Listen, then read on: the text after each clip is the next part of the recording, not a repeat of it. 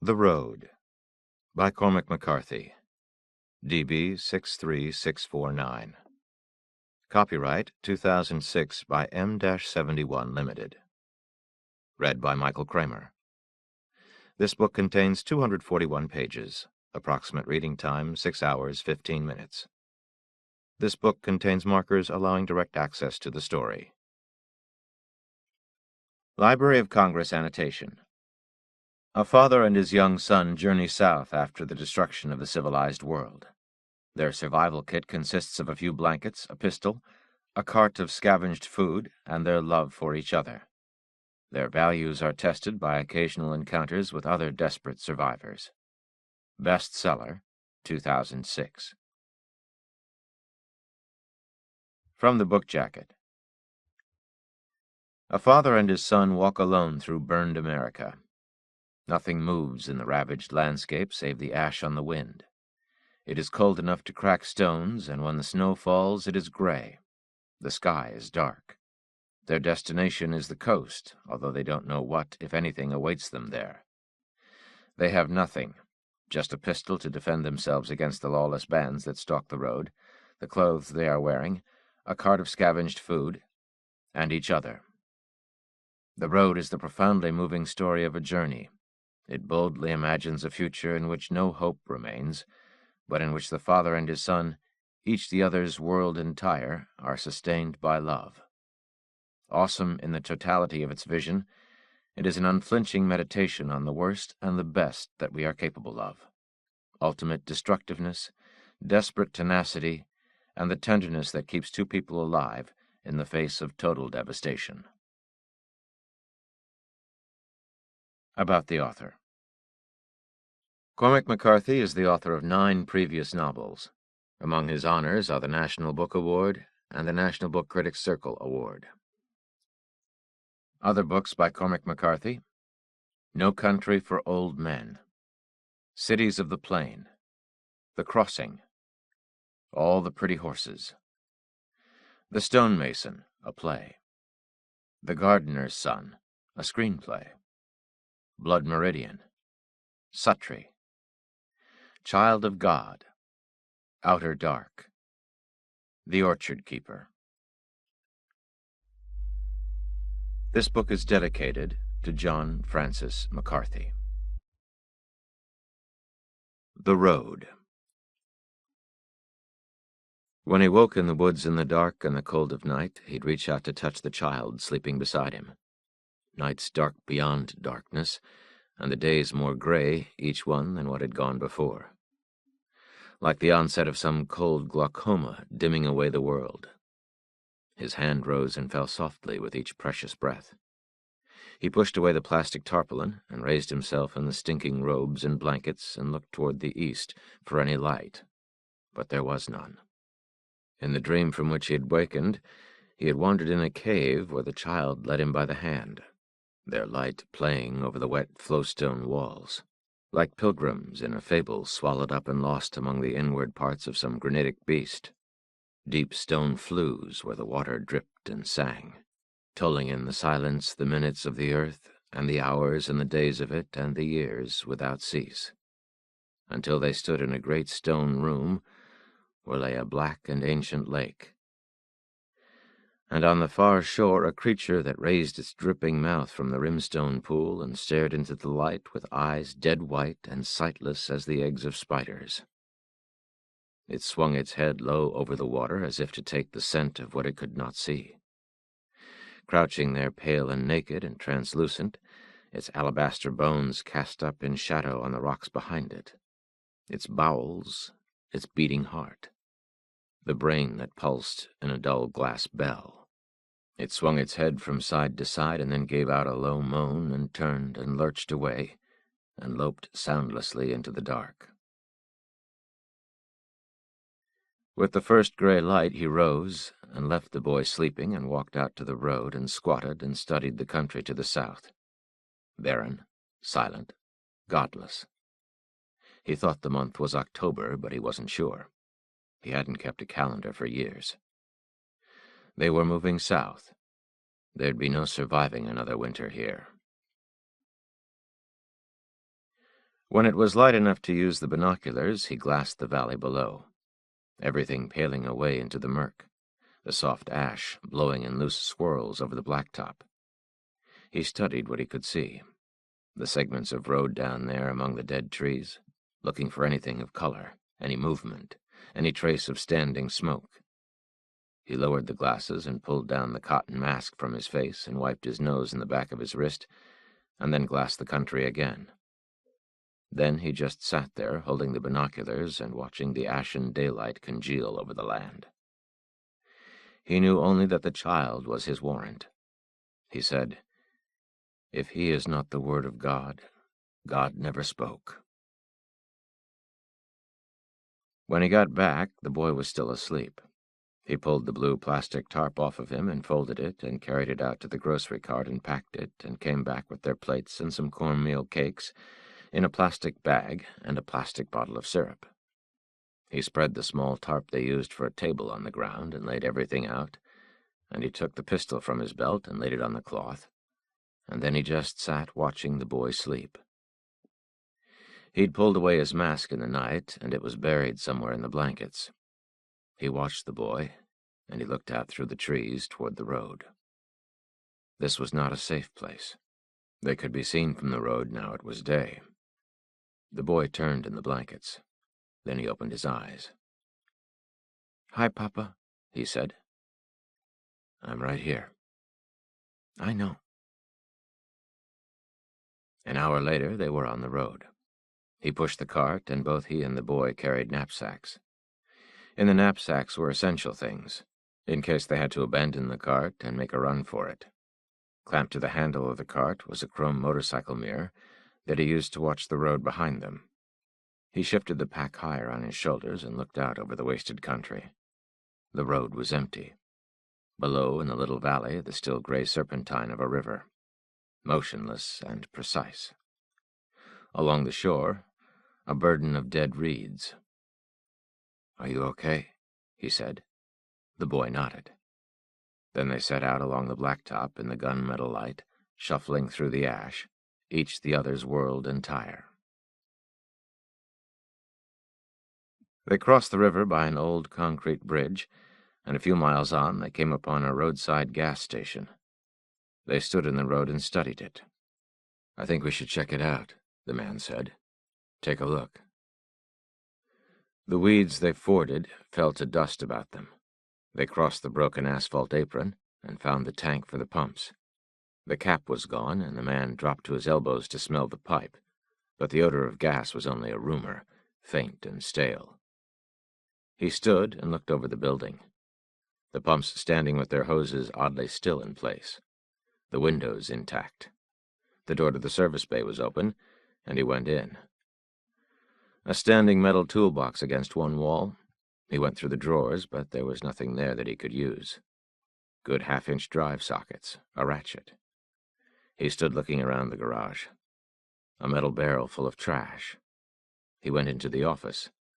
Dust and ash everywhere. The boy stood in the door. A metal desk, a cash register, some old automotive manuals, swollen and sodden. The linoleum was stained and curling from the leaking roof. He crossed to the desk and stood there. Then he picked up the phone and dialed the number of his father's house in that long ago. The boy watched him. "What are you doing?" he said. A quarter-mile down the road he stopped and looked back. "We're not thinking," he said. "We have to go back." He pushed the cart off the road and tilted it over where it could not be seen, and they left their packs and went back to the station. In the service bay, he dragged out the steel trash drum and tipped it over and pawed out all the quart plastic oil bottles. Then they sat on the floor decanting them of their dregs one by one, leaving the bottles to stand upside down, draining into a pan until at the end they had almost a half-quart of motor oil. He screwed down the plastic cap and wiped the bottle off with a rag and hefted it in his hand. Oil for their little slut lamp to light the long gray dusks, the long gray dawns. "You can read me a story," the boy said. "Can't you, Papa?" "Yes," he said. "I can."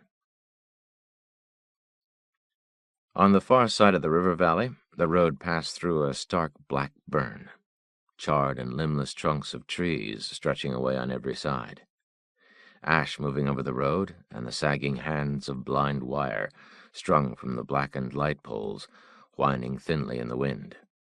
A burned house in a clearing, and beyond that a reach of meadowlands, stark and gray, and a raw red mud bank where a roadworks lay abandoned. Farther along were billboards advertising motels. Everything as it once had been, save faded and weathered. At the top of the hill they stood in the cold and the wind, getting their breath. He looked at the boy. "I'm all right," the boy said. The man put his hand on his shoulder and nodded toward the open country below them. He got the binoculars out of the cart and stood in the road and glassed the plain down there where the shape of a city stood in the grayness like a charcoal drawing sketched across the waste. Nothing to see. No smoke. "Can I see?" the boy said. "Yes, of course you can." The boy leaned on the cart and adjusted the wheel. "What do you see?" the man said. "Nothing." He lowered the glasses. "It's raining." "Yes," the man said. "I know." They left the cart in a gully covered with the tarp and made their way up the slope through the dark poles of the standing trees to where he'd seen a running ledge of rock, and they sat under the rock overhang and watched the gray sheets of rain blow across the valley. It was very cold. They sat huddled together, wrapped each in a blanket over their coats, and after a while the rain stopped and there was just the dripping in the woods. When it had cleared, they went down to the cart and pulled away the tarp and got their blankets and the things they would need for the night. They went back up the hill and made their camp in the dry dirt under the rocks, and the man sat with his arms around the boy, trying to warm him. Wrapped in the blankets, watching the nameless dark come to enshroud them. The gray shape of the city vanished in the night's onset like an apparition, and he lit the little lamp and set it back out of the wind. Then they walked out to the road, and he took the boy's hand, and they went to the top of the hill where the road crested, and where they could see out over the darkening country to the south, standing there in the wind, wrapped in their blankets, watching for any sign of a fire or a lamp. There was nothing. The lamp in the rocks on the side of the hill was little more than a mote of light, and after a while they walked back. Everything too wet to make a fire. They ate their poor meal cold, and lay down in their bedding with the lamp between them. He'd brought the boy's book, but the boy was too tired for reading. "Can we leave the lamp on till I'm asleep?" he said. "Yes, of course we can." He was a long time going to sleep. After a while he turned and looked at the man. His face in the small light streaked with black from the rain like some old-world thespian. "Can I ask you something?" he said. "Yes, of course." "Are we going to die?" "Sometime. Not now." "And we're still going south?" "Yes." "So we'll be warm?" "Yes." "Okay." "Okay what?" "Nothing. Just okay." "Go to sleep." "Okay." "I'm going to blow out the lamp. Is that okay?" "Yes, that's okay." And then later in the darkness, "Can I ask you something?" "Yes, of course you can." "What would you do if I died?" "If you died, I would want to die too." "So you could be with me?" "Yes, so I could be with you." "Okay." He lay listening to the water drip in the woods. Bedrock, this. The cold and the silence. The ashes of the late world carried on the bleak and temporal winds to and fro in the void. Carried forth and scattered, and carried forth again. Everything uncoupled from its shoring. Unsupported in the ashen air. Sustained by a breath, trembling and brief. If only my heart were stone. He woke before dawn and watched the gray day break. slow and half opaque. He rose while the boy slept, and pulled on his shoes, and wrapped in his blanket he walked out through the trees. He descended into a grike in the stone, and there he crouched, coughing, and he coughed for a long time. Then he just knelt in the ashes. He raised his face to the paling day. "Are you there?" he whispered. "Will I see you at the last? Have you a neck by which to throttle you? Have you a heart? Damn you eternally, have you a soul?" "Oh, God," he whispered. "Oh, God." They passed through the city at noon of the day following. He kept the pistol to hand on the folded tarp on top of the cart. He kept the boy close to his side. The city was mostly burned, no sign of life. Cars in the street, caked with ash, everything covered with ash and dust. Fossil tracks in the dried sludge. A corpse in a doorway dried to leather, grimacing at the day. He pulled the boy closer. "Just remember that the things you put into your head are there forever," he said. "You might want to think about that." "You forget some things, don't you?" "Yes. You forget what you want to remember, and you remember what you want to forget." There was a lake a mile from his uncle's farm where he and his uncle used to go in the fall for firewood. He sat in the back of the rowboat, trailing his hand in the cold wake while his uncle bent to the oars. The old man's feet in their black kid shoes braced against the uprights. His straw hat, his cob pipe in his teeth, and a thin drool swinging from the pipe bowl. He turned to take a sight on the far shore, cradling the oar handles, taking the pipe from his mouth to wipe his chin with the back of his hand. The shore was lined with birch trees that stood bone pale against the dark of the evergreens beyond. The edge of the lake, a rip-rap of twisted stumps, gray and weathered, the windfall trees of a hurricane years past. The trees themselves had long been sawed for firewood and carried away.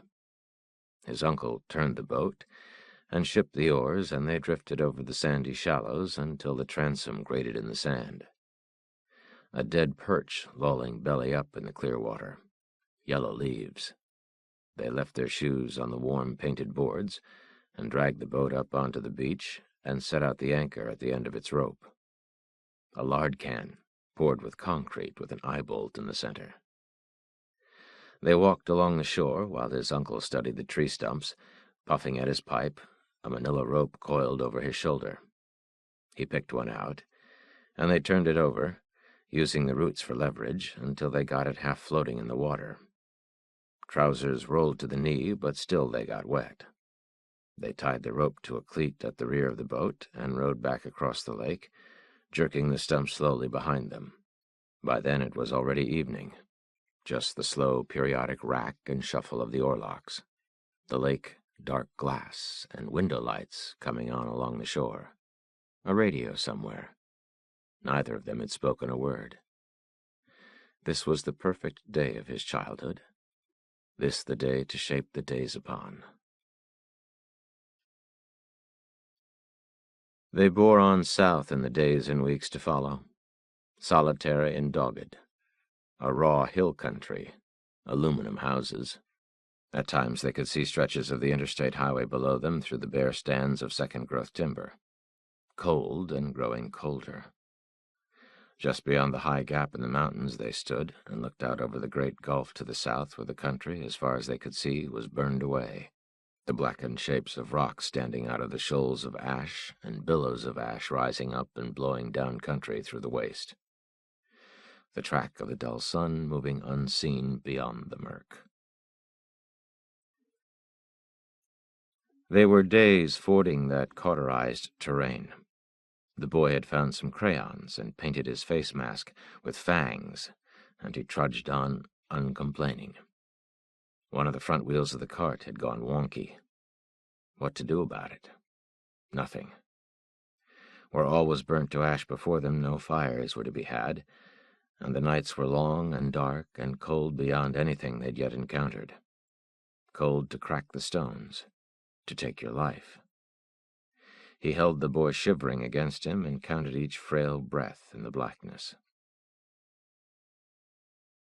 He woke to the sound of distant thunder and sat up, the faint light all about, quivering and sourceless, refracted in the rain of drifting soot. He pulled the tarp about them, and he lay awake a long time listening. If they got wet, there'd be no fires to dry by. If they got wet, they would probably die. The blackness he woke to on those nights was sightless and impenetrable, a blackness to hurt your ears with listening. Often he had to get up. No sound but the wind in the bare and blackened trees. He rose and stood tottering in that cold, autistic dark with his arms outheld for balance, while the vestibular calculations in his skull cranked out their reckonings. An old chronicle. To seek out the upright. No fall, but preceded by a declination. He took great marching steps into the nothingness, counting them against his return. Eyes closed, arms oaring. Upright to what? Something nameless in the night, lode or matrix, to which he and the stars were common satellite.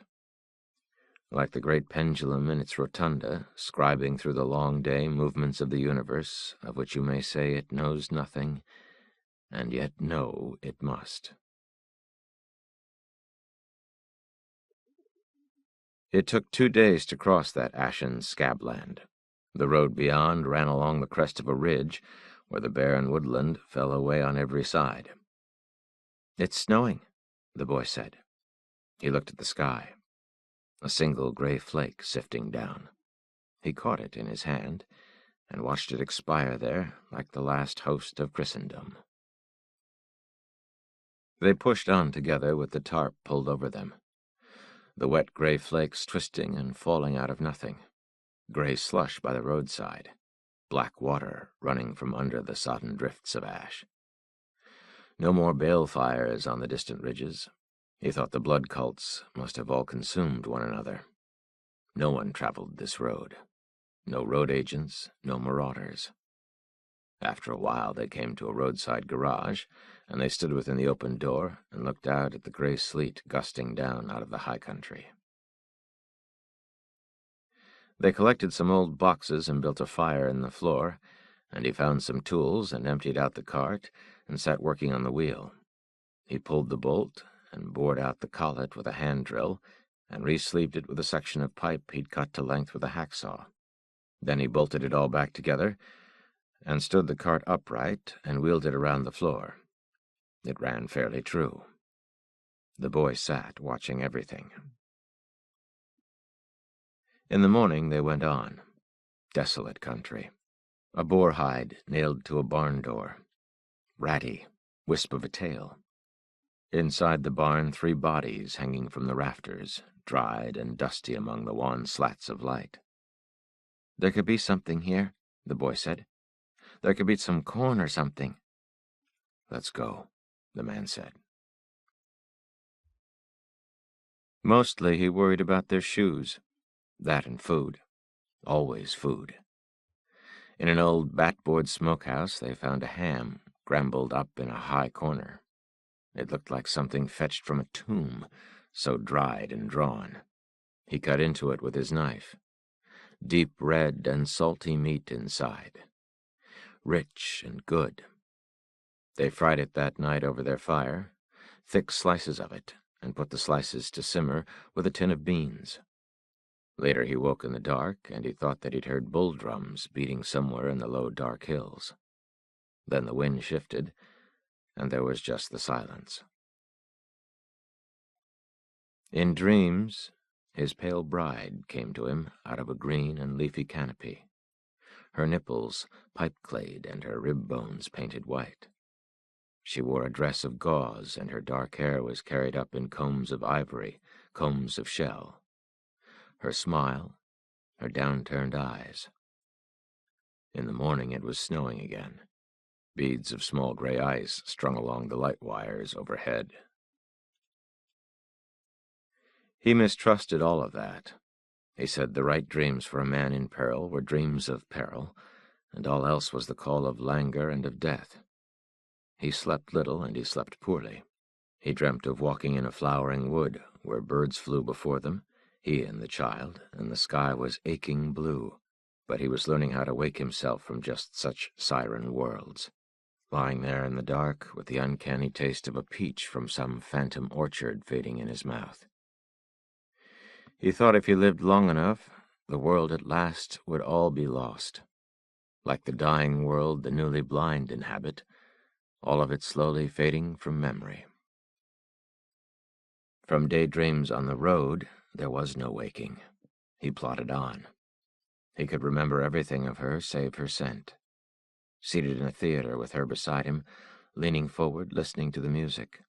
Gold scroll work and sconces in the tall columnar folds of the drapes at either side of the stage. She held his hand in her lap, and he could feel the tops of her stockings through the thin stuff of her summer dress. Freeze this frame.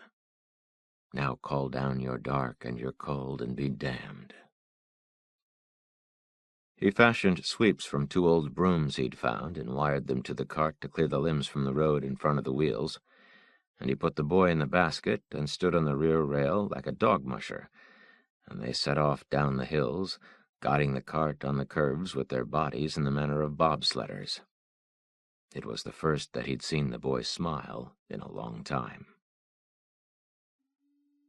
At the crest of the hill was a curve and a pull-out in the road, an old trail that led off through the woods. They walked out and sat on a bench and looked out over the valley where the land rolled away into the gritty fog. A lake down there, cold and gray and heavy in the scavenged bull of the countryside. "What is that, Papa?" "It's a dam." "What's it for?" "It made the lake. Before they built the dam, that was just a river down there. The dam used the water that ran through it to turn big fans called turbines that would generate electricity." "To make lights?" "Yes, to make lights." "Can we go down there and see it?" "I think it's too far." "Will the dam be there for a long time?" "I think so. It's made out of concrete. It will probably be there for hundreds of years, thousands even." "Do you think there could be fish in the lake?" "No. There's nothing in the lake." In that long ago, somewhere very near this place, he'd watched a falcon fall down the long blue wall of the mountain and break with the keel of its breastbone the midmost from a flight of cranes, and take it to the river below, all gangly and wrecked and trailing its loose and blousy plumage in the still autumn air. The grainy air. The taste of it never left your mouth. They stood in the rain like farm animals. Then they went on, holding the tarp over them in the dull drizzle. Their feet were wet and cold, and their shoes were being ruined. On the hillsides, old crops dead and flattened. The barren ridgeline trees, raw and black in the rain. And the dreams so rich in color. How else would death call you? Waking in the cold dawn, it all turned to ash instantly, like certain ancient frescoes entombed for centuries, suddenly exposed to the day. The weather lifted, and the cold, and they came at last into the broad lowland river valley, the pieced farmland still visible, everything dead to the root along the barren bottomlands. They trucked on along the blacktop. Tall, clapboard houses, machine-rolled metal roofs. A log barn in a field with an advertisement in faded 10-foot letters across the roof slope. See Rock City. The roadside hedges were gone to rows of black and twisted brambles. No sign of life. He left the boy standing in the road holding the pistol while he climbed an old set of limestone steps and walked down the porch of the farmhouse, shading his eyes and peering in the windows. He let himself in through the kitchen. Trash in the floor, old newsprint, china in a break front, cups hanging from their hooks. He went down the hallway and stood in the door to the parlor. There was an antique pump organ in the corner. a television set, cheap stuffed furniture together with an old handmade cherry chifforobe. He climbed the stairs and walked through the bedrooms, everything covered with ash. A child's room with a stuffed dog on the windowsill looking out at the garden. He went through the closets. He stripped back the beds and came away with 2 good woolen blankets and went back down the stairs.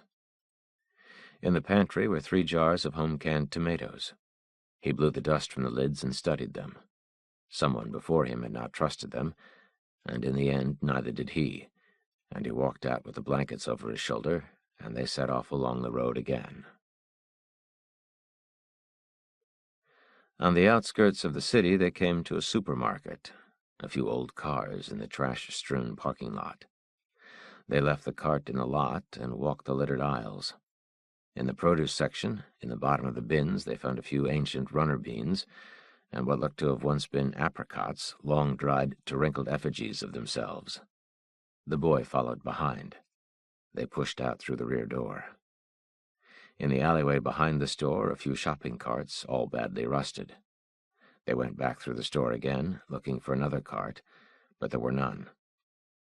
By the door were 2 soft drink machines that had been tilted over into the floor and opened with a pry bar. Coins everywhere in the ash. He sat and ran his hand around in the works of the gutted machines, and in the second one it closed over a cold metal cylinder. He withdrew his hand slowly and sat looking at a Coca-Cola. "What is it, Papa?" "It's a treat. For you." "What is it?" "Here. Sit down." He slipped the boy's knapsack straps loose and set the pack on the floor behind him, and he put his thumbnail under the aluminum clip on the top of the can and opened it.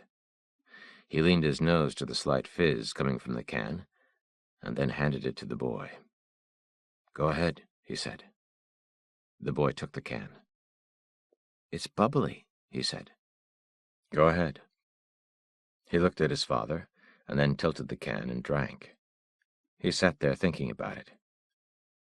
"It's really good," he said. "Yes, it is." "You have some, Papa." "I want you to drink it." "You have some." He took the can and sipped it and handed it back. "You drink it," he said. "Let's just sit here." "It's because I won't ever get to drink another one, isn't it?" "Ever's a long time." "Okay," the boy said. By dusk of the day following, they were at the city, the long concrete sweeps of the interstate exchanges like the ruins of a vast fun-house against the distant murk. He carried the revolver in his belt at the front and wore his parka unzipped, the mummied dead everywhere, the flesh cloven along the bones, the ligaments dried to tug and taut as wires. Shriveled and drawn like latter-day bog folk, their faces of boiled sheeting, the yellowed palings of their teeth. They were discalced to a man, like pilgrims of some common order, for all their shoes were long since stolen. They went on. He kept constant watch behind him in the mirror. The only thing that moved in the streets was the blowing ash. They crossed the high concrete bridge over the river, a dock below. Small pleasure boats half sunken in the gray water. Tall stacks downriver, dim in the soot. The day following, some few miles south of the city, at a bend in the road and half lost in the dead brambles, they came upon an old frame house with chimneys and gables and a stone wall. The man stopped.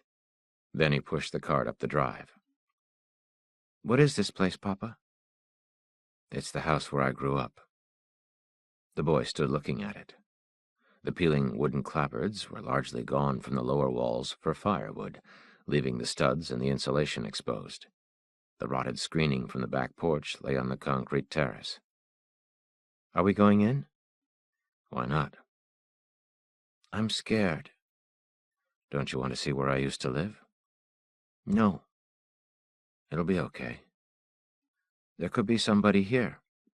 "I don't think so." "But suppose there is?" He stood looking up at the gable to his old room. He looked at the boy. "Do you want to wait here?" "No." You always say that. I'm sorry. I know, but you do. They slipped out of their backpacks and left them on the terrace and kicked their way through the trash on the porch and pushed into the kitchen. The boy held on to his hand, all much as he'd remembered it. The room's empty. In the small room off the dining room, there was a bare iron cot, a metal folding table, the same cast-iron coal grate in the small fireplace. The pine paneling was gone from the walls, leaving just the furring strips. He stood there. He felt with his thumb in the painted wood of the mantel the pinholes from tacks that had held stockings 40 years ago. This is where we used to have Christmas when I was a boy. He turned and looked out at the waste of the yard, a tangle of dead lilac, the shape of a hedge. On cold winter nights when the electricity was out in a storm, we would sit at the fire here, me and my sisters, doing our homework. The boy watched him, watched shapes claiming him he could not see. We should go, Papa, he said. Yes, the man said. But he didn't. They walked through the dining room, where the fire brick in the hearth was as yellow as the day it was laid because his mother could not bear to see it blackened. The floor buckled from the rainwater. In the living room, the bones of a small animal dismembered and placed in a pile, possibly a cat. A glass tumbler by the door. The boy gripped his hand. They went up the stairs and turned and went down the hallway. Small cones of damp plaster standing in the floor. The wooden laths of the ceiling exposed. He stood in the doorway to his room, a small space under the eaves. This is where I used to sleep. My cot was against this wall. In the nights, in their thousands, to dream the dreams of a child's imaginings, worlds rich or fearful, such as might offer themselves, but never the one to be. He pushed open the closet door, half expecting to find his childhood things. Raw, cold daylight fell through from the roof, gray as his heart. We should go, Papa. Can we go? Yes, we can go. I'm scared. I know. I'm sorry. I'm really scared. It's all right. We shouldn't have come. 3 nights later, in the foothills of the eastern mountains, he woke in the darkness to hear something coming. He lay with his hands at either side of him. The ground was trembling. It was coming toward them. Papa, the boy said. Papa? Shh. It's okay. What is it, Papa? It neared, growing louder, everything trembling. Then it passed beneath them like an underground train and drew away into the night and was gone. The boy clung to him, crying, his head buried against his chest. Shh, it's all right. I'm so scared. I know. It's all right. It's gone. What was it, Papa? It was an earthquake. It's gone now. We're all right. Shh. In those first years, the roads were peopled with refugees, shrouded up in their clothing, wearing masks and goggles, sitting in their rags by the side of the road like ruined aviators, their barrows heaped with shoddy, towing wagons or carts, their eyes bright in their skulls, creedless shells of men tottering down the causeways like migrants in a feverland, the frailty of everything revealed at last. Old and troubling issues resolved into nothingness and night. The last instance of a thing takes the class with it, turns out the light and is gone. Look around you. Ever is a long time. But the boy knew what he knew, that ever is no time at all. He sat by a gray window in the gray light in an abandoned house in the late afternoon and read old newspapers while the boy slept. The curious news, the quaint concerns. At 8, the primrose closes. He watched the boy sleeping. Can you do it when the time comes? Can you? They squatted in the road and ate cold rice and cold beans that they'd cooked days ago, already beginning to ferment. No place to make a fire that would not be seen. They slept huddled together in the rank quilts in the dark and the cold. He held the boy close to him, so thin. "My heart," he said. "My heart." But he knew that if he were a good father still, it might well be as she had said, that the boy was all that stood between him and death. Late in the year. He hardly knew the month. He thought they had enough food to get through the mountains, but there was no way to tell. The pass at the watershed was 5,000 feet, and it was going to be very cold. He said that everything depended on reaching the coast, yet waking in the night he knew that all of this was empty and no substance to it. There was a good chance they would die in the mountains, and that would be that. They passed through the ruins of a resort town and took the road south. Burnt forests for miles along the slopes, and snow sooner than he would have thought. No tracks in the road, nothing living anywhere. The fire-blackened boulders like the shapes of bears on the starkly wooded slopes. He stood on a stone bridge where the waters slurried into a pool and turned slowly in a gray foam, where once he'd watched trout swaying in the current, tracking their perfect shadows on the stones beneath. They went on, the boy trudging in his track, leaning into the cart, winding slowly upward through the switchbacks. There were fires still burning high in the mountains, and at night they could see the light from them deep orange in the sootfall. It was getting colder, but they had campfires all night, and left them burning behind them when they set out again in the morning. He'd wrapped their feet in sacking tied with cord, and so far the snow was only a few inches deep, but he knew that if it got much deeper, they would have to leave the cart.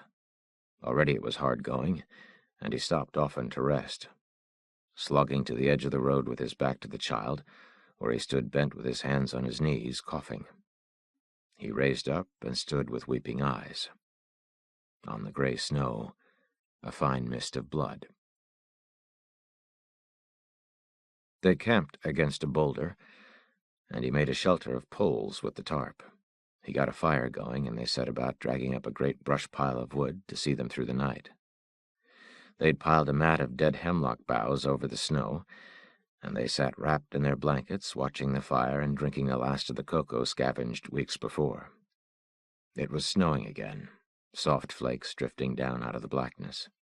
He dozed in the wonderful warmth. The boy's shadow crossed over him, carrying an armload of wood. He watched him stoke the flames. God's own fire drake. The sparks rushed upward and died in the starless dark. Not all dying words are true, and this blessing is no less real for being shorn of its ground. He woke toward the morning with the fire down to coals and walked out to the road. Everything was alight, as if the lost sun were returning at last, the snow orange and quivering.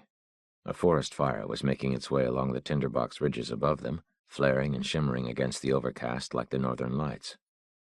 Cold as it was, he stood there a long time. The color of it moved something in him long forgotten. Make a list. Recite a litany. Remember. It was colder. Nothing moved in that high world. A rich smell of wood smoke hung over the road. He pushed the cart on through the snow, a few miles each day. He'd no notion how far the summit might be. They ate sparely, and they were hungry all the time. He stood looking out over the country, a river far below. How far had they come? In his dream, she was sick, and he cared for her. The dream bore the look of sacrifice, but he thought differently. He did not take care of her, and she died alone somewhere in the dark, and there is no other dream, nor other waking world, and there is no other tale to tell. On this road there are no God-spoke men. They are gone, and I am left, and they have taken with them the world. Query: how does the never-to-be differ from what never was? dark of the invisible moon, the nights now only slightly less black. By day, the banished sun circles the earth like a grieving mother with a lamp. People sitting on the sidewalk in the dawn, half immolate and smoking in their clothes, like failed sectarian suicides. Others would come to help them. Within a year, there were fires on the ridges and deranged chanting, the screams of the murdered. By day, the dead impaled on spikes along the road. What had they done? He thought that in the history of the world, it might even be that there was more punishment than crime, but he took small comfort from it. The air grew thin, and he thought the summit could not be far. Perhaps tomorrow. Tomorrow came and went. It didn't snow again, but the snow on the road was 6 inches deep, and pushing the cart up those grades was exhausting work. He thought they would have to leave it. How much could they carry? He stood and looked out over the barren slopes. The ash fell on the snow till it was all but black.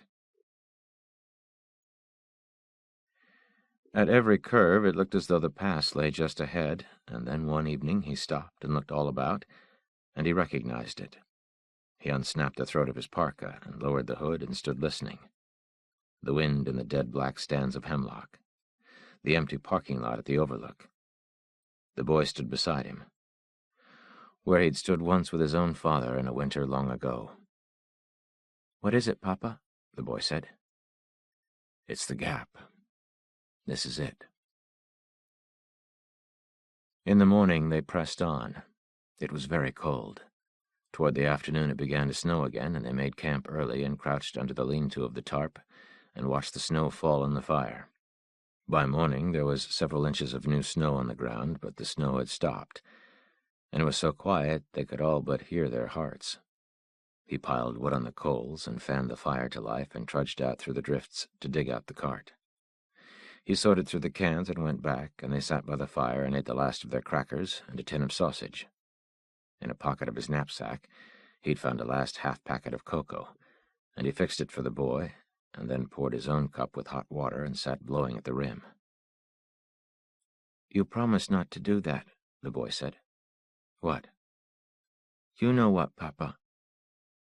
He poured the hot water back into the pan, and took the boy's cup and poured some of the cocoa into his own, and then handed it back. "I have to watch you all the time," the boy said. "I know." "If you break little promises, you'll break big ones. That's what you said." "I know, but I won't." They slogged all day down the south-facing slope of the watershed. In the deeper drifts, the cart wouldn't push at all, and he had to drag it behind him with one hand while he broke trail. Anywhere but in the mountains, they might have found something to use for a sled. An old metal sign or a sheet of roofing tin. The wrappings on their feet had soaked through, and they were cold and wet all day. He leaned on the cart to get his breath while the boy waited. There was a sharp crack from somewhere on the mountain. Then another. "It's just a tree falling," he said. "It's okay." The boy was looking at the dead roadside trees. "It's okay," the man said. "All the trees in the world are going to fall sooner or later, but not on us."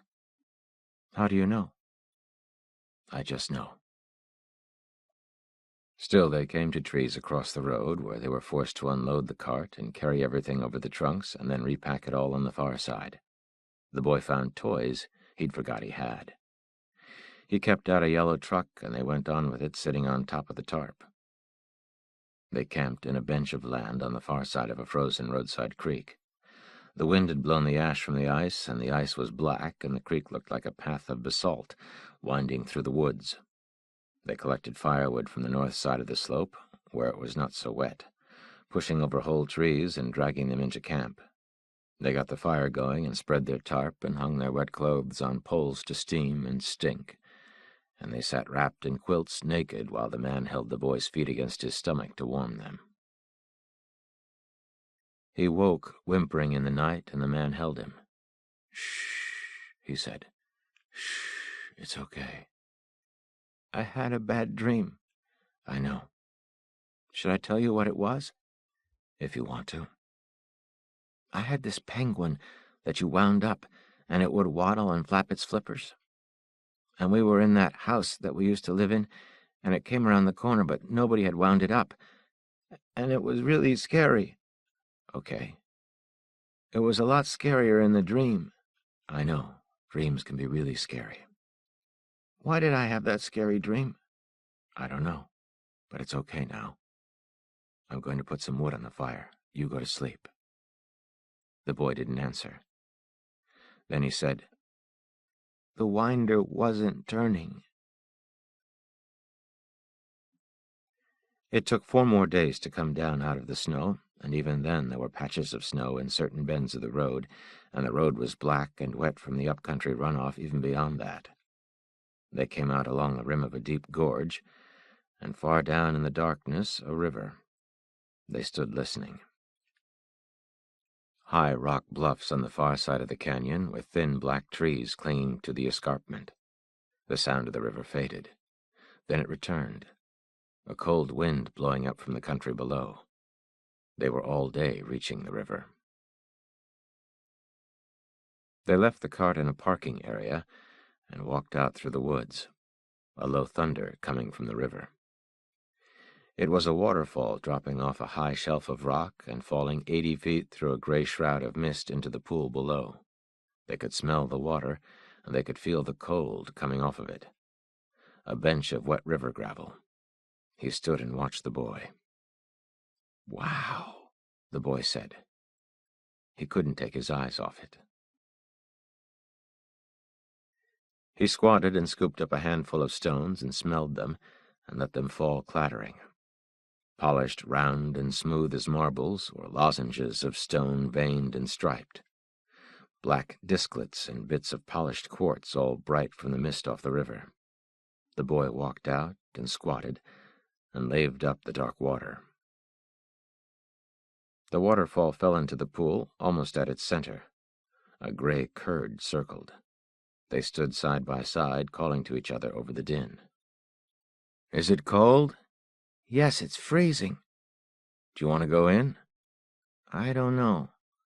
"Sure you do." "Is it okay?" "Come on." He unzipped his parka and let it fall to the gravel, and the boy stood up, and they undressed and walked out into the water.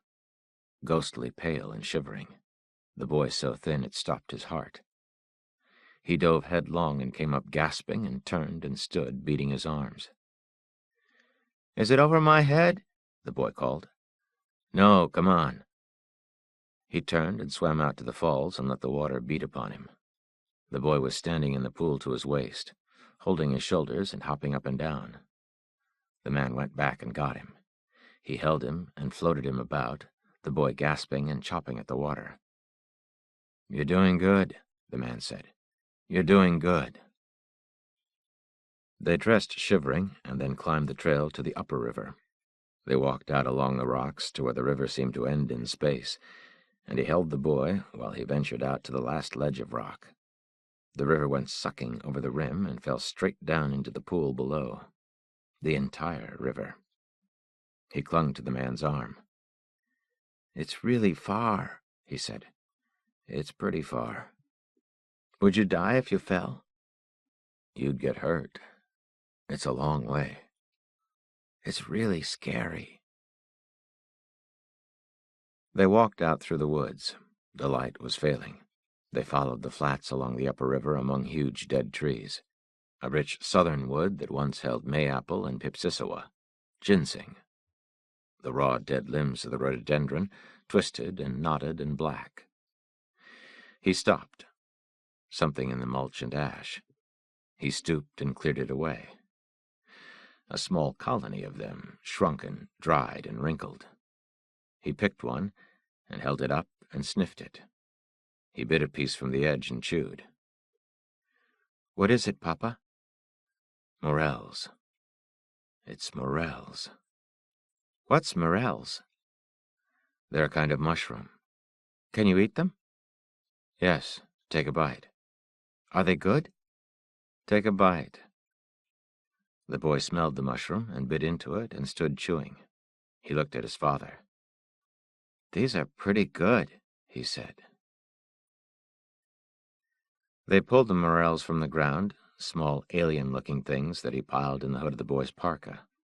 They hiked back out to the road and down to where they'd left the cart, and they made camp by the river pool at the falls and washed the earth and ash from the morels and put them to soak in a pan of water.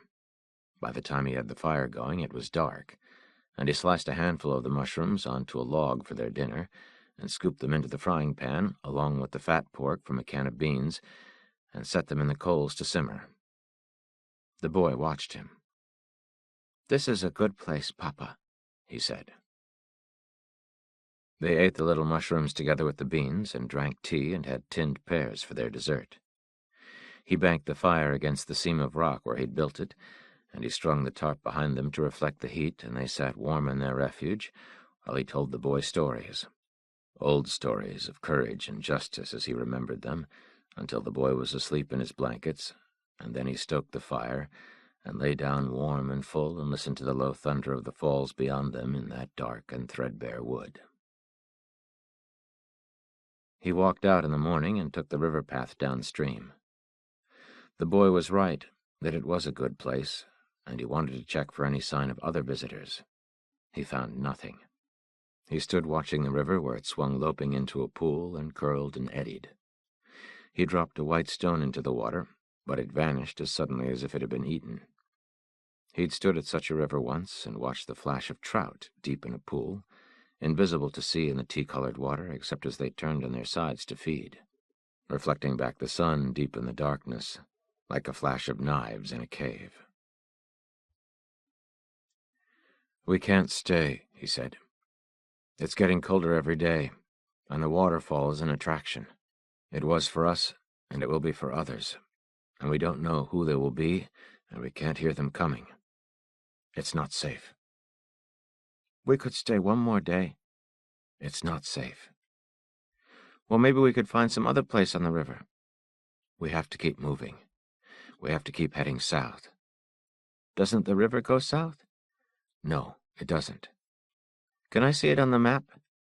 "Yes, let me get it." The tattered oil company road map had once been taped together, but now it was just sorted into leaves and numbered with crayon in the corners for their assembly.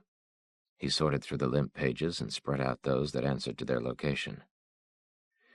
"We cross a bridge here. It looks to be about 8 miles or so. This is the river, going east. We follow the road here along the eastern slope of the mountains. These are our roads, the black lines on the map. The state roads." "Why are they the state roads?" "Because they used to belong to the states. What used to be called the states."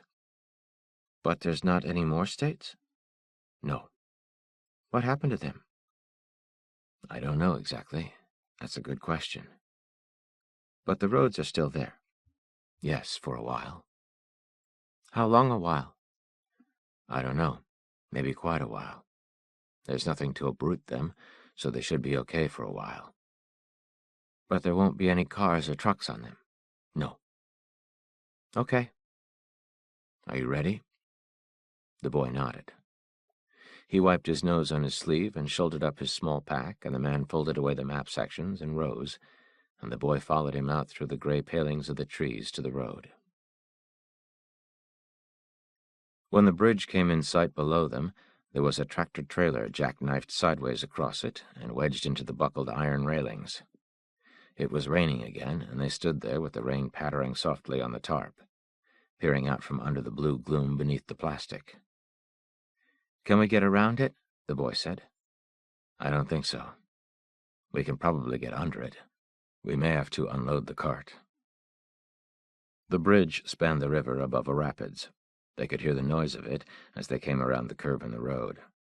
A wind was coming down the gorge, and they pulled the corners of the tarp about them and pushed the cart out onto the bridge. They could see the river through the ironwork. Below the rapids was a railroad bridge laid on limestone piers.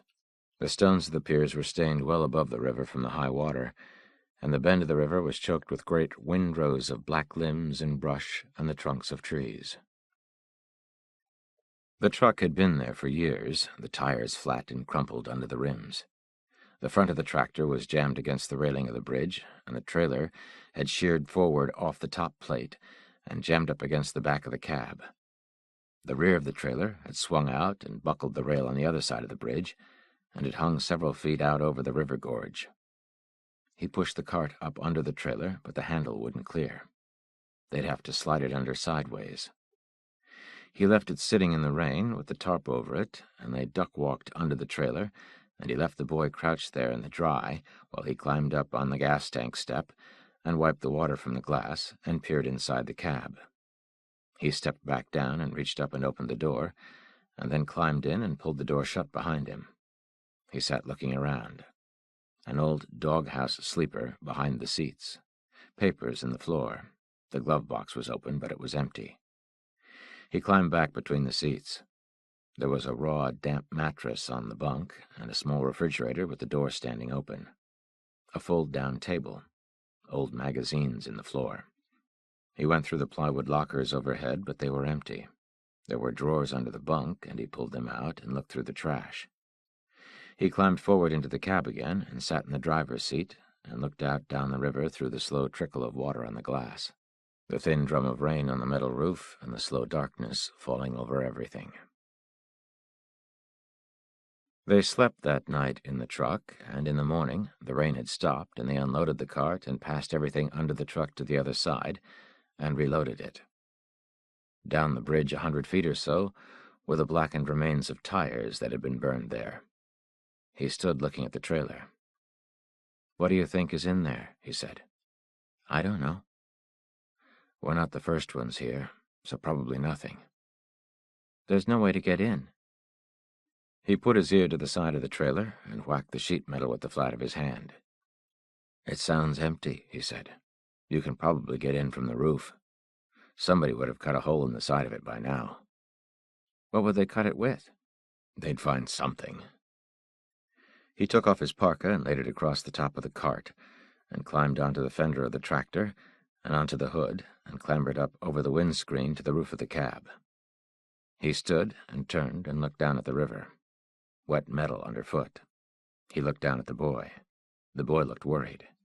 He turned and reached and got a grip on the front of the trailer and slowly pulled himself up.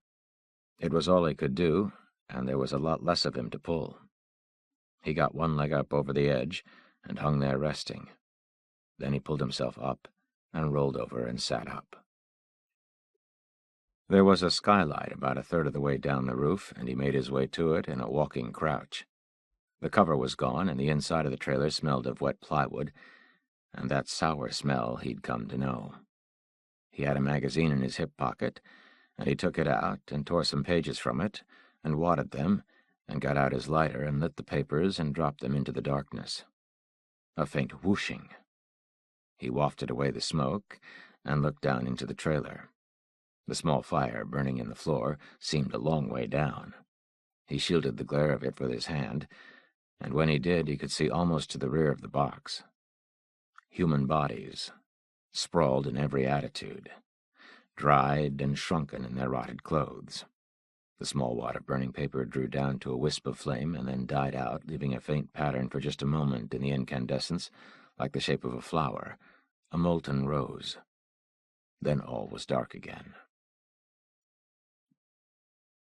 They camped that night in the woods on a ridge overlooking the broad Piedmont plain where it stretched away to the south. He built a cook fire against a rock, and they ate the last of the morels and a can of spinach. In the night, a storm broke in the mountains above them and came cannonading down country, cracking and booming, and the stark gray world appeared again and again out of the night in the shrouded flare of the lightning. The boy clung to him. It all passed on. A brief rattle of hail, and then the slow, cold rain.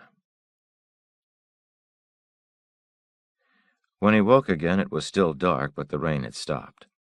A smoky light out there in the valley. He rose and walked out along the ridge.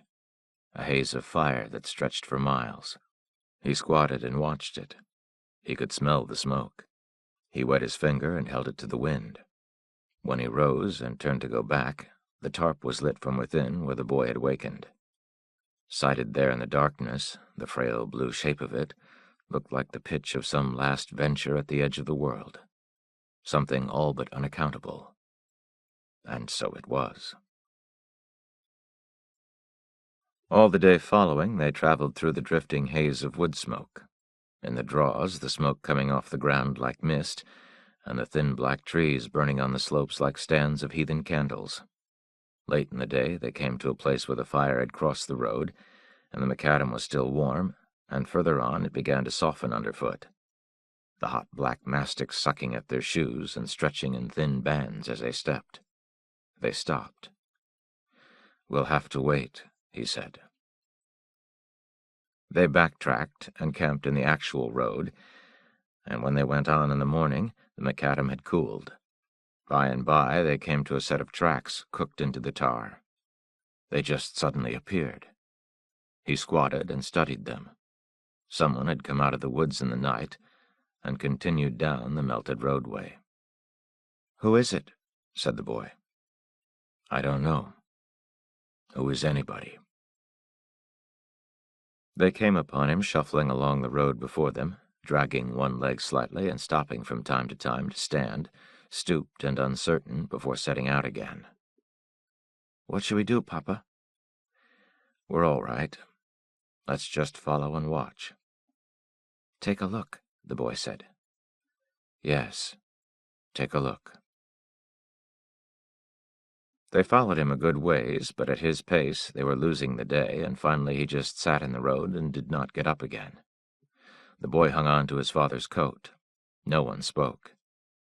He was as burnt-looking as the country, his clothing scorched and black.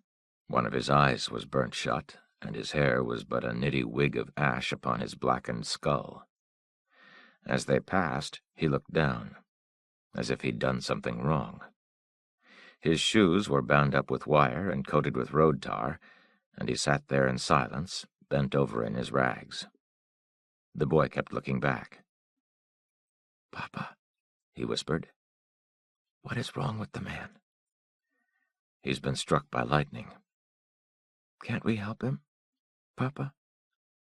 "No, we can't help him." The boy kept pulling at his coat. "Papa," he said, "stop it." "Can't we help him, Papa?" "No, we can't help him. There's nothing to be done for him." They went on.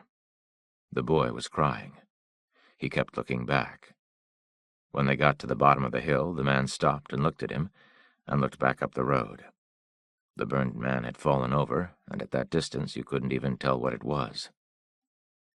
"I'm sorry," he said, "but we have nothing to give him. We have no way to help him. I'm sorry for what happened to him, but we can't fix it. You know that, don't you?" The boy stood looking down. He nodded his head.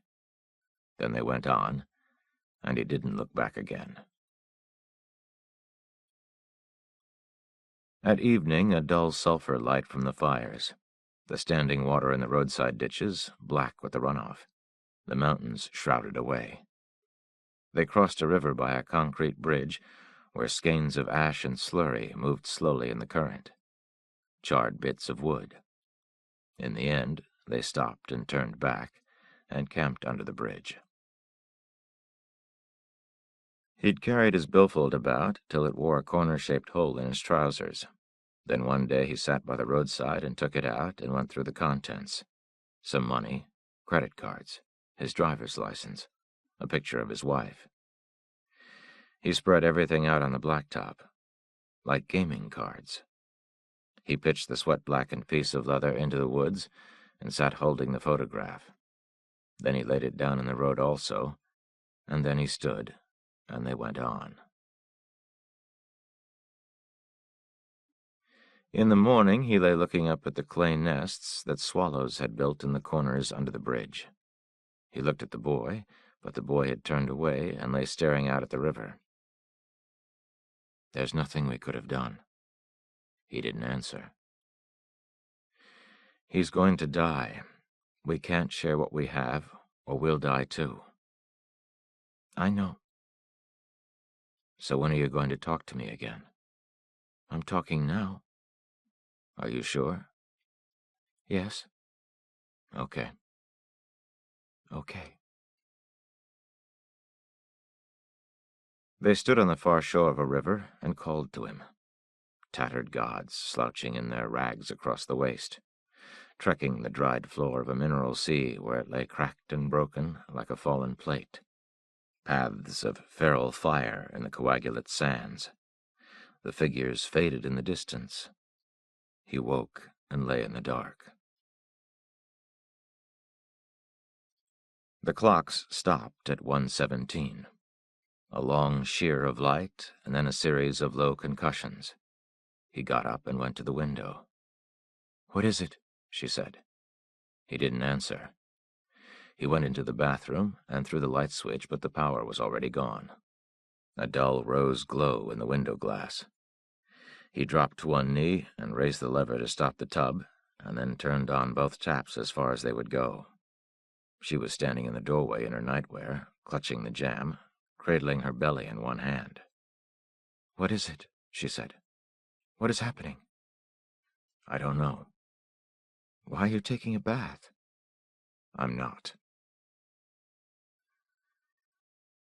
Once, in those early years, he'd wakened in a barren wood and lay listening to flocks of migratory birds overhead in that bitter dark, their half-muted crankings miles above where they circled the earth as senselessly as insects, trooping the rim of a bowl. He wished them Godspeed till they were gone. He never heard them again. He'd a deck of cards he found in a bureau drawer in a house, and the cards were worn and spindled, and the two of clubs was missing, but still they played sometimes by firelight, wrapped in their blankets. He tried to remember the rules of childhood games. Old Maid, some version of whist. He was sure he had them mostly wrong, and he made up new games and gave them made-up names. Abnormal fescue, or cat barf. Sometimes the child would ask him questions about the world that for him was not even a memory. He thought hard how to answer. There is no past. What would you like?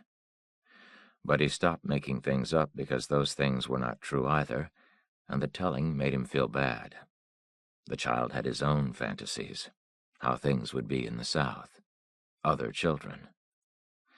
He tried to keep a rein on this, but his heart was not in it.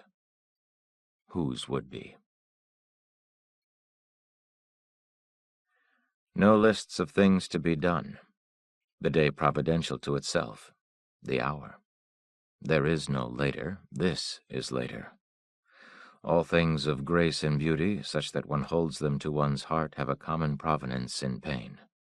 Their birth in grief and ashes. So, he whispered to the sleeping boy, I have you. He thought about the picture in the road, and he thought that he should have tried to keep her in their lives in some way, but he didn't know how. He woke coughing and walked out so as not to wake the child.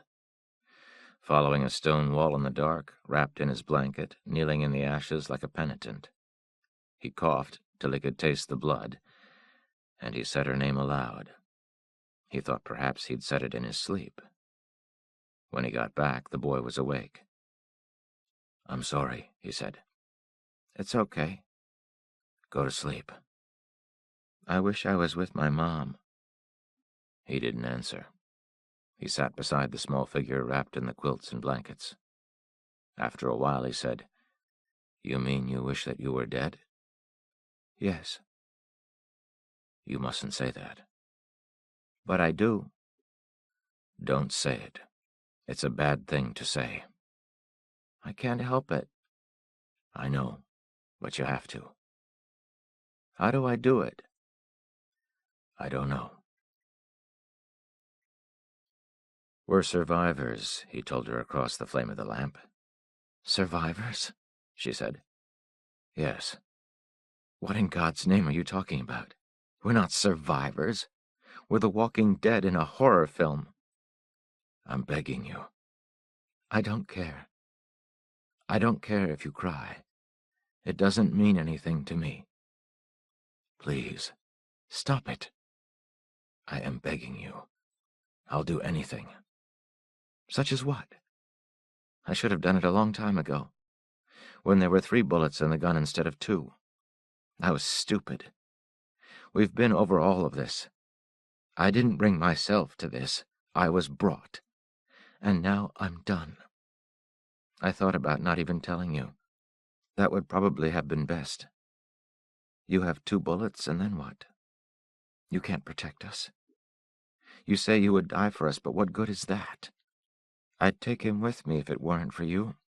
You know I would. It's the right thing to do. You're talking crazy. No. I'm speaking the truth. Sooner or later they will catch us and they will kill us. They will rape me. They'll rape him. They are going to rape us and kill us and eat us.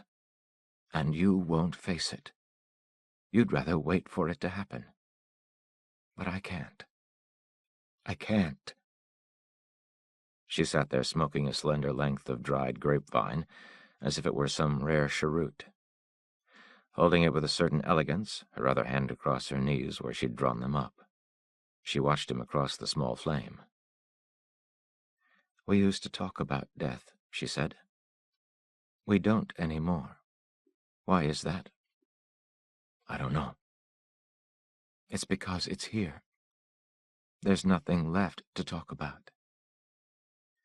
I wouldn't leave you. I don't care.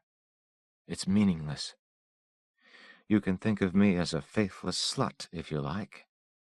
I've taken a new lover. He can give me what you cannot. Death is not a lover. Oh, yes, he is. Please don't do this. I'm sorry. I can't do it alone. Then don't. I can't help you. They say that women dream of danger to those in their care and men of danger to themselves. But I don't dream at all. You say you can't. Then don't do it. That's all. Because I am done with my own whorish heart, and I have been for a long time. You talk about taking a stand, but there is no stand to take. My heart was ripped out of me the night he was born, so don't ask for sorrow now. There is none. Maybe you'll be good at this. I doubt it, but who knows? The one thing I can tell you is that you won't survive for yourself. I know, because I would never have come this far. A person who had no one would be well advised to cobble together some passable ghost. Breathe it into being and coax it along with words of love. Offer it each phantom crumb and shield it from harm with your body. As for me, my only hope is for eternal nothingness, and I hope it with all my heart. He didn't answer. You have no argument because there is none. Will you tell him goodbye? No, I will not. Just wait till morning, please. I have to go. She had already stood up. For the love of God, woman, what am I to tell him? I can't help you. Where are you going to go? You can't even see. I don't have to. He stood up. I'm begging you, he said. No. I will not. I cannot.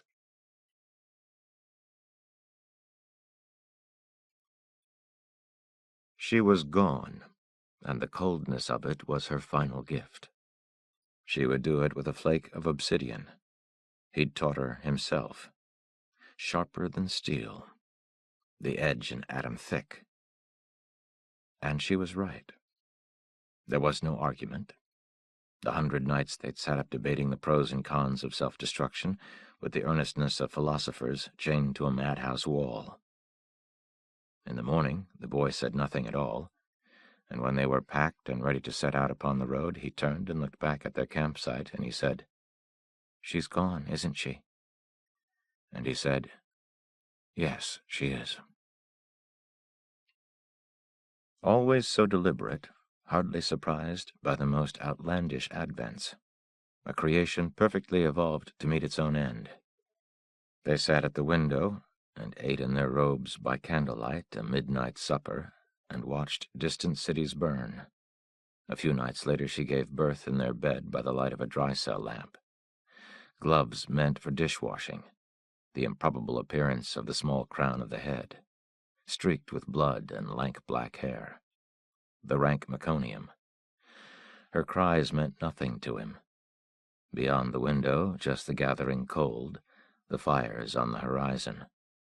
He held aloft the scrawny red body, so raw and naked, and cut the cord with kitchen shears, and wrapped his son in a towel. "Did you have any friends?" "Yes, I did." "Lots of them?" "Yes." "Do you remember them?" "Yes, I remember them." "What happened to them?" "They died." "All of them?" "Yes, all of them." "Do you miss them?" "Yes, I do." "Where are we going?" "We're going south." "Okay." They were all day on a long black road, stopping in the afternoon to eat sparingly from their meager supplies. The boy took his truck from the pack and shaped roads in the ash with a stick. The truck tooled along slowly. He made truck noises. The day seemed almost warm, and they slept in the leaves with their packs under their heads. Something woke him. He turned on his side and lay listening. He raised his head slowly, the pistol in his hand. He looked down at the boy, and when he looked back toward the road, the first of them were already coming into view. "God," he whispered. He reached and shook the boy, keeping his eyes on the road. They came shuffling through the ash, casting their hooded heads from side to side. Some of them wearing canister masks. One in a biohazard suit, stained and filthy, slouching along with clubs in their hands, lengths of pipe, coughing. Then he heard on the road behind them what sounded like a diesel truck.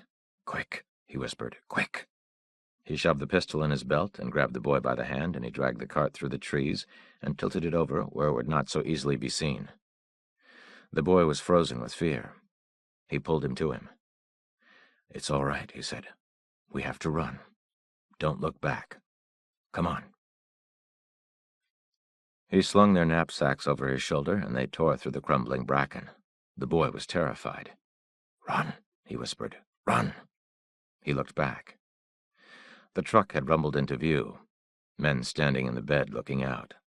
The boy fell, and he pulled him up. "It's all right," he said. "Come on." He could see a break through the trees that he thought was a ditch or a cut, and they came out through the weeds into an old roadway, plates of cracked macadam showing through the drifts of ash. He pulled the boy down, and they crouched under the bank listening, gasping for breath. They could hear the diesel engine out on the road, running on God knows what. When he raised up to look, he could just see the top of the truck moving along the road. Men standing in the stake bed, some of them holding rifles. The truck passed on, and the black diesel smoke coiled through the woods. The motor sounded ropey, missing and puttering. Then it quit. He sank down and put his hand on top of his head. "God," he said. They could hear the thing rattle and flap to a halt. Then just the silence. He had the pistol in his hand. He couldn't even remember taking it from his belt. They could hear the men talking, hear them unlatch and raise the hood. He sat with his arm around the boy. "Shh," he said. "Shh." After a while, they heard the truck begin to roll, lumbering and creaking like a ship. They'd have no other way to start it save to push it, and they couldn't get it fast enough to start on that slope. After a few minutes, it coughed and bucked and stopped again. He raised his head to look, and coming through the weeds 20 feet away was one of their number unbuckling his belt. They both froze. He cocked the pistol and held it on the man, and the man stood with one hand out at his side, the dirty crumpled paint mask that he wore, sucking in and out. "Just keep coming." He looked at the road. "Don't look back there. Look at me. If you call out, you're dead." He came forward, holding his belt by one hand. The holes in it marked the progress of his emaciation, and the leather at one side had a lacquered look to it, where he was used to stropping the blade of his knife. He stepped down into the road cut, and he looked at the gun, and he looked at the boy, eyes collared in cups of grime and deeply sunk. like an animal inside a skull looking out the eye holes. He wore a beard that had been cut square across the bottom with shears, and he had a tattoo of a bird on his neck done by someone with an ill-formed notion of their appearance. He was lean, wiry, rachitic. Dressed in a pair of filthy blue coveralls and a black bill cap with the logo of some vanished enterprise embroidered across the front of it. "Where you going?" "I was going to take a crap." "Where you going with the truck?" "I don't know." "What do you mean you don't know? Take the mask off." He pulled the mask over his head and stood holding it. "I mean, I don't know," he said. "You don't know where you're going?" "No." "What's the truck running on?" "Diesel fuel." "How much do you have?" "There's 3 55-gallon drums in the bed." "Do you have ammunition for those guns?" He looked back toward the road. "I told you not to look back there." "Yeah, we got ammunition." "Where did you get it?" "Found it." "That's a lie." "What are you eating?" "Whatever we can find." "Whatever you can find." "Yeah." He looked at the boy. "You won't shoot," he said. "That's what you think. You ain't got but 2 shells, maybe just 1. And they'll hear the shot." "Yes, they will. But you won't." "How do you figure that?" "Because the bullet travels faster than sound. It will be in your brain before you can hear it. To hear it, you will need a frontal lobe and things with names like colliculus and temporal gyrus, and you won't have them anymore. They'll just be soup." "Are you a doctor?" "I'm not anything." "We got a man hurt. It'd be worth your while." "Do I look like an imbecile to you?" "I don't know what you look like." "Why are you looking at him?" "I can look where I want to." "No, you can't. If you look at him again, I'll shoot you." The boy was sitting with both hands on top of his head and looking out between his forearms. "I'll bet that boy's hungry. Why don't you all just come on to the truck? Get something to eat. Ain't no need to be such a hard ass." "You don't have anything to eat." "Let's go." "Go where?" "Let's go." "I ain't going nowheres." "You're not?" "No, I ain't." "You think I won't kill you, but you're wrong. But what I'd rather do is take you up this road a mile or so, and then turn you loose. That's all the head start we need. You won't find us. You won't even know which way we went." "You know what I think?" "What do you think?" "I think you're chicken shit." He let go of the belt, and it fell on the roadway with the gear hanging from it. A canteen, an old canvas army pouch, a leather sheath for a knife. When he looked up, the road rat was holding the knife in his hand. He'd only taken 2 steps, but he was almost between him and the child. "What do you think you're going to do with that?" He didn't answer. He was a big man, but he was very quick. He dove and grabbed the boy and rolled, and came up holding him against his chest with the knife at his throat. The man had already dropped to the ground, and he swung with him and leveled the pistol and fired from a 2-handed position, balanced on both knees at a distance of 6 feet. The man fell back instantly, and lay with blood bubbling from the hole in his forehead. The boy was lying in his lap with no expression on his face at all. He shoved the pistol in his belt and slung the knapsack over his shoulder, and picked up the boy and turned him around and lifted him over his head and set him on his shoulders and set off up the old roadway at a dead run, holding the boy's knees, the boy clutching his forehead, covered with gore and mute as a stone. They came to an old iron bridge in the woods where the vanished road had crossed an all but vanished stream. He was starting to cough, and he'd hardly breath to do it with. He dropped down out of the roadway and into the woods. He turned and stood gasping, trying to listen. He heard nothing. He staggered on another half-mile or so, and finally dropped to his knees and put the boy down in the ashes and leaves. He wiped the blood from his face and held him. "It's okay," he said. "It's okay." In the long, cold evening, with the darkness dropping down, he heard them only once. He held the boy close. There was a cough in his throat that never left. The boy, so frail and thin through his coat, shivering like a dog. The footsteps in the leaves stopped. Then they moved on. They neither spoke nor called to each other, the more sinister for that. With the final onset of dark, the iron cold locked down, and the boy by now was shuddering violently. No moon rose beyond the murk, and there was nowhere to go. They had a single blanket in the pack, and he got it out and covered the boy with it, and he unzipped his parka and held the boy against him. They lay there for a long time, but they were freezing, and finally he sat up. "We've got to move," he said. "We can't just lie here." He looked around, but there was nothing to see. He spoke into a blackness without depth or dimension. He held the boy's hand as they stumbled through the woods. The other hand he held out before him. He could see no worse with his eyes shut. The boy was wrapped in the blanket, and he told him not to drop it because they would never find it again. He wanted to be carried, but the man told him that he had to keep moving. They stumbled and fell through the woods the night long, and long before dawn the boy fell and would not get up again. He wrapped him in his own parka, and wrapped him in the blanket, and sat holding him, rocking back and forth. A single round left in the revolver. "You will not face the truth. You will not." In the grudging light that passed for day, he put the boy in the leaves and sat studying the woods. When it was a bit lighter, he rose and walked out and cut a perimeter about their Siwash camp, looking for sign, but other than their own faint track through the ash, he saw nothing. He went back and gathered the boy up. "We have to go," he said. The boy sat slumped, his face blank. The filth dried in his hair, and his face streaked with it.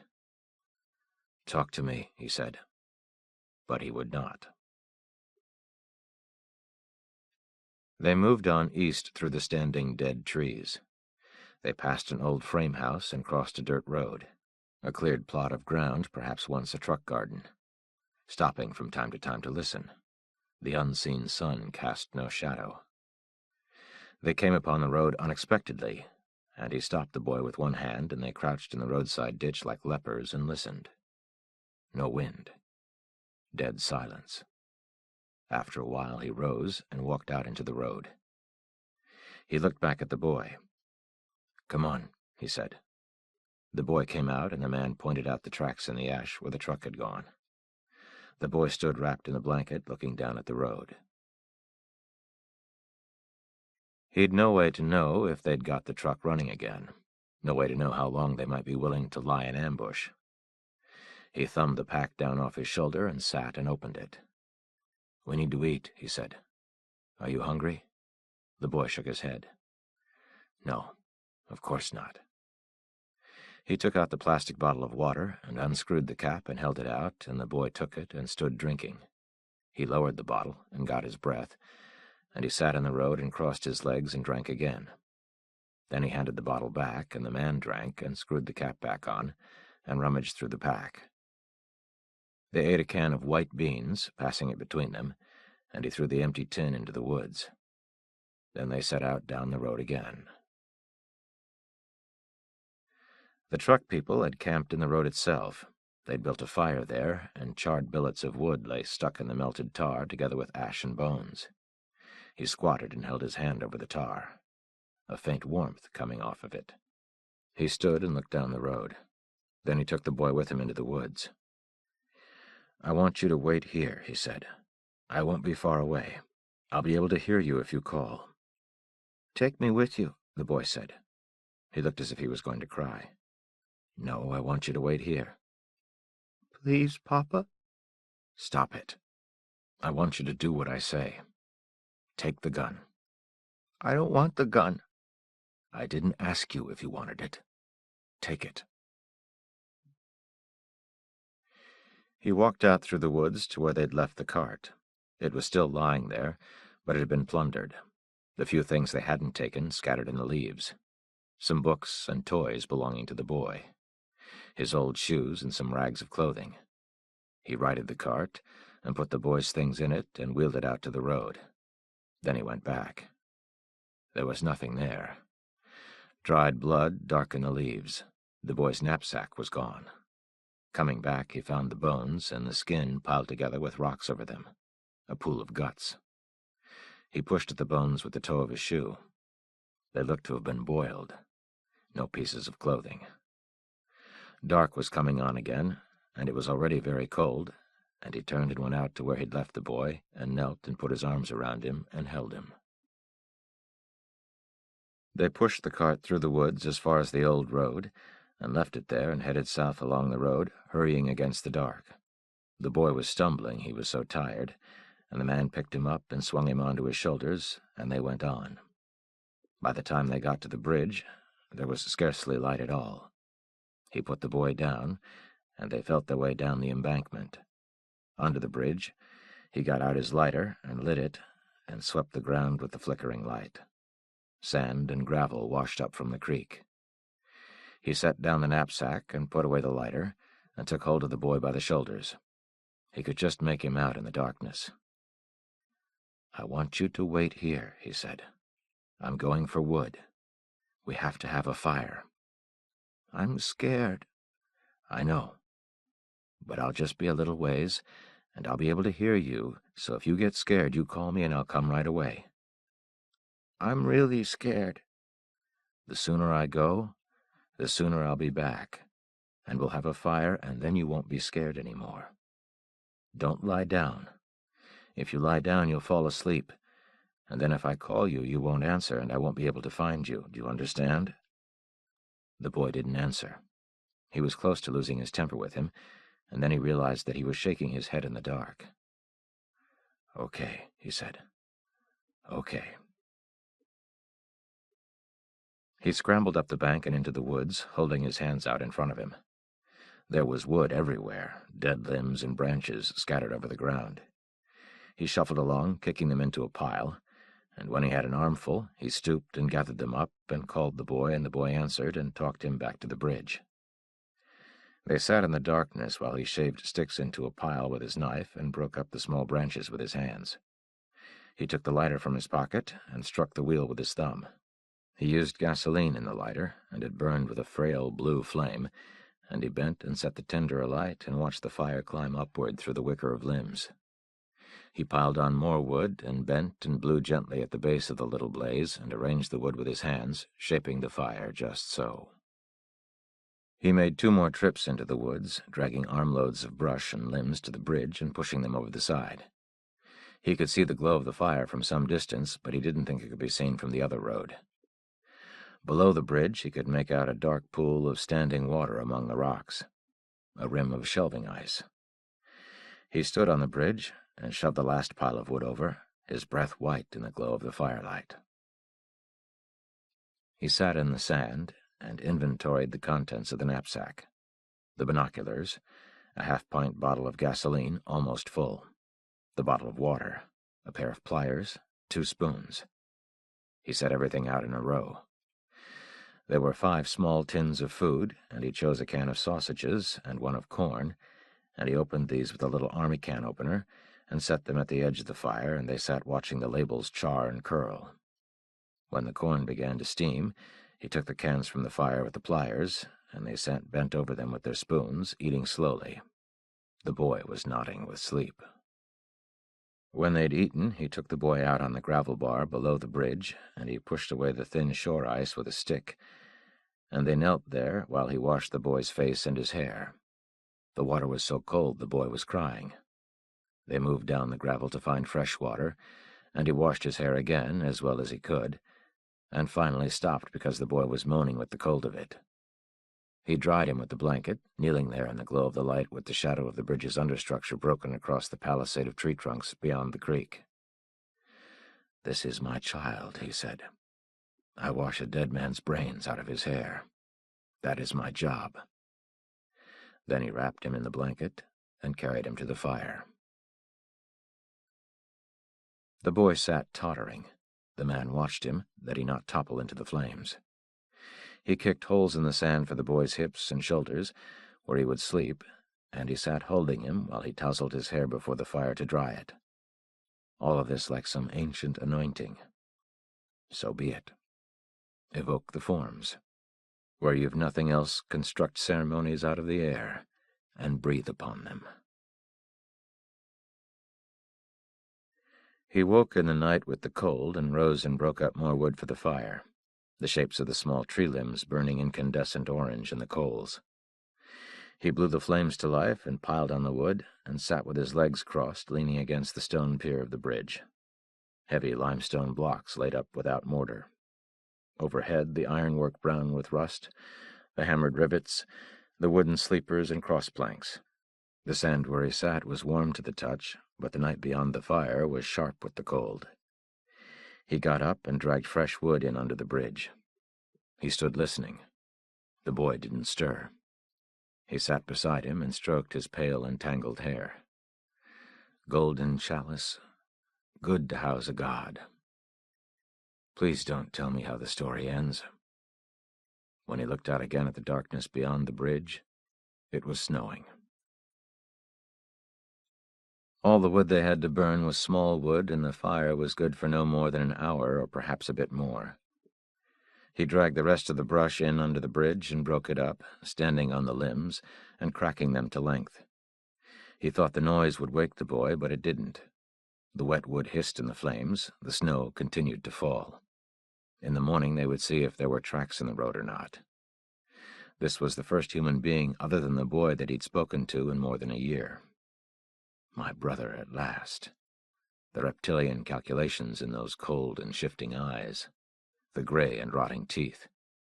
Claggy with human flesh. Who has made of the world a lie every word. When he woke again, the snow had stopped, and the grainy dawn was shaping out the naked woodlands beyond the bridge, the trees black against the snow. He was lying curled up with his hands between his knees, and he sat up and got the fire going, and he set a can of beets in the embers. The boy lay huddled on the ground, watching him. The new snow lay in skifts, all through the woods, along the limbs and cupped in the leaves, all of it already gray with ash. They hiked out to where they'd left the cart, and he put the knapsack in it and pushed it out to the road. No tracks. They stood listening in the utter silence. Then they set out along the road through the gray slush, the boy at his side with his hands in his pockets. They trudged all day, the boy in silence. By afternoon the slush had melted off the road, and by evening it was dry. They didn't stop. How many miles? 10? 12. They used to play quoits in the road with 4 big steel washers they'd found in a hardware store, but these were gone with everything else. That night they camped in a ravine and built a fire against a small stone bluff and ate their last tin of food. He'd put it by because it was the boy's favorite, pork and beans. They watched it bubble slowly in the coals, and he retrieved the tin with the pliers, and they ate in silence. He rinsed the empty tin with water and gave it to the child to drink, and that was that. I should have been more careful, he said. The boy didn't answer. You have to talk to me. Okay. You wanted to know what the bad guys looked like. Now you know. It may happen again. My job is to take care of you. I was appointed to do that by God. I will kill anyone who touches you. Do you understand? Yes. He sat there cowled in the blanket. After a while he looked up. Are we still the good guys? He said. Yes, we're still the good guys. And we always will be. Yes, we always will be. Okay. In the morning they came up out of the ravine and took to the road again. He'd carved the boy a flute from a piece of roadside cane, and he took it from his coat and gave it to him. The boy took it wordlessly. After a while he fell back, and after a while the man could hear him playing. A formless music for the age to come, or perhaps the last music on earth called up from out of the ashes of its ruin. The man turned and looked back at him. He was lost in concentration. The man thought he seemed some sad and solitary changeling child, announcing the arrival of a traveling spectacle in shire and village, who does not know that behind him the players have all been carried off by wolves. He sat cross-legged in the leaves at the crest of a ridge, and glassed the valley below them with the binoculars. The still-poured shape of a river, the dark brick stacks of a mill, slate roofs, an old wooden water tower bound with iron hoops. No smoke, no movement of life. He lowered the glasses and sat watching. "What do you see?" the boy said. "Nothing." He handed the binoculars across. The boy slung the strap over his neck and put them to his eyes, and adjusted the wheel. Everything about them so still. "I see smoke," he said. "Where?" "Past those buildings." "What buildings?" The boy handed the glasses back, and he refocused them. The palest wisp. "Yes," he said, "I see it." "What should we do, Papa?" "I think we should take a look. We just have to be careful. If it's a commune, they'll have barricades. But it may just be refugees." "Like us?" "Yes, like us." "What if it's the bad guys?" "We'll have to take a risk. We need to find something to eat." They left the cart in the woods and crossed a railroad track and came down a steep bank through dead black ivy. He carried the pistol in his hand. "Stay close," he said. He did. They moved through the streets like sappers, 1 block at a time, a faint smell of wood smoke on the air. They waited in a store and watched the street, but nothing moved. They went through the trash and rubble. Cabinet drawers pulled out into the floor, paper and bloated cardboard boxes. They found nothing. All the stores were rifled years ago, the glass mostly gone from the windows. Inside it was all but too dark to see. They climbed the ribbed steel stairs of an escalator, the boy holding on to his hand, a few dusty suits hanging on a rack. They looked for shoes, but there were none. They shuffled through the trash, but there was nothing there of any use to them. When they came back, he slipped the suit coats from their hangers and shook them out and folded them across his arm. "Let's go," he said. He thought there had to be something overlooked, but there wasn't. They kicked through the trash in the aisles of a food market, old packaging and papers and the eternal ash. He scoured the shelves looking for vitamins. He opened the door of a walk-in cooler, but the sour, rank smell of the dead washed out of the darkness, and he quickly closed it again. They stood in the street. He looked at the gray sky, faint plume of their breath. The boy was exhausted. He took him by the hand. "We have to look some more," he said. "We have to keep looking." The houses at the edge of the town offered little more. They climbed the back steps into a kitchen and began to go through the cabinets, the cabinet doors all standing open. A can of baking powder. He stood there looking at it. They went through the drawers of a sideboard in the dining room. They walked into the living room, scrolls of fallen wallpaper lying in the floor like ancient documents. He left the boy sitting on the stairs, holding the coats, while he went up. Everything smelled of damp and rot. In the first bedroom, a dried corpse with the covers about its neck, remnants of rotted hair on the pillow. He took hold of the lower hem of the blanket and towed it off the bed and shook it out and folded it under his arm. He went through the bureaus and the closets.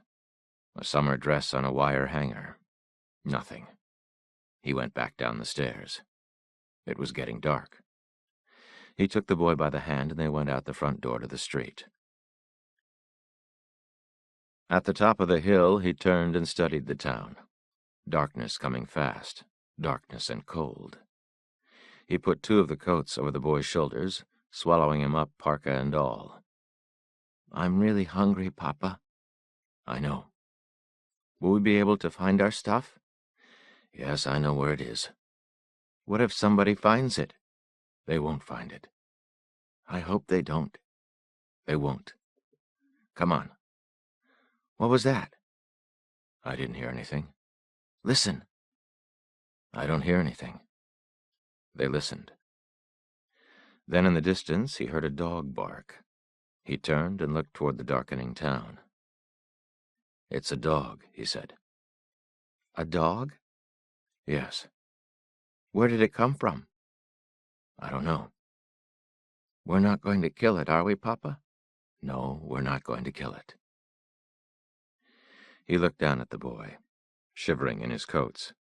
He bent over and kissed him on his gritty brow. "We won't hurt the dog," he said. "I promise." They slept in a parked car beneath an overpass with the suitcoats and the blanket piled over them. In the darkness and the silence, he could see bits of light that appeared random on the night grid. The higher floors of the buildings were all dark. You'd have to carry up water. You could be smoked out. What were they eating? God knows. They sat wrapped in the coats looking out the window. Who are they, Papa? I don't know. He woke in the night and lay listening. He couldn't remember where he was. The thought made him smile. "Where are we?" he said. What is it, Papa? "Nothing. We're okay. Go to sleep." We're going to be okay, aren't we, Papa? "Yes, we are." And nothing bad is going to happen to us. "That's right." Because we're carrying the fire. "Yes, because we're carrying the fire." In the morning, a cold rain was falling. It gusted over the car, even under the overpass, and it danced in the road beyond. They sat and watched through the water on the glass. By the time it had slacked, a good part of the day was gone. They left the coats and the blanket in the floor of the back seat and went up the road to search through more of the houses. Wood smoke on the damp air. They never heard the dog again. They found some utensils and a few pieces of clothing, a sweatshirt, some plastic they could use for a tarp. He was sure they were being watched, but he saw no one. In a pantry they came upon part of a sack of cornmeal that rats had been at in the long ago. He sifted the meal through a section of window screen and collected a small handful of dried turds, and they built a fire on the concrete porch of the house and made cakes of the meal and cooked them over a piece of tin. Then they ate them slowly, one by one. He wrapped the few remaining in a paper and put them in the knapsack. The boy was sitting on the steps when he saw something move at the rear of the house across the road. A face was looking at him. A boy, about his age, wrapped in an outsized wool coat with the sleeves turned back. He stood up. He ran across the road and up the drive. No one there. He looked toward the house, and then he ran to the bottom of the yard, through the dead weeds, to a still black creek. Come back, he called. I won't hurt you.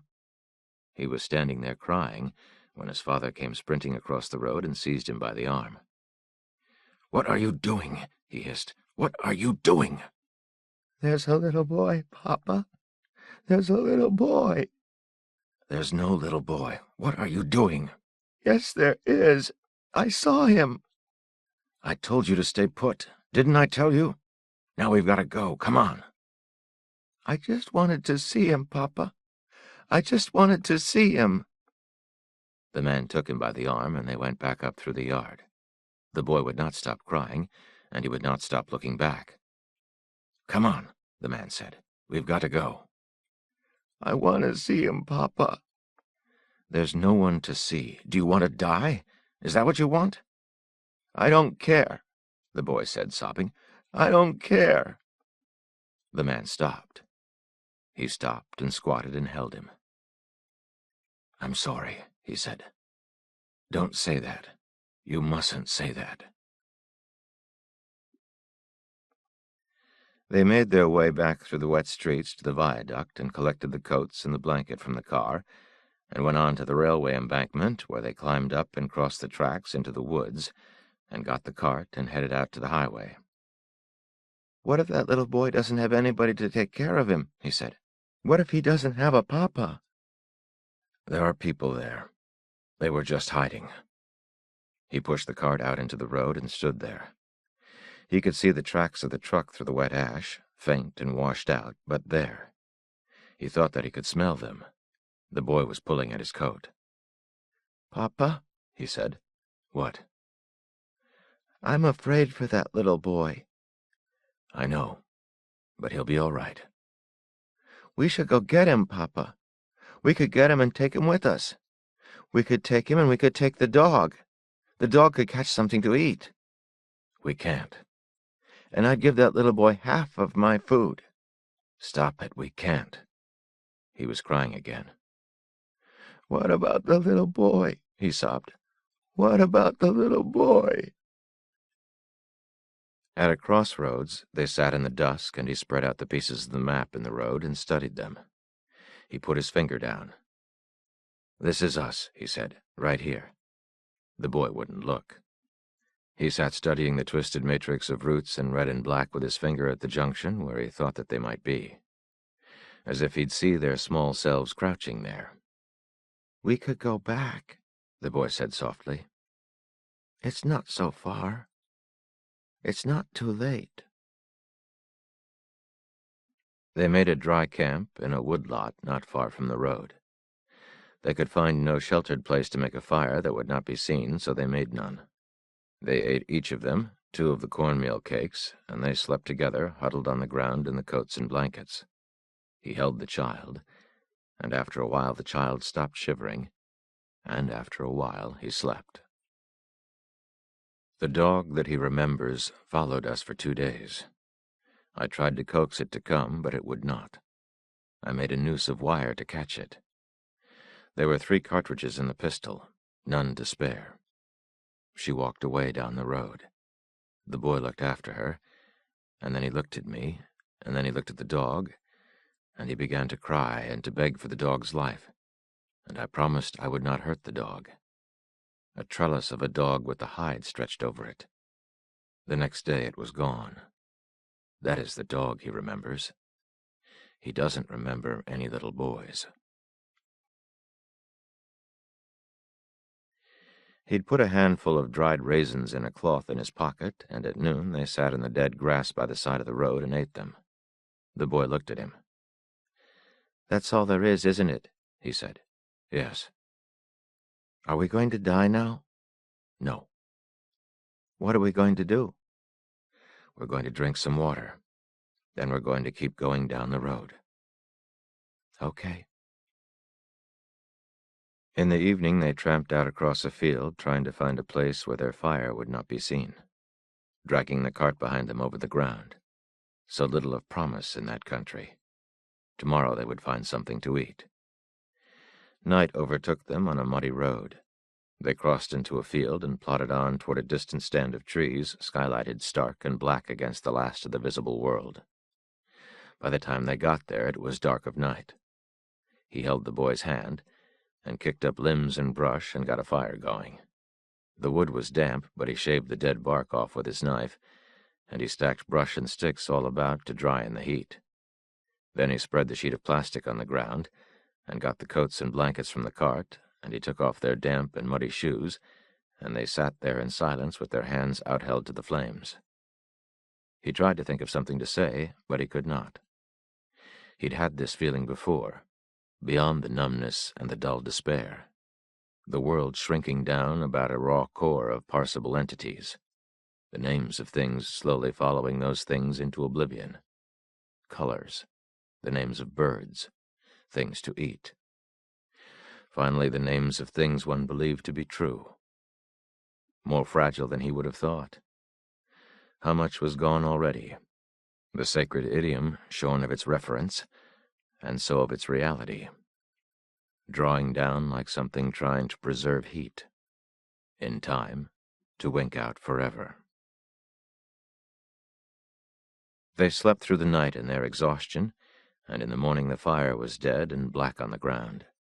He pulled on his muddy shoes and went to gather wood, blowing on his cupped hands. So cold. It could be November. It could be later.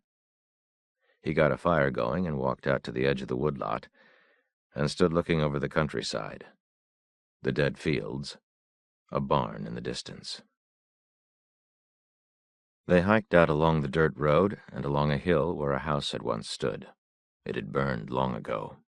the rusted shape of a furnace standing in the black water of the cellar, sheets of charred metal roofing, crumpled in the fields where the wind had blown it. In the barn, they scavenged a few handfuls of some grain he did not recognize out of the dusty floor of a metal hopper, and stood eating it, dust and all. Then they set out across the fields toward the road. They followed a stone wall past the remains of an orchard, the trees in their ordered rows gnarled and black, and the fallen limbs thick on the ground. He stopped and looked across the fields. Wind in the east, the soft ash moving in the furrows, stopping, moving again. He'd seen it all before.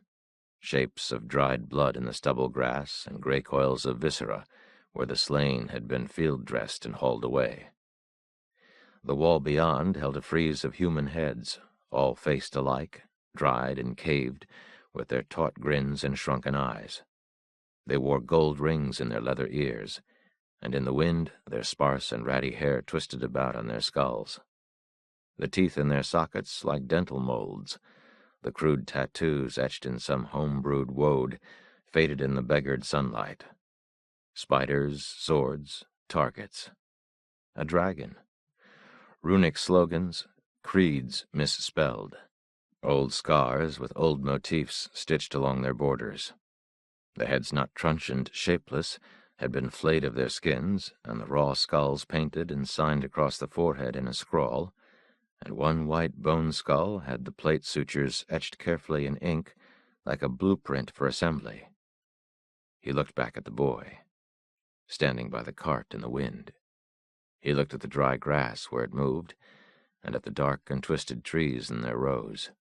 A few shreds of clothing blown against the wall, everything gray in the ash. He walked along the wall, passing the masks in a last review, and through a stile and out to where the boy was waiting. He put his arm around his shoulder. "Okay," he said. "Let's go." He'd come to see a message in each such late history, a message and a warning, and so this tableau of the slain and the devoured did prove to be. He woke in the morning and turned over in the blanket and looked back down the road through the trees the way they'd come, in time to see the marchers appear four abreast. Dressed in clothing of every description, all wearing red scarves at their necks. Red or orange, as close to red as they could find. He put his hand on the boy's head. "Shh," he said. "What is it, Papa?" "People on the road. Keep your face down. Don't look." No smoke from the dead fire. Nothing to be seen of the cart. He wallowed into the ground and lay watching across his forearm. An army in tennis shoes, tramping. Carrying 3-foot lengths of pipe with leather wrappings. Lanyards at the wrist.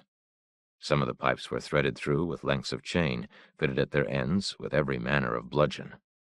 They clanked past, marching with a swaying gait like wind-up toys. Bearded, their breath smoking through their masks. "Shh," he said. "Shh." The phalanx following carried spears or lances tasseled with ribbons, the long blades hammered out of truck springs in some crude forge up country. The boy lay with his face in his arms, terrified.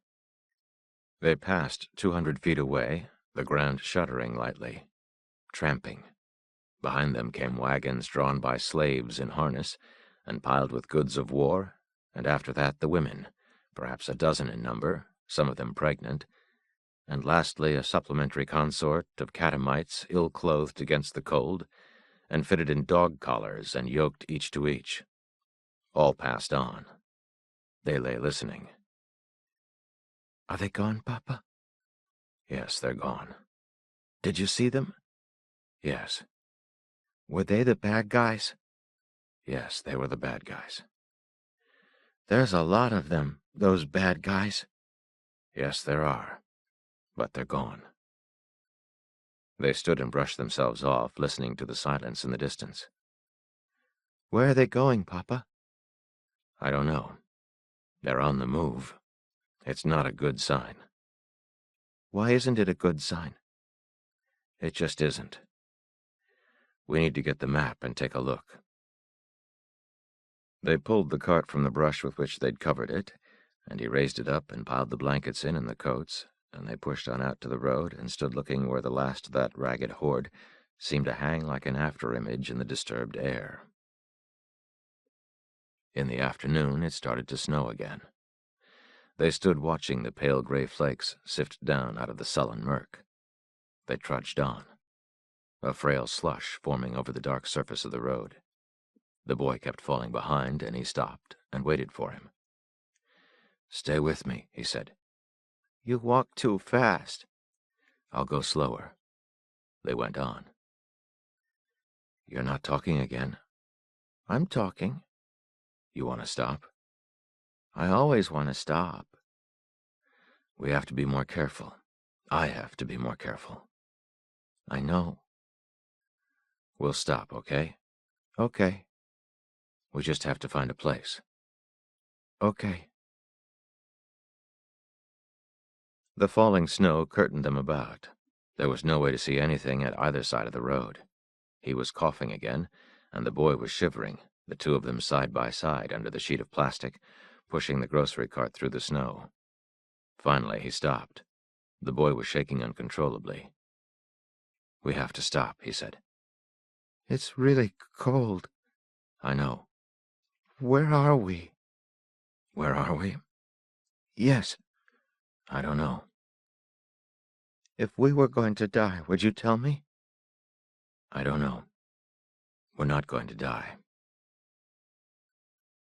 They left the cart overturned in a field of sedge, and he took the coats and the blankets, wrapped in the plastic tarp, and they set out. "Hold on to my coat," he said. "Don't let go." They crossed through the sedge to a fence and climbed through, holding down the wire for each other with their hands. The wire was cold, and it creaked in the staples. It was darkening fast. They went on. What they came to was a cedar wood, the trees dead and black, but still full enough to hold the snow. Beneath each one, a precious circle of dark earth and cedar duff. They settled under a tree and piled the blankets and coats on the ground, and he wrapped the boy in one of the blankets and set to raking up the dead needles in a pile. He kicked a cleared place in the snow, out where the fire wouldn't set the tree alight, and he carried wood from the other trees, breaking off the limbs and shaking away the snow. When he struck the lighter to the rich tinder, the fire crackled instantly, and he knew that it would not last long. He looked at the boy. "I've got to go for more wood," he said. "I'll be in the neighborhood, okay?" "Where's the neighborhood?" "It just means I won't be far." "Okay." The snow by now was half a foot on the ground. He floundered out through the trees, pulling up the fallen branches where they stuck out of the snow, and by the time he had an armload and made his way back to the fire, it had burned down to a nest of quaking embers. He threw the branches on the fire and sat out again. Hard to stay ahead. The woods were getting dark, and the firelight did not reach far. If he hurried, he only grew faint. When he looked behind him, the boy was trudging through the snow halfway to his knees, gathering limbs and potting them in his arms. The snow fell, nor did it cease to fall. He woke all night and got up and coaxed the fire to life again. He'd unfolded the tarp and propped one end of it up beneath the tree to try and reflect back the heat from the fire. He looked at the boy's face sleeping in the orange light, the sunken cheeks streaked with black. He fought back the rage. Useless. He didn't think the boy could travel much more. Even if it stopped snowing, the road would be all but impassable. The snow whispered down in the stillness, and the sparks rose and dimmed and died in the eternal blackness. He was half asleep when he heard a crashing in the woods. Then another. He sat up. The fire was down to scattered flames among the embers. He listened. The long, dry crack of shearing limbs. Then another crash. He reached and shook the boy. "Wake up," he said. "We have to go." He rubbed the sleep from his eyes with the backs of his hands. "What is it?" he said. "What is it, Papa?" "Come on, we have to move." "What is it?" "It's the trees. They're falling down." The boy sat up and looked about wildly. "It's all right," the man said. "Come on. We need to hurry." He scooped up the bedding, and he folded it and wrapped the tarp around it. He looked up. The snow drifted into his eyes. The fire was little more than coals, and it gave no light, and the wood was nearly gone, and the trees were falling all about them in the blackness. The boy clung to him. They moved away, and he tried to find a clear space in the darkness, but finally he put down the tarp, and they just sat and pulled the blankets over them, and he held the boy against him. The whoomp of the falling trees and the low boom of the loads of snow exploding on the ground set the woods to shuddering. He held the boy and told him it would be all right, and that it would stop soon, and after a while it did. The dull bedlam dying in the distance. And again, solitary and far away. Then nothing. "There," he said. "I think that's it." He dug a tunnel under one of the fallen trees, scooping away the snow with his arms, his frozen hands clawed inside his sleeves. They dragged in their bedding and the tarp, and after a while they slept again for all the bitter cold. When day broke, he pushed his way out of their den, the tarp heavy with snow. He stood and looked about.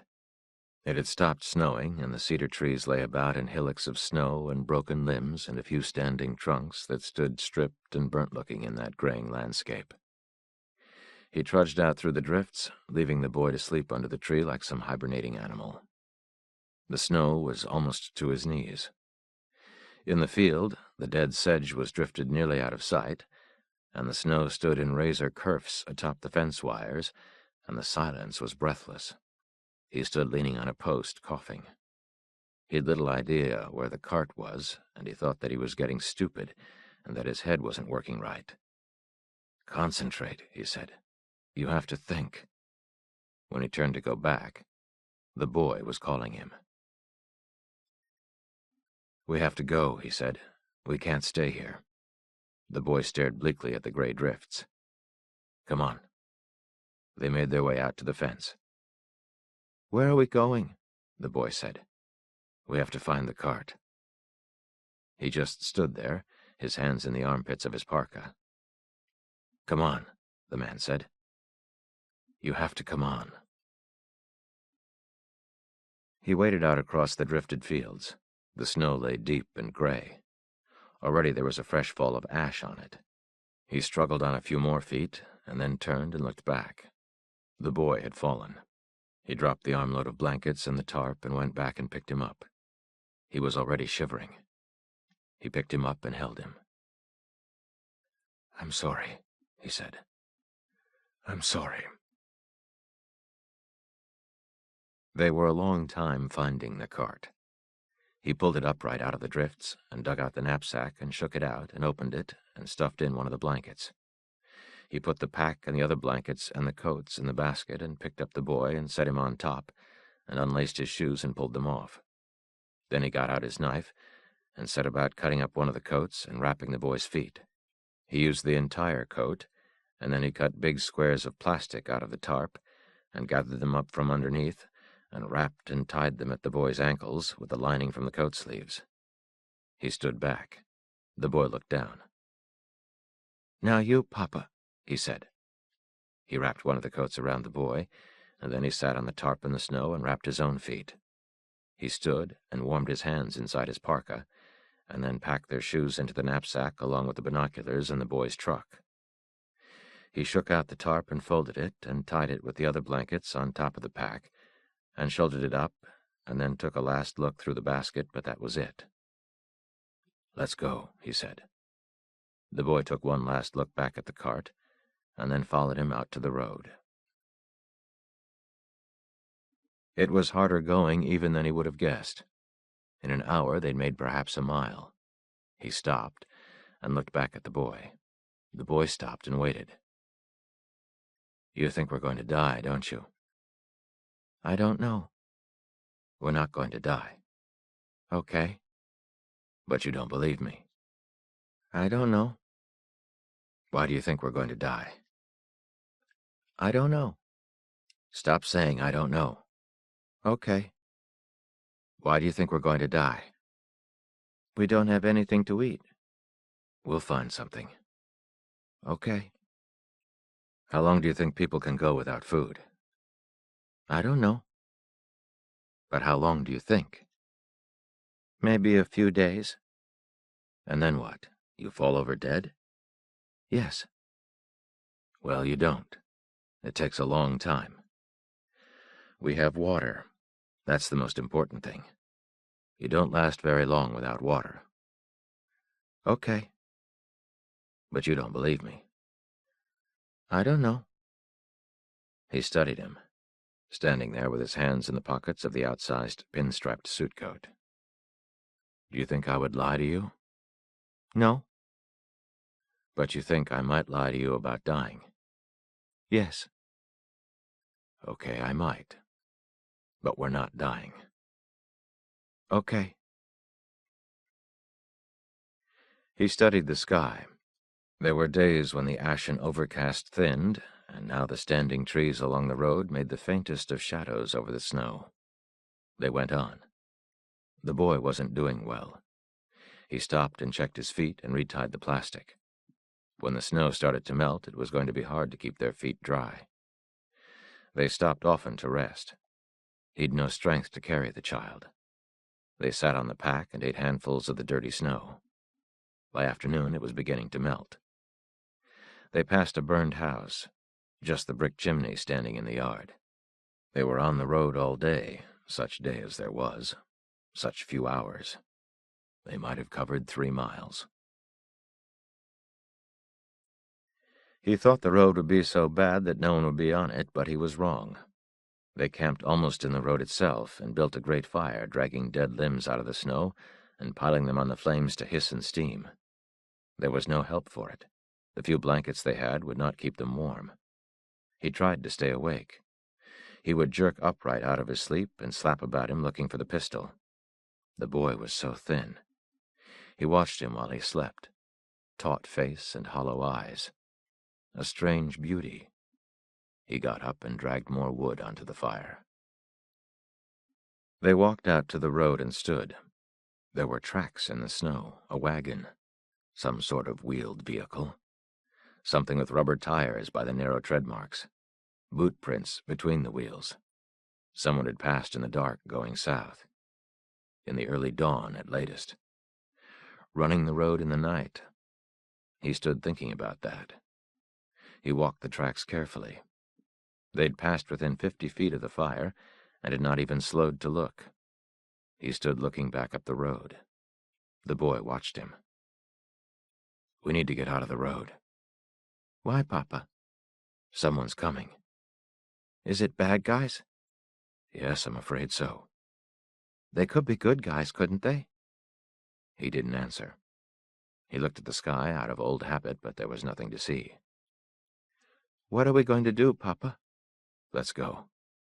Can we go back to the fire? No, come on.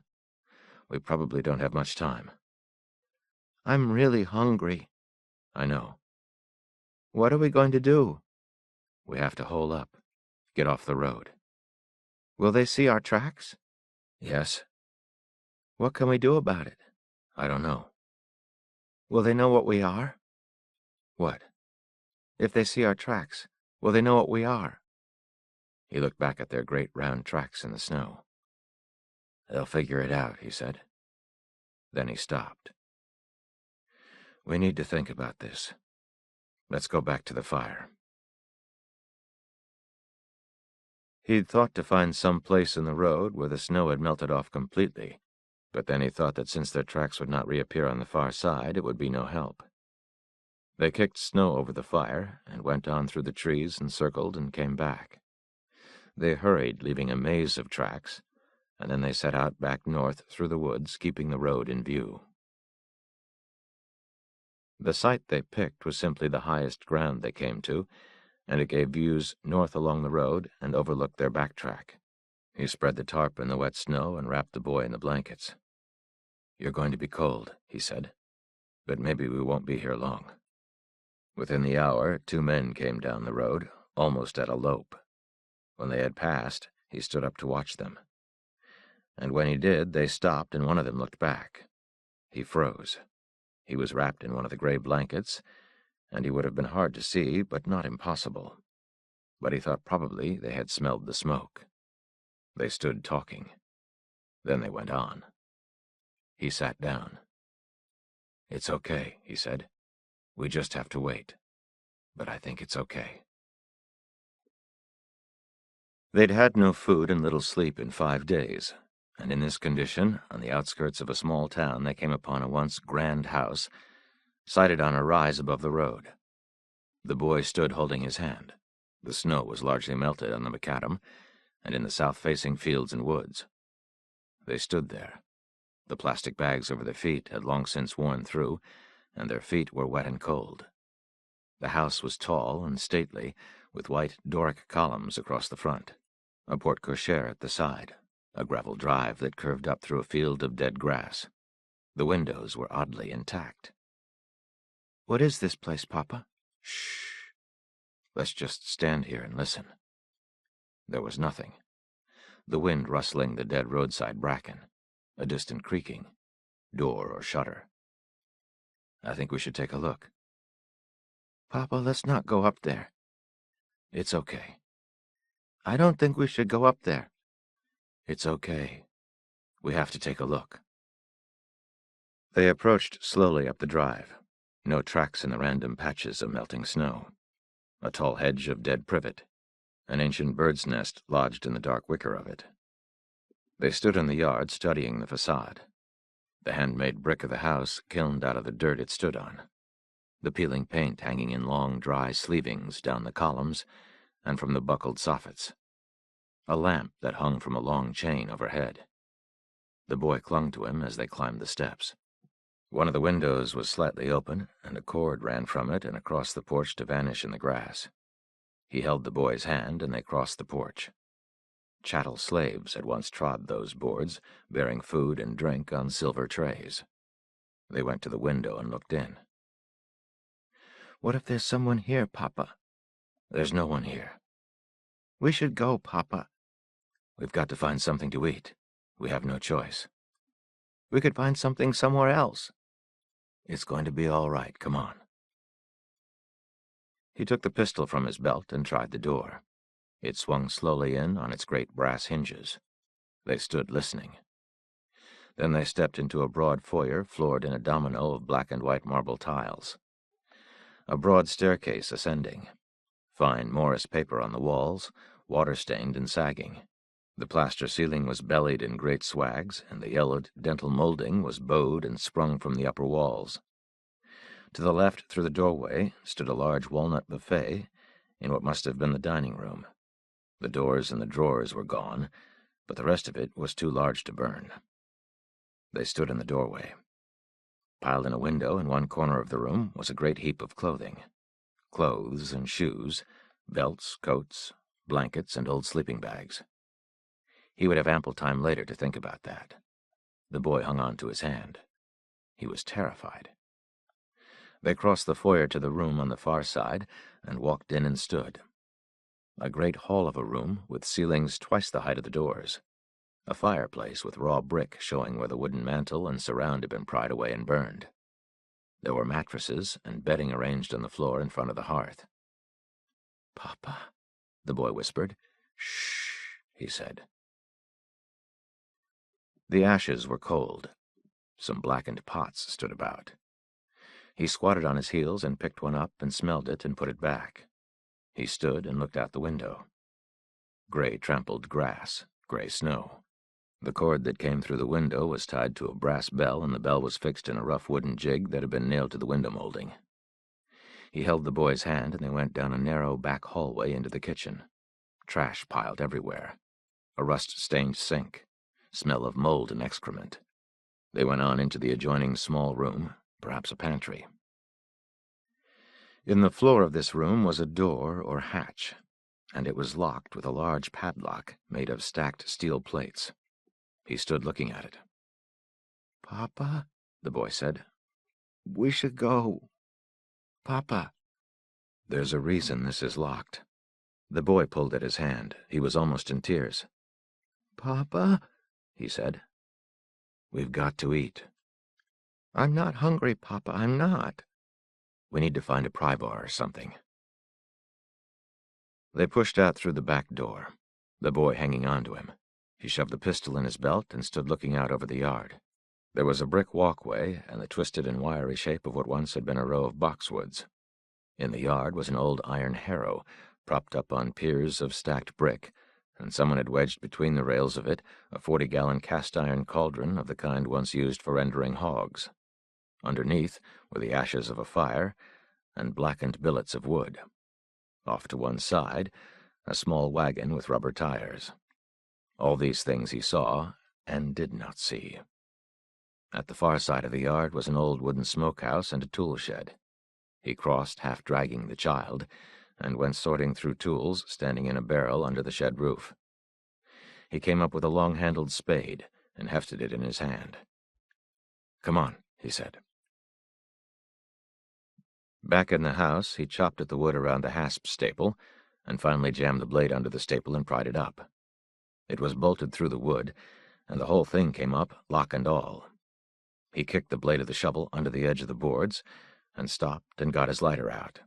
Then he stood on the tang of the shovel and raised the edge of the hatch and leaned and got hold of it. "Papa," the boy whispered. He stopped. "Listen to me," he said. "Just stop it. We're starving, do you understand?" Then he raised the hatch door and swung it over and let it down on the floor behind. "Just wait here," he said. "I'm going with you." "I thought you were scared." "I am scared." "Okay. Just stay close behind me." He started down the rough wooden steps. He ducked his head and then flicked the lighter and swung the flame out over the darkness like an offering. Coldness and damp. An ungodly stench. The boy clutched at his coat. He could see part of a stone wall, clay floor, an old mattress darkly stained. He crouched and stepped down again and held out the light.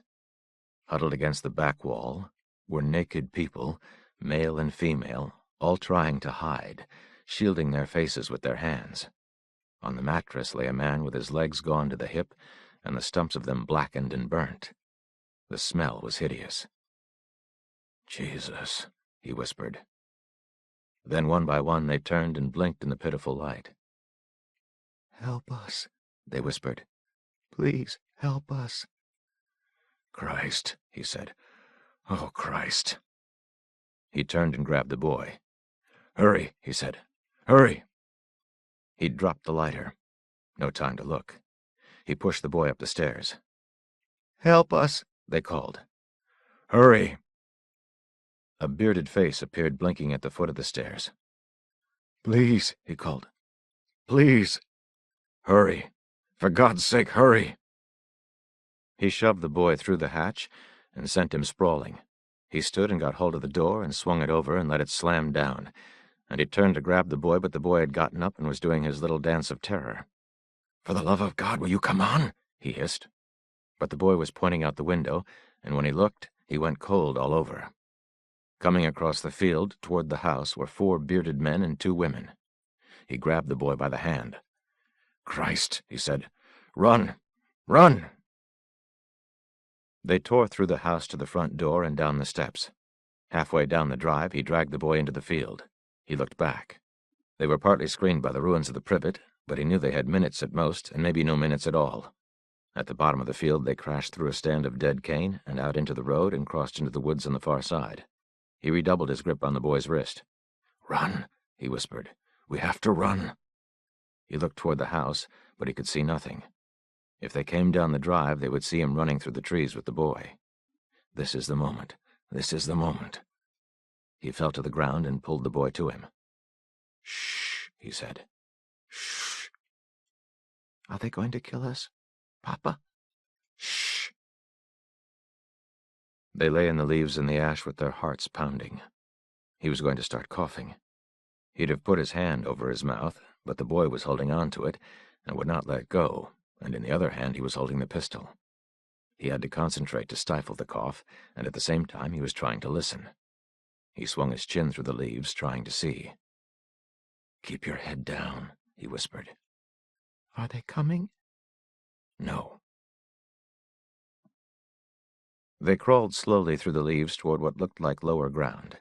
He lay listening, holding the boy. He could hear them in the road, talking. Voice of a woman. Then he heard them in the dry leaves. He took the boy's hand and pushed the revolver into it. "Take it," he whispered. "Take it." The boy was terrified. He put his arm around him and held him, his body so thin. "Don't be afraid," he said. "If they find you, you are going to have to do it. Do you understand? Shh. No crying. Do you hear me? You know how to do it. You put it in your mouth and point it up. Do it quick and hard. You understand? Stop crying. Do you understand?" I think so. No. Do you understand? Yes. Say, "Yes, I do, Papa." Yes, I do, Papa. He looked down at him. All he saw was terror. He took the gun from him. "No, you don't," he said. I don't know what to do, Papa. I don't know what to do. Where will you be? "It's okay." I don't know what to do. Shh. I'm right here. I won't leave you. You promise? Yes, I promise. I was going to run, to try and lead them away. But I can't leave you. Papa? Shh. Stay down. I'm so scared. Shh. They lay listening. Can you do it? When the time comes? When the time comes, there will be no time. Now is the time. Curse God and die. What if it doesn't fire? It has to fire. What if it doesn't fire? Could you crush that beloved skull with a rock? Is there such a being within you of which you know nothing? Can there be? Hold him in your arms, just so. The soul is quick. Pull him towards you. Kiss him. Quickly. He waited, the small nickel-plated revolver in his hand. He was going to cough. He put his whole mind to holding it back. He tried to listen, but he could hear nothing. "I won't leave you," he whispered. "I won't ever leave you. Do you understand?" He lay in the leaves holding the trembling child, clutching the revolver. All through the long dusk and into the dark. Cold and starless. Blessed. He began to believe they had a chance. "We just have to wait," he whispered. So cold. He tried to think, but his mind swam. He was so weak. All his talk about running, he couldn't run. When it was truly black about them, he unfastened the straps on the backpack and pulled out the blankets and spread them over the boy, and soon the boy was sleeping. In the night, he heard hideous shrieks coming from the house, and he tried to put his hands over the boy's ears, and after a while the screaming stopped. He lay listening. Coming through the canebrake into the road, he'd seen a box, a thing like a child's playhouse. He realized it was where they lay watching the road, lying in wait, and ringing the bell in the house for their companions to come. He dozed and woke. What is coming? Footsteps in the leaves. No, just the wind. Nothing. He sat up and looked toward the house, but he could see only darkness. He shook the boy awake. "Come on," he said. "We have to go." The boy didn't answer, but he knew he was awake.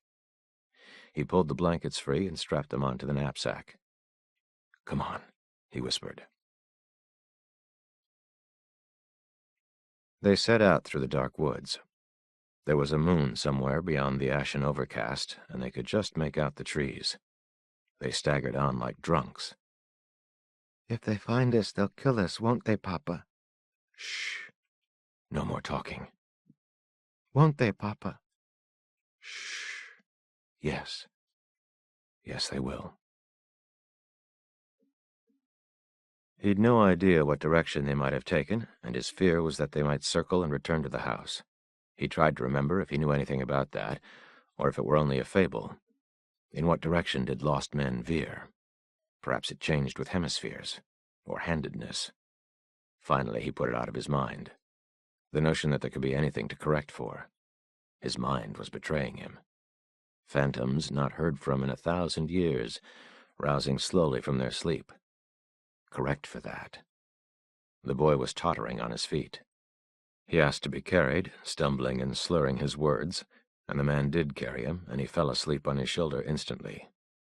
He knew he couldn't carry him far.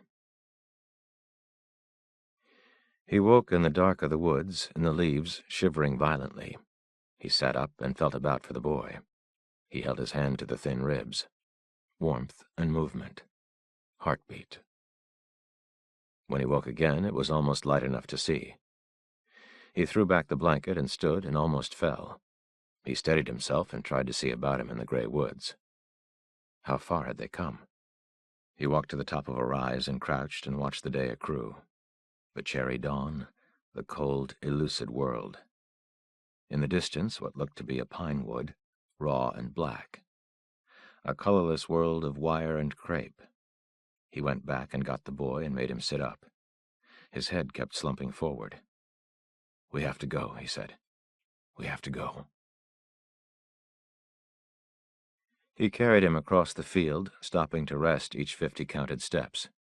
When he got to the pines, he knelt and laid him in the gritty duff and covered him with the blankets and sat watching him.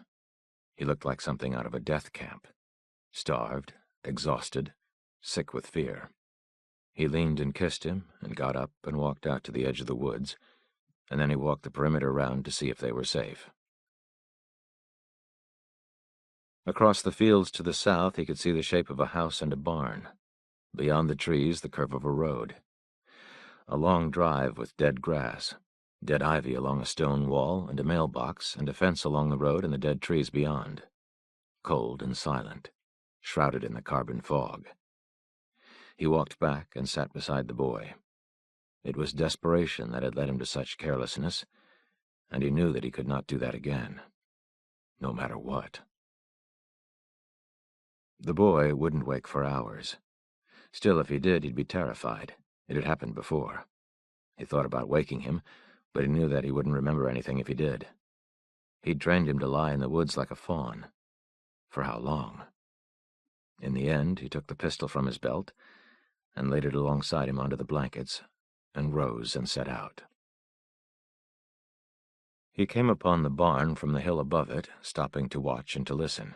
He made his way down through the ruins of an old apple orchard, black and gnarly stumps, dead grass to his knees. He stood in the door of the barn and listened. Pale, slatted light. He walked along the dusty stalls. He stood in the center of the barn bay and listened, but there was nothing. He climbed the ladder to the loft, and he was so weak he wasn't sure he was going to make it to the top. He walked down to the end of the loft and looked out the high gable window at the country below, the pieced land dead and gray, the fence, the road. There were bales of hay in the loft floor, and he squatted and sorted a handful of seeds from them and sat chewing. Coarse and dry and dusty.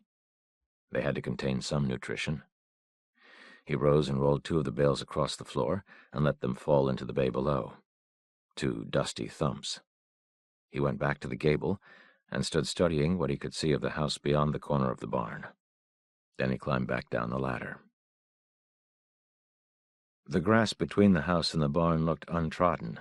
He crossed to the porch. The porch screening rotted and falling away. A child's bicycle.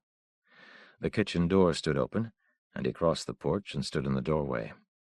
Cheap plywood paneling, curled with damp, collapsing into the room. A red Formica table. He crossed the room and opened the refrigerator door.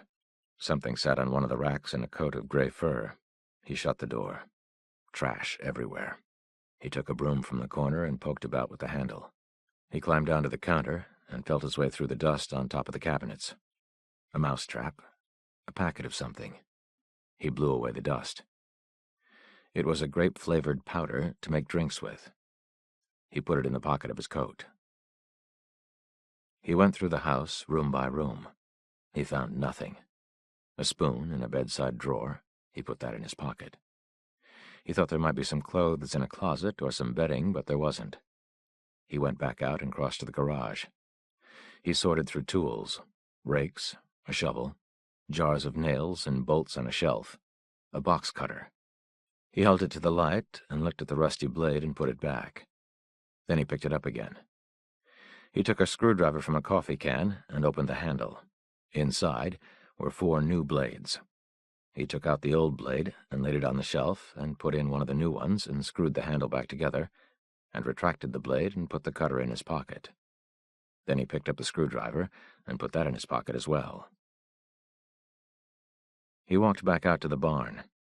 He had a piece of cloth that he intended to use to collect seeds from the hay bales, but when he got to the barn, he stopped and stood listening to the wind, a creaking of tin somewhere high on the roof above him. There was yet a lingering odor of cows in the barn, and he stood there thinking about cows, and he realized they were extinct. Was that true? There could be a cow somewhere being fed and cared for. Could there? Fed what? Saved for what? Beyond the open door, the dead grass rasped dryly in the wind. He walked out and stood looking across the fields toward the pine wood where the boy lay sleeping. He walked up through the orchard, and then he stopped again. He'd stepped on something. He took a step back and knelt and parted the grass with his hands. It was an apple. He picked it up and held it to the light. Hard and brown and shriveled. He wiped it with the cloth and bit into it. Dry and almost tasteless. But an apple. He ate it entire, seeds and all. He held the stem between his thumb and forefinger and let it drop. Then he went treading softly through the grass. His feet were still wrapped in the remnants of the coat and the shreds of tarp, and he sat and untied them and stuffed the wrappings in his pocket and went down the rows barefoot. By the time he got to the bottom of the orchard, he had 4 more apples, and he put them in his pocket and came back. He went row by row till he'd trod a puzzle in the grass. He'd more apples than he could carry. He felt out the spaces about the trunks and filled his pockets full, and he piled apples in the hood of his parka behind his head and carried apples stacked along his forearm against his chest. He dumped them in a pile at the door of the barn and sat there and wrapped up his numb feet. In the mudroom off the kitchen, he'd seen an old wicker basket full of mason jars. He dragged the basket out into the floor and set the jars out of it, and then tipped over the basket and tapped out the dirt. Then he stopped. What had he seen? A drain pipe, a trellis, the dark serpentine of a dead vine running down it like the track of some enterprise upon a graph. He stood up and walked back through the kitchen and out into the yard and stood looking at the house, the windows giving back the gray and nameless day. The drain pipe ran down the corner of the porch. He was still holding the basket, and he set it down in the grass and climbed the steps again. The pipe came down the corner post and into a concrete tank. He brushed away the trash and rotted bits of screening from the cover. He went back into the kitchen and got the broom and came out and swept the cover clean and set the broom in the corner and lifted the cover from the tank. Inside was a tray filled with the wet gray sludge from the roof mixed with a compost of dead leaves and twigs. He lifted out the tray and set it in the floor. Underneath was white gravel. He scooped back the gravel with his hand. The tank beneath was filled with charcoal, pieces burned out of whole sticks and limbs in carbon effigies of the trees themselves. He put the tray back. In the floor was a green brass ring pull. He reached and got the broom and swept away the ash. There were saw lines in the boards. He swept the boards clean and knelt and hooked his fingers in the ring and lifted the trap door and swung it open. Down there in the darkness was a cistern filled with water so sweet that he could smell it. He lay on the floor on his stomach and reached down. He could just touch the water. He scooted forward and reached again and laved up a handful of it and smelled and tasted it and then drank. He lay there a long time, lifting up the water to his mouth a palmful at a time. Nothing in his memory anywhere of anything so good. He went back to the mudroom and returned with 2 of the jars and an old blue enameled pan. He wiped out the pan and dipped it full of water and used it to clean the jars. Then he reached down and sank one of the jars till it was full and raised it up dripping. The water was so clear. He held it to the light. A single bit of sediment coiling in the jar on some slow hydraulic axis. He tipped the jar and he drank slowly, but still he drank nearly the whole jar. He sat there with his stomach bloated. He could have drunk more, but he didn't. He poured the remaining water into the other jar and rinsed it out, and he filled both jars, and then let down the wooden cover over the cistern, and rose, and with his pockets full of apples and carrying the jars of water, he set out across the fields toward the pine wood. He was gone longer than he'd meant to be, and he hurried his steps the best he could, the water swinging and gurgling in the shrunken swag of his gut. He stopped to rest and began again. When he got to the woods, the boy did not look as if he'd even stirred, and he knelt and set the jars carefully in the duff, and picked up the pistol and put it in his belt, and then he just sat there watching him. They spent the afternoon sitting wrapped in the blankets and eating apples, sipping the water from the jars. He took the packet of grape flavor from his pocket and opened it and poured it into the jar and stirred it and gave it to the boy. "You did good, Papa," he said. He slept while the boy kept watch, and in the evening they got out their shoes and put them on and went down to the farmhouse and collected the rest of the apples. They filled 3 jars with water and screwed on the 2-piece caps from a box of them he'd found on a shelf in the mudroom. Then he wrapped everything in one of the blankets and packed it into the knapsack and tied the other blankets across the top of the knapsack and shouldered it up. They stood in the door, watching the light draw down over the world to the west. Then they went down the drive and set out upon the road again. The boy hung on to his coat, and he kept to the edge of the road and tried to feel out the pavement under his feet in the dark. In the distance he could hear thunder, and after a while there were dim shudderings of light ahead of them. He got out the plastic sheeting from the knapsack, but there was hardly enough of it left to cover them, and after a while it began to rain. They stumbled along side by side. There was nowhere to go. They had the hoods of their coats up, but the coats were getting wet and heavy from the rain. He stopped in the road and tried to rearrange the tarp. The boy was shaking badly. "You're freezing, aren't you?" "Yes." "If we stop, we'll get really cold." "I'm really cold now." "What do you want to do?" "Can we stop?" "Yes. Okay, we can stop." It was as long a night as he could remember out of a great plenty of such nights. They lay on the wet ground by the side of the road under the blankets with the rain rattling on the tarp, and he held the boy, and after a while the boy stopped shaking, and after a while he slept. The thunder trundled away to the north and ceased, and there was just the rain. He slept and woke, and the rain slackened, and after a while it stopped. He wondered if it was even midnight. He was coughing, and it got worse, and it woke the child. The dawn was a long time coming. He raised up from time to look to the east, and after a while it was day. He wrapped their coats each in turn around the trunk of a small tree and twisted out the water. He had the boy take off his clothes, and he wrapped him in one of the blankets, and while he stood shivering, he wrung the water out of his clothes and passed them back. The ground where they'd slept was dry, and they sat there with the blankets draped over them and ate apples and drank water. Then they set out upon the road again, slumped and cowled and shivering in their rags, like mendicant friars sent forth to find their keep. By evening they at least were dry. They studied the pieces of map, but he'd little notion of where they were. He stood at a rise in the road and tried to take his bearings in the twilight.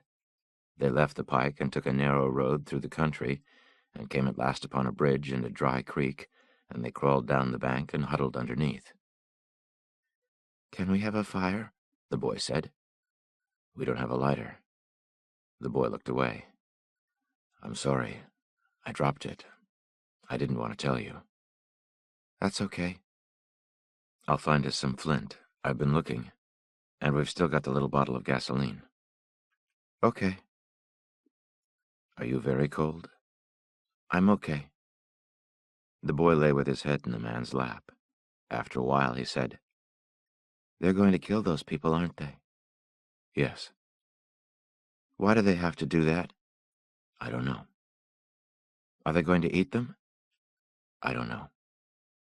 "They're going to eat them, aren't they?" "Yes." "And we couldn't help them because then they'd eat us too." "Yes." And that's why we couldn't help them. Yes. Okay. They passed through towns that warned people away with messages scrawled on the billboards. The billboards had been whited out with thin coats of paint in order to write on them, and through the paint could be seen a pale palimpsest of advertisements for goods which no longer existed. They sat by the side of the road and ate the last of the apples. "What is it?" the man said. Nothing. "We'll find something to eat. We always do." The boy didn't answer. The man watched him. "That's not it, is it?" It's okay. "Tell me." The boy looked away down the road. "I want you to tell me. It's okay." He shook his head. "Look at me," the man said. He turned and looked. He looked like he'd been crying. "Just tell me." We wouldn't ever eat anybody, would we? "No, of course not." Even if we were starving? "We're starving now." You said we weren't. "I said we weren't dying. I didn't say we weren't starving." But we wouldn't. "No, we wouldn't." No matter what. "No, no matter what." Because we're the good guys. "Yes." And we're carrying the fire. "And we're carrying the fire, yes." Okay. He found pieces of flint or chert in a ditch, but in the end it was easier to rake the pliers down the side of a rock at the bottom of which he'd made a small pile of tinder soaked in gas. 2 more days, then 3. They were starving right enough. The country was looted, ransacked, ravaged, rifled of every crumb. The nights were blinding cold and casket black, and the long reach of the morning had a terrible silence to it, like a dawn before battle. The boy's candle-colored skin was all but translucent. With his great staring eyes, he'd the look of an alien. He was beginning to think that death was finally upon them, and that they should find some place to hide where they would not be found. There were times when he sat watching the boy sleep that he would begin to sob uncontrollably. But it wasn't about death. He wasn't sure what it was about, but he thought it was about beauty, or about goodness. Things that he'd no longer any way to think about at all. They squatted in a bleak wood and drank ditch water strained through a rag. He'd seen the boy in a dream laid out upon a cooling board and woke in horror. What he could bear in the waking world, he could not by night, and he sat awake for fear the dream would return. They scrabbled through the charred ruins of houses they would not have entered before. A corpse floating in the black water of a basement among the trash and rusting ductwork. He stood in a living room partly burned and open to the sky. The water-buckled boards sloping away into the yard. Soggy volumes in a bookcase. He took one down and opened it, and then put it back. Everything damp, rotting. In a drawer he found a candle. No way to light it. He put it in his pocket. He walked out in the gray light and stood, and he saw for a brief moment the absolute truth of the world. The cold, relentless circling of the intestate earth. Darkness implacable. The blind dogs of the sun in their running. The crushing black vacuum of the universe. And somewhere 2 hunted animals trembling like ground foxes in their cover. Borrowed time and borrowed world and borrowed eyes with which to sorrow it. At the edge of a small town, they sat in the cab of a truck to rest, staring out a glass washed clean by the recent rains. A light dusting of ash, exhausted. By the roadside stood another sign that warned of death, the letters faded with the years. He almost smiled. "Can you read that?" he said. Yes. "Don't pay any attention. There's no one here." Are they dead? "I think so." I wish that little boy was with us. "Let's go," he said. Rich dreams now, which he was loath to wake from, things no longer known in the world. The cold drove him forth to mend the fire. memory of her crossing the lawn toward the house in the early morning in a thin rose gown that clung to her breasts. He thought each memory recalled must do some violence to its origins, as in a party game. Say the word and pass it on, so be sparing. What you alter in the remembering has yet a reality, known or not. They walked through the streets, wrapped in the filthy blankets. He held the pistol at his waist and held the boy by the hand. At the farther edge of the town, they came upon a solitary house in a field, and they crossed and entered and walked through the rooms. They came upon themselves in a mirror, and he almost raised the pistol. "It's us, Papa," the boy whispered. "It's us." He stood in the back door and looked out at the fields and the road beyond and the bleak country beyond the road. On the patio was a barbecue pit made from a 55-gallon drum, slit endways with a torch, and set in a welded iron frame. A few dead trees in the yard, a fence, a metal tool shed. He shrugged off the blanket and wrapped it around the boy's shoulder. "I want you to wait here." "I want to go with you." "I'm only going over there to take a look. Just sit here. You'll be able to see me the whole time, I promise." He crossed the yard and pushed open the door, still holding the gun. It was a sort of garden shed. Dirt floor, metal shelves with some plastic flower pots, everything covered with ash. There were garden tools standing in the corner, a lawnmower, a wooden bench under the window, and beside it, a metal cabinet. He opened the cabinet. Old catalogs, packets of seeds, begonia, morning glory. He stuck them in his pocket. For what? On the top shelf were 2 cans of motor oil, and he put the pistol in his belt and reached and got them and set them on the bench.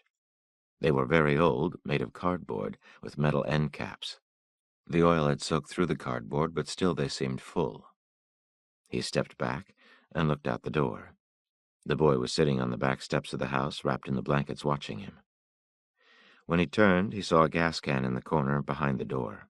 He knew it couldn't have gas in it, yet when he tilted it with his foot and let it fall back again, there was a gentle slosh. He picked it up and carried it to the bench and tried to unscrew the cap, but he could not. He got the pliers out of his coat pocket and extended the jaws and tried it. It would just fit, and he twisted off the cap and laid it on the bench and sniffed the can. Rank odor, years old. But it was gasoline, and it would burn. He screwed the cap back on and put the pliers in his pocket. He looked around for some smaller container, but there wasn't one. He shouldn't have thrown away the bottle. Check the house. Crossing the grass, he felt half faint and he had to stop.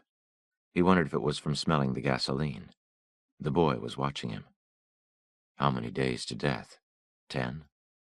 Not so many more than that. He couldn't think. Why had he stopped? He turned and looked down at the grass. He walked back, testing the ground with his feet. He stopped and turned again. Then he went back to the shed. He returned with a garden spade, and in the place where he'd stood, he chucked the blade into the ground. It sank to half its length and stopped with a hollow wooden sound. He began to shovel away the dirt. Slow going. God, he was tired. He leaned on the spade. He raised his head and looked at the boy. The boy sat as before. He bent to his work again. Before long, he was resting between each shovelful. What he finally unburied was a piece of plywood covered with roofing felt. He shoveled out along the edges. It was a door, perhaps 3 feet by 6. At one end was a hasp with a padlock taped up in a plastic bag. He rested, holding on to the handle of the spade, his forehead in the crook of his arm. When he looked up again, the boy was standing in the yard just a few feet from him. He was very scared. "Don't open it, Papa," he whispered. "It's okay." "Please, Papa, please." "It's okay." "No, it's not." He had his fists clutched at his chest, and he was bobbing up and down with fear. The man dropped the shovel and put his arms around him. "Come on," he said. "Let's just go sit on the porch and rest a while." "Then can we go?" "Let's just sit for a while." "Okay." They sat wrapped in the blankets and looked out at the yard. They sat for a long time. He tried to explain to the boy that there was no one buried in the yard, but the boy just started crying. After a while, he even thought that maybe the child was right.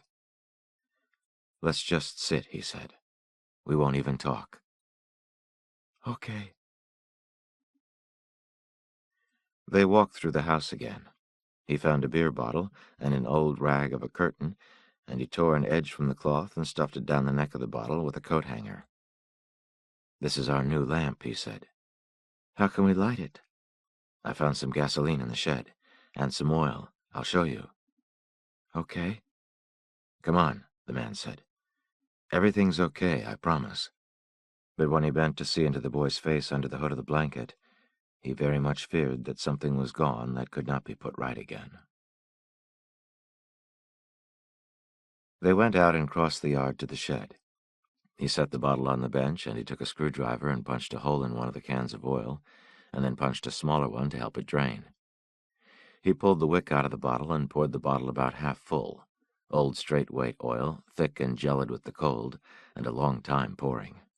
He twisted the cap off the gas can, and he made a small paper spill from one of the seed packets and poured gas into the bottle, and put his thumb over the mouth and shook it. Then he poured some out into a clay dish, and took the rag and stuffed it back into the bottle with the screwdriver. He took a piece of flint from his pocket, and got the pair of pliers and struck the flint against the serrated jaw. He tried it a couple of times, and then he stopped and poured more gasoline into the dish. "This may flare up," he said. The boy nodded. He raked sparks into the dish, and it bloomed into flame with a low whoosh. He reached and got the bottle and tilted it, and lit the wick, and blew out the flame in the dish, and handed the smoking bottle to the boy. "Here," he said, "take it." "What are we going to do?" "Hold your hand in front of the flame. Don't let it go out." He rose and took the pistol from his belt. "This door looks like the other door," he said, "but it's not. I know you're scared. That's okay. I think there may be things in there, and we have to take a look. There's no place else to go. This is it. I want you to help me. If you don't want to hold the lamp, you'll have to take the pistol." "I'll hold the lamp." "Okay. This is what the good guys do. They keep trying. They don't give up." "Okay." He led the boy out into the yard, trailing the black smoke from the lamp. He put the pistol in his belt and picked up the spade and began to chop the hasp out of the plywood. He wedged the corner of the blade under it and pried it up, and then knelt and took hold of the lock and twisted the whole thing loose and pitched it into the grass. He pried the blade under the door and got his fingers under it, and then stood and raised it up. Dirt went rattling down the boards. He looked at the boy. "Are you all right?" he said. The boy nodded mutely, holding the lamp in front of him. The man swung the door over and let it fall in the grass. Rough stairs, carpentered out of 2x10s, leading down into the darkness. He reached and took the lamp from the boy. He started to descend the stairs, but then he turned and leaned and kissed the child on the forehead. The bunker was walled with concrete block, a poured concrete floor laid over with kitchen tile. There were a couple of iron cots with bare springs, one against either wall, the mattress pads rolled up at the foot of them in army fashion. He turned and looked at the boy crouched above him, blinking in the smoke rising up from the lamp, and then he descended to the lower steps and sat and held the lamp out. "Oh, my God," he whispered. "Oh, my God." "What is it, Papa?" "Come down. Oh, my God, come down." Crate upon crate of canned goods. Tomatoes, peaches, beans, apricots, canned hams, corned beef, hundreds of gallons of water in 10-gallon plastic jerry jugs, paper towels, toilet paper, paper plates, plastic trash bags stuffed with blankets. He held his forehead in his hand. "Oh, my God," he said. He looked back at the boy. "It's all right," he said. "Come down." "Papa?" "Come down. Come down and see." He stood the lamp on the step and went up and took the boy by the hand. "Come on," he said. "It's all right." "What did you find?" "I found everything. Everything. Wait till you see." He led him down the stairs and picked up the bottle and held the flame aloft. "Can you see?" he said. "Can you see?" "What is all this stuff, Papa?" "It's food. Can you read it?" "Pears. That says pears." "Yes. Yes, it does. Oh, yes, it does." There was just headroom for him to stand. He ducked under a lantern with a green metal shade hanging from a hook. He held the boy by the hand, and they went along the rows of stenciled cartons. Chili, corn, stew, soup, spaghetti sauce. The richness of a vanished world. "Why is this here?" the boy said. "Is it real?" "Oh, yes, it's real." He pulled one of the boxes down and clawed it open and held up a can of peaches. "It's here because someone thought it might be needed." "But they didn't get to use it." "No, they didn't." "They died." "Yes." "Is it okay for us to take it?" "Yes, it is. They would want us to, just like we would want them to." "They were the good guys?" "Yes, they were." "Like us?" "Like us, yes." "So it's okay?" "Yes, it's okay." There were knives and plastic utensils and silverware and kitchen tools in a plastic box. A can opener. There were electric torches that didn't work. He found a box of batteries and dry cells and went through them. Mostly corroded and leaking an acid goo, but some of them looked okay. He finally got one of the lanterns to work, and he set it on the table and blew out the smoky flame of the lamp. He tore a flap from the open cardboard box and chased out the smoke with it, and then he climbed up and lowered the trap door and turned and looked at the boy.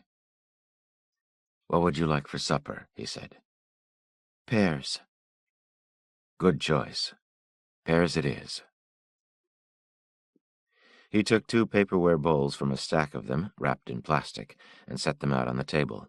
He unrolled the mattress pads on the bunks for them to sit on, and he opened the carton of pears and took out a can and set it on the table and clamped the lid with the can opener and began to turn the wheel. He looked at the boy. The boy was sitting quietly on the bunk, still wrapped in the blanket, watching. The man thought he had probably not fully committed himself to any of this. You could wake in the dark, wet woods at any time. "These will be the best pears you ever tasted," he said. "The best. Just you wait." They sat side by side and ate the can of pears. Then they ate a can of peaches. They licked the spoons and tipped the bowls and drank the rich, sweet syrup. They looked at each other. "One more." "I don't want you to get sick." "I won't get sick." "You haven't eaten in a long time." "I know." "Okay." He put the boy to bed in the bunk and smoothed his filthy hair on the pillow and covered him with blankets. When he climbed up and lifted the door, it was almost dark out. He went to the garage and got the knapsack and came back and took a last look around, and then went down the steps and pulled the door shut and jammed one of the handles of the pliers through the heavy inside hasp. The electric lantern was already beginning to dim, and he looked through the stores until he found some cases of white gas and gallon cans. He got one of the cans out and set it on the table and unscrewed the cap and punched out the metal seal with a screwdriver. Then he took down the lamp from the hook overhead and filled it. He'd already found a plastic box of butane lighters, and he lit the lamp with one of them and adjusted the flame and hung it back up. Then he just sat on the bunk. While the boy slept, he began to go methodically through the stores. Clothes, sweaters, socks. A stainless steel basin and sponges and bars of soap. Toothpaste and toothbrushes. In the bottom of a big plastic jar of bolts and screws and miscellaneous hardware, he found a double handful of gold Krugerrands in a cloth sack. He dumped them out and kneaded them in his hand and looked at them, and then scooped them back into the jar along with the hardware and put the jar back on the shelf. He sorted through everything, shifting boxes and crates from one side of the room to the other. There was a small steel door that led into a second room where bottles of gas were stored. In the corner, a chemical toilet. There were vent pipes in the walls covered with wire mesh, and there were drains in the floor. It was getting warm in the bunker, and he'd taken off his coat. He went through everything. He found a box of 45 ACP cartridges and 3 boxes of 30-30 rifle shells. What he didn't find was a gun. He took the battery lantern and walked over the floor, and he checked the walls for any hidden compartment. After a while, he just sat on the bunk eating a bar of chocolate. There was no gun, and there wasn't going to be one. When he woke, the gas lamp overhead was hissing softly. The bunker walls were there in the light, and the boxes and crates. He didn't know where he was. He was lying with his coat over him. He sat up and looked at the boy asleep on the other bunk.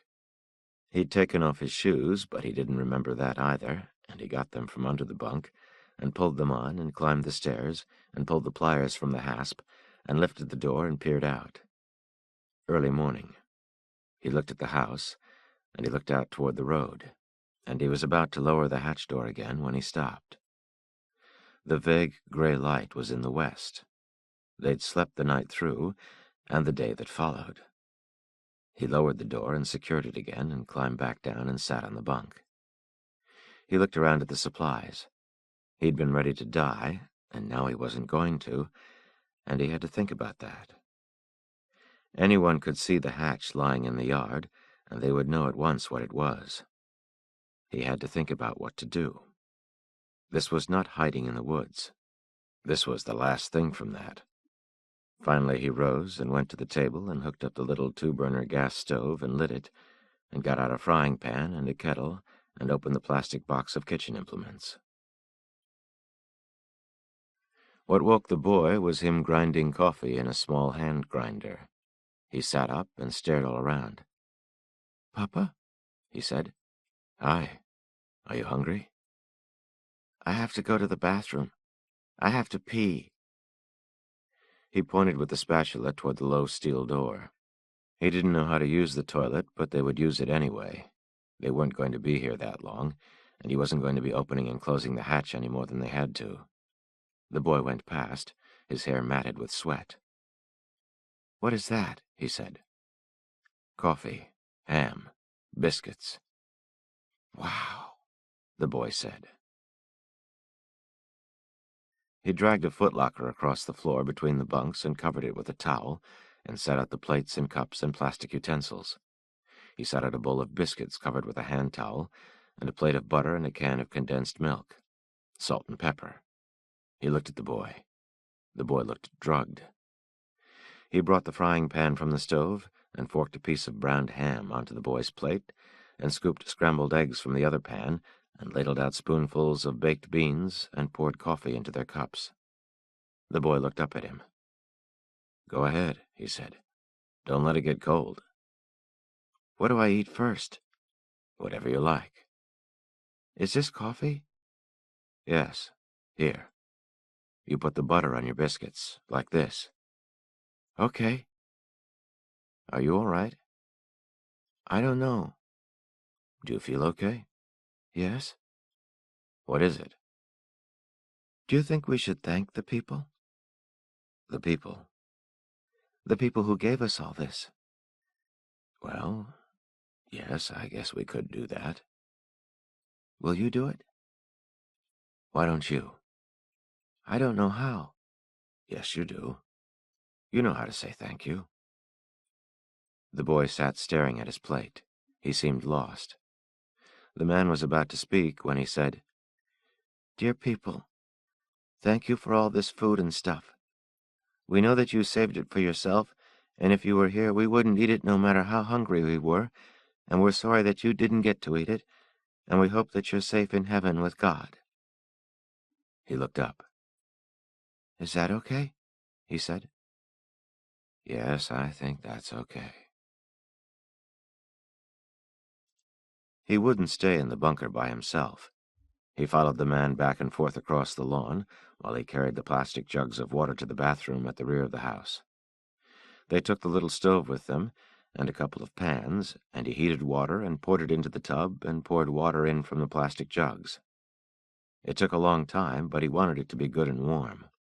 When the tub was almost full, the boy got undressed and stepped shivering into the water and sat, scrawny and filthy and naked, holding his shoulders. The only light was from the ring of blue teeth in the burner of the stove. "What do you think?" the man said. "Warm at last." "Warm at last?" "Yes." "Where did you get that?" "I don't know." "Okay. Warm at last." He washed his dirty matted hair and bathed him with the soap and sponges.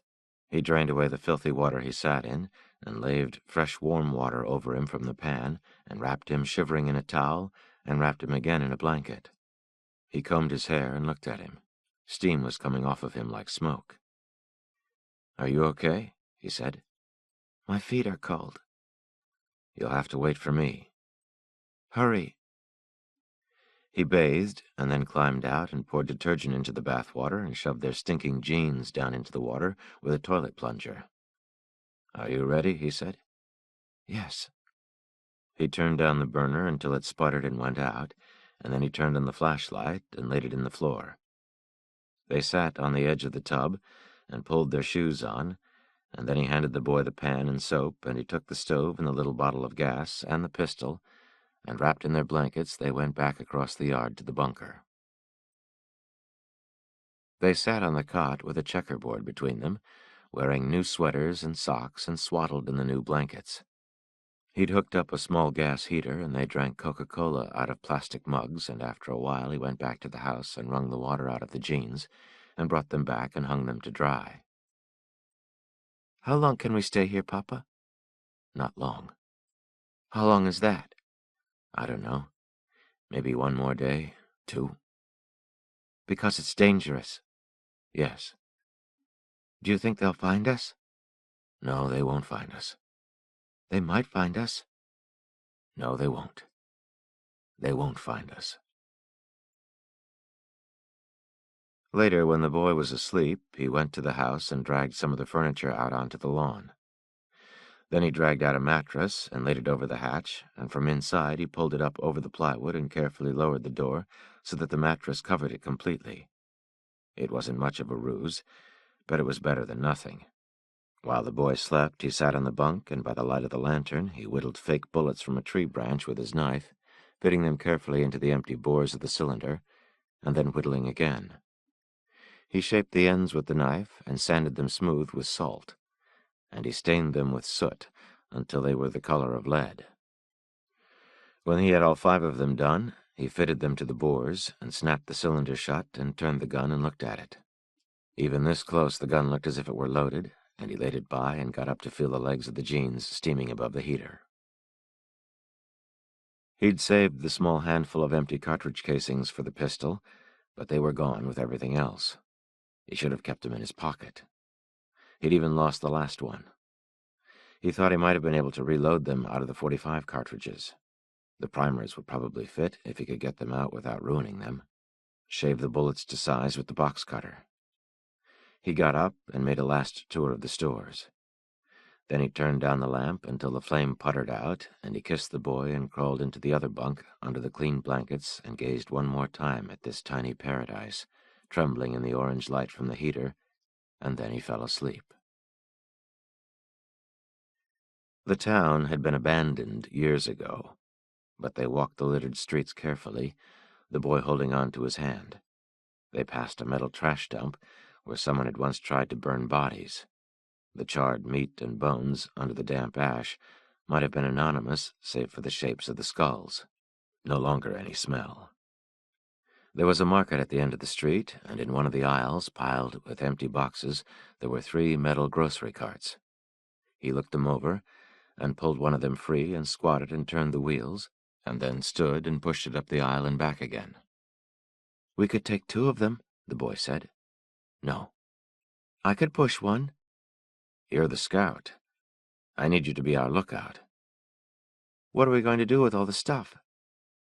"We'll just have to take what we can." "Do you think somebody is coming?"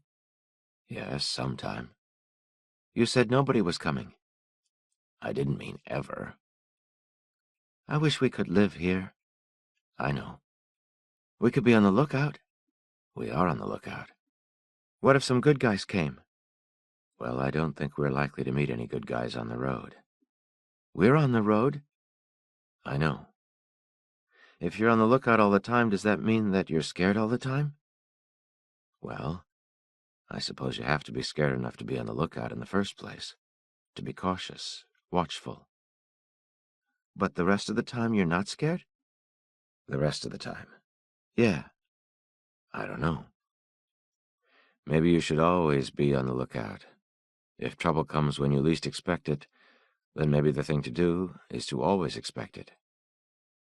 Do you always expect it, Papa? I do.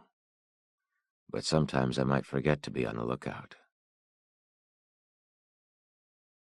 He sat the boy in the footlocker under the gas lamp, and with a plastic comb and a pair of scissors, he set about cutting his hair.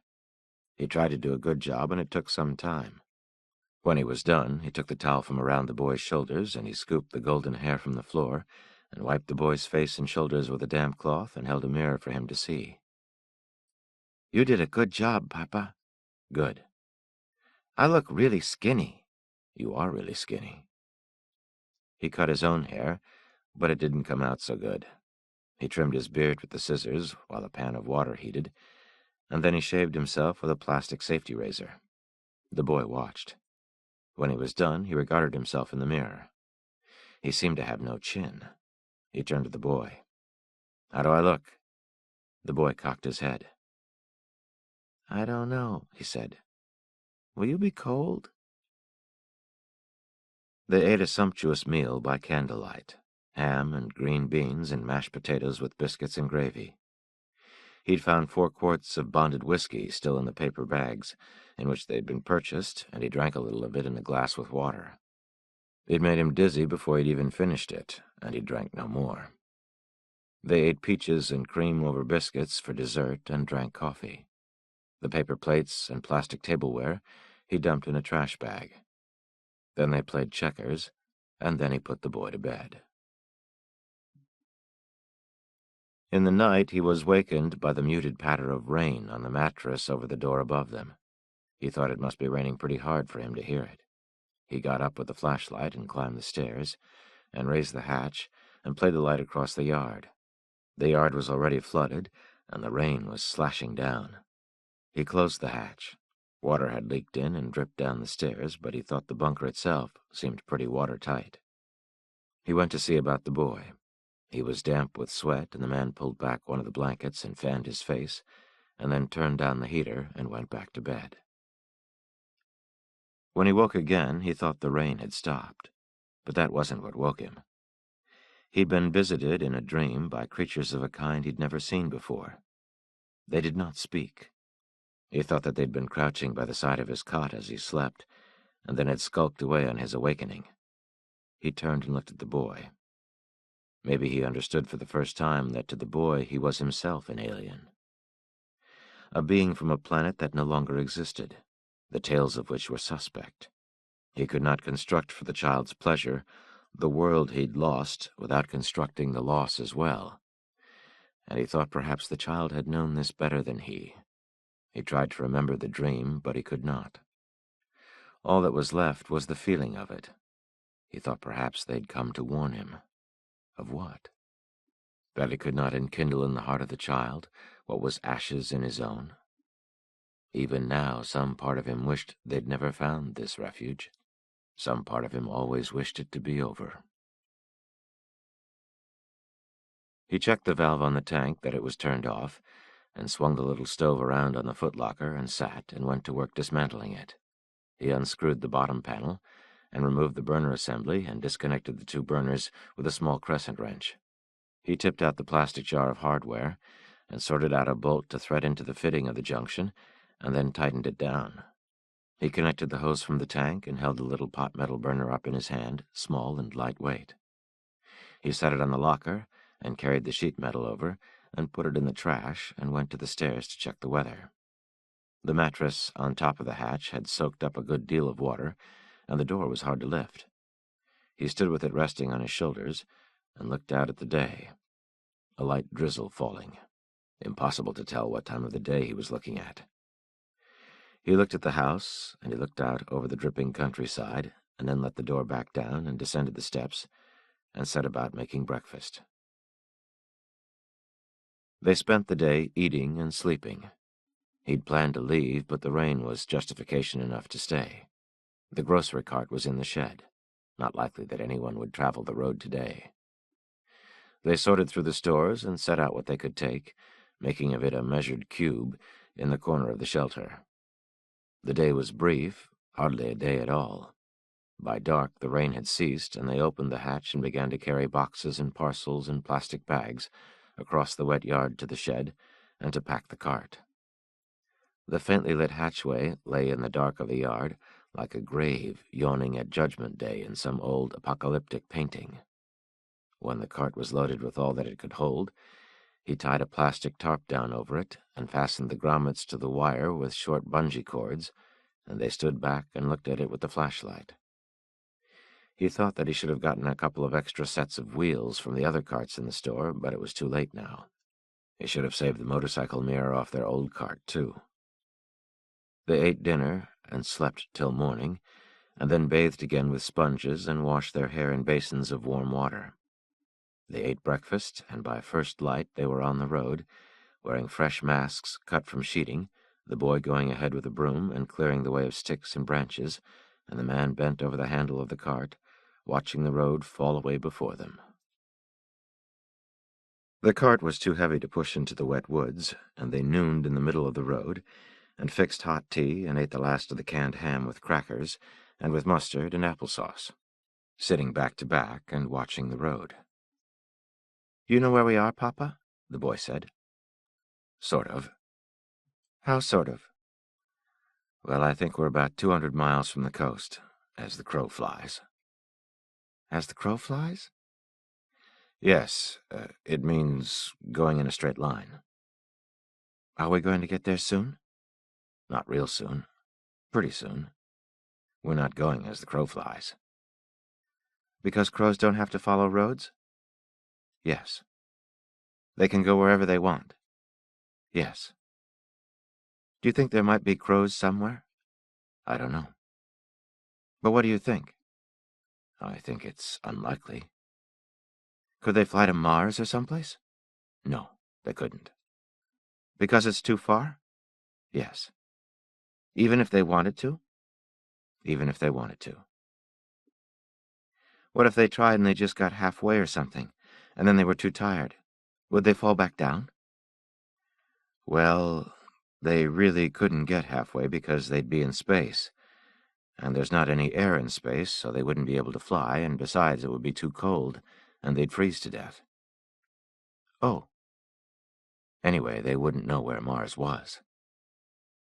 "Do we know where Mars is?" "Sort of." "If we had a spaceship, could we go there?" "Well, if you had a really good spaceship and you had people to help you, I suppose you could go." "Would there be food and stuff when you got there?" "No. There's nothing there." "Oh." They sat for a long time. They sat on their folded blankets and watched the road in both directions. No wind. Nothing. After a while, the boy said, "There's not any crows." "Are there?" "No." "Just in books?" "Yes, just in books." "I didn't think so." "Are you ready?" "Yes." They rose and put away their cups and the rest of the crackers. The man piled the blankets on top of the cart and fastened the tarp down, and then he stood looking at the boy. "What?" the boy said. "I know you thought we were going to die." "Yeah." "But we didn't." "No." "Okay." "Can I ask you something?" "Sure." "If you were a crow, could you fly up high enough to see the sun?" "Yes, you could." "I thought so. That would be really neat." "Yes, it would. Are you ready?" "Yes." He stopped. "What happened to your flute?" "I threw it away." You threw it away? Yes. Okay. Okay. In the long gray dusk, they crossed a river and stopped and looked down from the concrete balustrade at the slow dead water passing underneath. Sketched upon the pall of soot downstream the outline of a burnt city like a black paper scrim. They saw it again just at dark, pushing the heavy cart up a long hill, and they stopped to rest, and he turned the cart sideways in the road against it rolling. Their masks were already gray at the mouth, and their eyes darkly cupped. They sat in the ashes by the side of the road and looked out to the east where the shape of the city was darkening into the coming night. They saw no lights. Do you think there's anyone there, Papa? I don't know. How soon can we stop? We can stop now. On the hill? We can get the cart down to those rocks and cover it with limbs. Is this a good place to stop? Well, people don't like to stop on hills, and we don't like for people to stop. So it's a good place for us? I think so. Because we're smart. Well, let's not get too smart. Okay. Are you ready? Yes. The boy stood up and got his broom and put it over his shoulder. He looked at his father. What are our long-term goals? He said. What? Our long-term goals. Where did you hear that? I don't know. No, where did you? You said it. When? A long time ago. What was the answer? I don't know. Well, I don't either. Come on. It's getting dark. Late in the day following, as they rounded a bend in the road, the boy stopped and put his hand on the carriage. Papa, he whispered. The man looked up. A small figure, distant on the road, bent and shuffling. He stood leaning on the handle of the grocery cart. Well, he said, who's this? What should we do, Papa? It could be a decoy. What are we going to do? Let's just follow. We'll see if he turns around. Okay. The traveler was not one for looking back. They followed him for a while, and then they overtook him.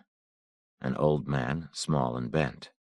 He carried on his back an old army rucksack with a blanket rolled tight across the top of it, and he tapped along with a peeled stick for a cane. When he saw them, he veered to the side of the road and turned and stood warily. He had a filthy towel tied under his jaw as if he suffered from toothache, and even by their New World standards he smelled terrible. "I don't have anything," he said. "You can look if you want." "We're not robbers."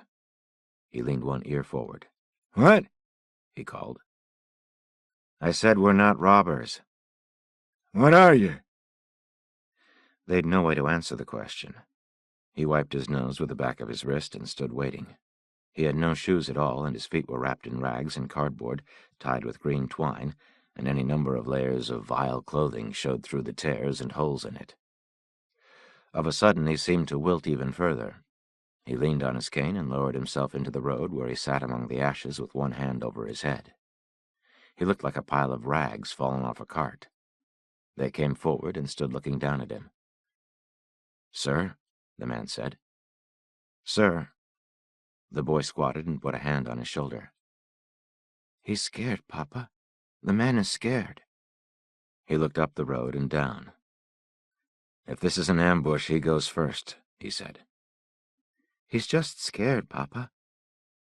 "Tell him we won't hurt him." The old man shook his head from side to side, his fingers laced in his filthy hair. The boy looked up at his father. Maybe he thinks we're not real. "What does he think we are?" I don't know. "We can't stay here. We have to go." He's scared, Papa. "I don't think you should touch him." Maybe we could give him something to eat. He stood looking off down the road. "Damn," he whispered. He looked down at the old man. Perhaps he'd turn into a god and made of trees. "All right," he said. He untied the tarp and folded it back and rummaged through the canned goods, and came up with a tin of fruit cocktail, and took the can opener from his pocket and opened the tin, and folded back the lid and walked over and squatted and handed it to the boy. What about a spoon? He's not getting a spoon. The boy took the tin and handed it to the old man. Take it, he whispered. Here. The old man raised his eyes and looked at the boy. The boy gestured at him with the tin. He looked like someone trying to feed a vulture broken in the road. It's okay, he said. The old man lowered his hand from his head. He blinked. Gray-blue eyes half buried in the thin and sooty creases of his skin. Take it, the boy said. He reached with his scrawny claws and took it and held it to his chest. Eat it, the boy said. It's good. He made tipping motions with his hands. The old man looked down at the tin. He took a fresh grip and lifted it, his nose wrinkling. His long and yellowed claws scrabbled at the metal. Then he tipped it and drank. The juice ran down his filthy beard. He lowered the can, chewing with difficulty. He jerked his head when he swallowed. Look, Papa, the boy whispered. I see, the man said. The boy turned and looked at him. I know what the question is, the man said. The answer is no. What's the question? Can we keep him? We can't. I know. You know. Yeah. All right. Can we give him something else? Let's see how he does with this. They watched him eat. When he was done, he sat holding the empty tin and looking down into it as if more might appear. What do you want to give him? What do you think he should have? I don't think he should have anything. What do you want to give him? We could cook something on the stove. He could eat with us. You're talking about stopping, for the night. Yeah. He looked down at the old man, and he looked at the road. All right, he said. But then tomorrow we go on. The boy didn't answer. That's the best deal you're going to get. Okay. Okay means okay. It doesn't mean we negotiate another deal tomorrow. What's negotiate? It means talk about it some more and come up with some other deal. There is no other deal. This is it. Okay. Okay. They helped the old man to his feet and handed him his cane. He didn't weigh 100 pounds. He stood looking about uncertainly. The man took the tin from him and slung it into the woods. The old man tried to hand him the cane, but he pushed it away. When did you eat last? He said. I don't know. You don't remember? I ate just now. Do you want to eat with us? I don't know. You don't know. Eat what? Maybe some beef stew with crackers and coffee? What do I have to do? Tell us where the world went. What? You don't have to do anything. Can you walk okay? I can walk. He looked down at the boy. Are you a little boy? He said. The boy looked at his father. What does he look like? His father said. I don't know. I can't see good. Can you see me? I can tell someone's there. Good. We need to get going. He looked at the boy. Don't hold his hand, he said. He can't see. Don't hold his hand. Let's go. Where are we going? The old man said. We're going to eat. He nodded and reached out with his cane and tapped tentatively at the road. How old are you? I'm 90. No, you're not. Okay. Is that what you tell people? What people? Any people. I guess so. So they won't hurt you? Yes. Does that work? No. What's in your pack? Nothing. You can look. I know I can look. What's in there? Nothing. Just some stuff. Nothing to eat. No. What's your name? Eli. Eli what? What's wrong with Eli? Nothing. Let's go. They bivouacked in the woods, much nearer to the road than he would have liked. He had to drag the cart while the boy steered from behind, and they built a fire for the old man to warm himself, though he didn't much like that either. They ate, and the old man sat wrapped in his solitary quilt and gripped his spoon like a child. They had only 2 cups, and he drank his coffee from the bowl he'd eaten from, his thumbs hooked over the rim, sitting like a starved and threadbare Buddha, staring into the coals. "You can't go with us, you know," the man said. He nodded. "How long have you been on the road?" I was always on the road. You can't stay in one place. "How do you live?" I just keep going. I knew this was coming. "You knew it was coming?" Yeah. This or something like it. I always believed in it. "Did you try to get ready for it?" No. What would you do? "I don't know." People were always getting ready for tomorrow. I didn't believe in that. Tomorrow wasn't getting ready for them. I didn't even know they were there. "I guess not." Even if you knew what to do, you wouldn't know what to do. You wouldn't know if you wanted to do it or not. Suppose you were the last one left. Suppose you did that to yourself. "Do you wish you would die?" No. But I might wish I had died. When you're alive, you've always got that ahead of you. "Or you might wish you'd never been born." Well, beggars can't be choosers. "You think that would be asking too much?" What's done is done. Anyway, it's foolish to ask for luxuries in times like these. "I guess so." Nobody wants to be here, and nobody wants to leave. He lifted his head and looked across the fire at the boy. Then he looked at the man. The man could see his small eyes watching him in the firelight. God knows what those eyes saw. He got up to pile more wood on the fire, and he raked the coals back from the dead leaves. The red sparks rose in a shudder and died in the blackness overhead. The old man drank the last of his coffee and set the bowl before him, and leaned toward the heat with his hands out. The man watched him. "How would you know if you were the last man on earth?" he said. I don't guess you would know it. You'd just be it. "Nobody would know it." It wouldn't make any difference. When you die, it's the same as if everybody else did, too. "I guess God would know it. Is that it?" There is no God. "No." There is no God, and we are his prophets. "I don't understand how you're still alive. How do you eat?" I don't know. "You don't know?" People give you things. "People give you things." Yes. "To eat?" To eat, yes. "No, they don't." You did. "No, I didn't. The boy did." There's other people on the road.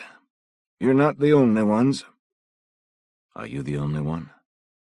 The old man peered warily. What do you mean? He said. "Are there people with you?" What people? "Any people." There's not any people. What are you talking about? "I'm talking about you. About what line of work you might be in." The old man didn't answer.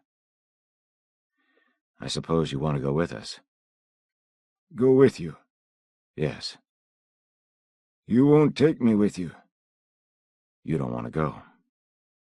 I wouldn't have even come this far, but I was hungry.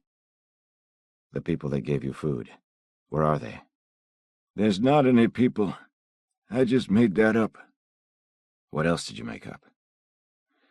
I'm just on the road the same as you, no different. "Is your name really Eli?" No, "You don't want to say your name." I don't want to say it. "Why?" I couldn't trust you with it, to do something with it. I don't want anybody talking about me, to say where I was or what I said when I was there. I mean, you could talk about me, maybe, but nobody could say that it was me. I could be anybody. I think in times like these, the less said, the better. If something had happened, and we were survivors and we met on the road, then we'd have something to talk about, but we're not. So we don't. Maybe not. You just don't want to say it in front of the boy. You're not a shill for a pack of road agents. I'm not anything. I'll leave if you want me to.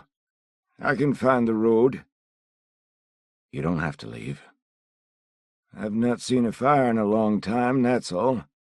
I live like an animal. You don't want to know the things I've eaten. When I saw that boy, I thought that I had died. You thought he was an angel? I didn't know what he was. I never thought to see a child again. I didn't know that would happen. What if I said that he's a god?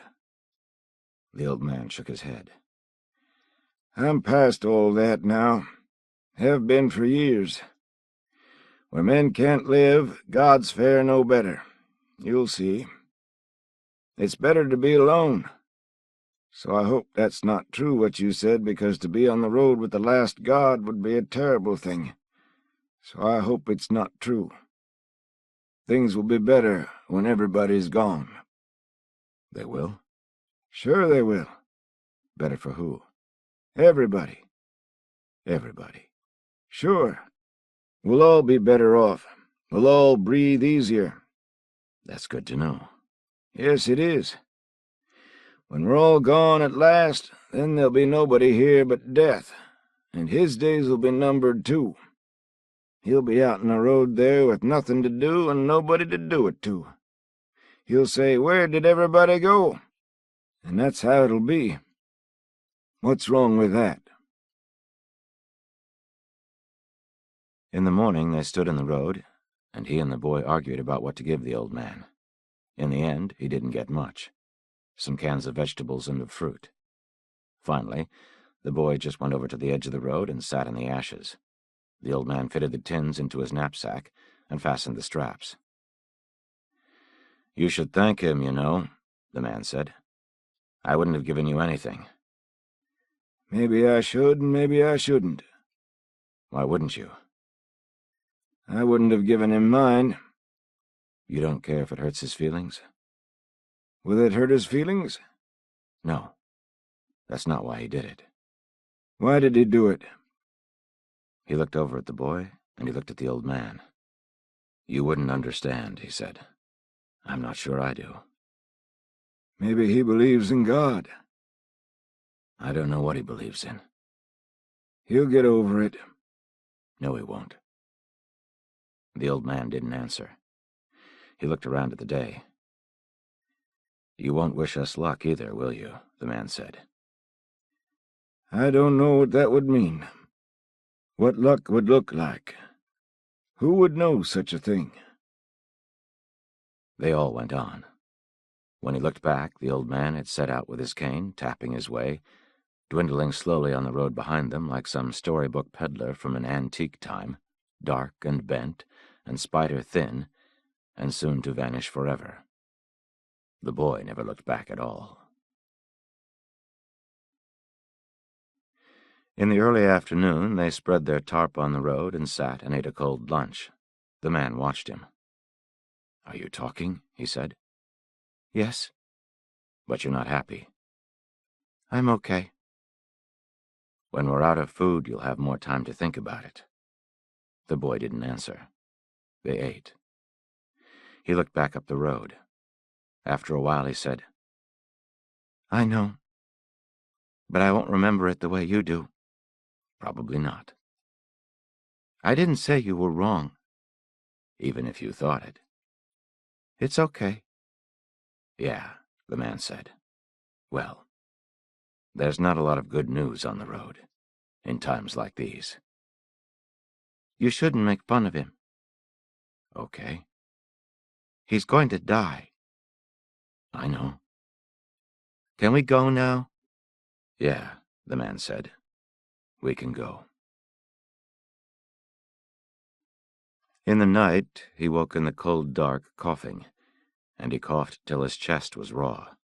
He leaned to the fire and blew on the coals, and he put on more wood and rose and walked away from the camp as far as the light would carry him. He knelt in the dry leaves and ash with the blanket wrapped about his shoulders, and after a while the coughing began to subside.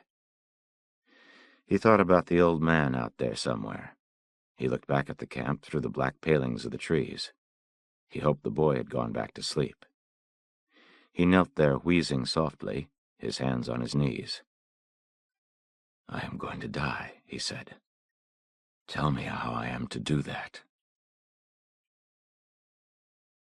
The day following, they trekked on till almost dark. He could find no safe place to make a fire. When he lifted the tank from the cart, he thought that it felt light. He sat and turned the valve, but the valve was already on. He turned the little knob on the burner. Nothing. He leaned and listened. He tried both valves again, in their combinations. The tank was empty. He squatted there with his hands folded into a fist against his forehead, his eyes closed. After a while he raised his head and just sat there staring out at the cold and darkening woods. They ate a cold supper of cornbread and beans and franks from a tin. The boy asked him how the tank had gone empty so soon, but he said that it just had. "You said it would last for weeks." "I know. But it's just been a few days." "I was wrong." They ate in silence. After a while the boy said, "I forgot to turn off the valve, didn't I?" "It's not your fault. I should have checked." The boy set his plate down on the tarp. He looked away. "It's not your fault. You have to turn off both valves. The threads were supposed to be sealed with Teflon tape or it would leak, and I didn't do it. It's my fault. I didn't tell you." "There wasn't any tape, though, was there?" "It's not your fault." They plodded on, thin and filthy as street addicts, cowled in their blankets against the cold, and their breath smoking, shuffling through the black and silky drifts. They were crossing the broad coastal plain, where the secular winds drove them in howling clouds of ash to find shelter where they could. Houses or barns or under the bank of a roadside ditch, with the blankets pulled over their heads, and the noon sky black as the cellars of hell. He held the boy against him, cold to the bone. "Don't lose heart," he said. "We'll be all right." The land was gullied and eroded and barren. The bones of dead creatures sprawled in the washes, middens of anonymous trash. Farmhouses in the fields scoured of their paint, and the clapboards spooned and sprung from the wall studs. All of it shadowless and without feature. The road descended through a jungle of dead kudzu, a marsh where the dead reeds lay over the water. Beyond the edge of the fields, the sullen haze hung over earth and sky alike. By late afternoon, it had begun to snow, and they went on with the tarp over them and the wet snow hissing on the plastic. He'd slept little in weeks. When he woke in the morning, the boy was not there, and he sat up with the pistol in his hand and then stood and looked for him, but he was not in sight. He pulled on his shoes and walked out to the edge of the trees. Bleak dawn in the east, the alien sun commencing its cold transit. He saw the boy coming at a run across the fields. "Papa," he called, "there's a train in the woods." "A train?" "Yes." "A real train?" "Yes, come on." "You didn't go up to it, did you?" "No, just a little. Come on." "There's nobody there?" "No, I don't think so. I came to get you." "Is there an engine?" "Yes, a big diesel." They crossed the field and entered the woods on the far side. The tracks came down out of the country on a banked rise and ran through the woods. The locomotive was a diesel-electric, and there were 8 stainless steel passenger coaches behind it. He took hold of the boy's hand. "Let's just sit and watch," he said. They sat on the embankment and waited. Nothing moved. He handed the pistol to the boy. "You take it, Papa," the boy said. "No, that's not the deal. Take it."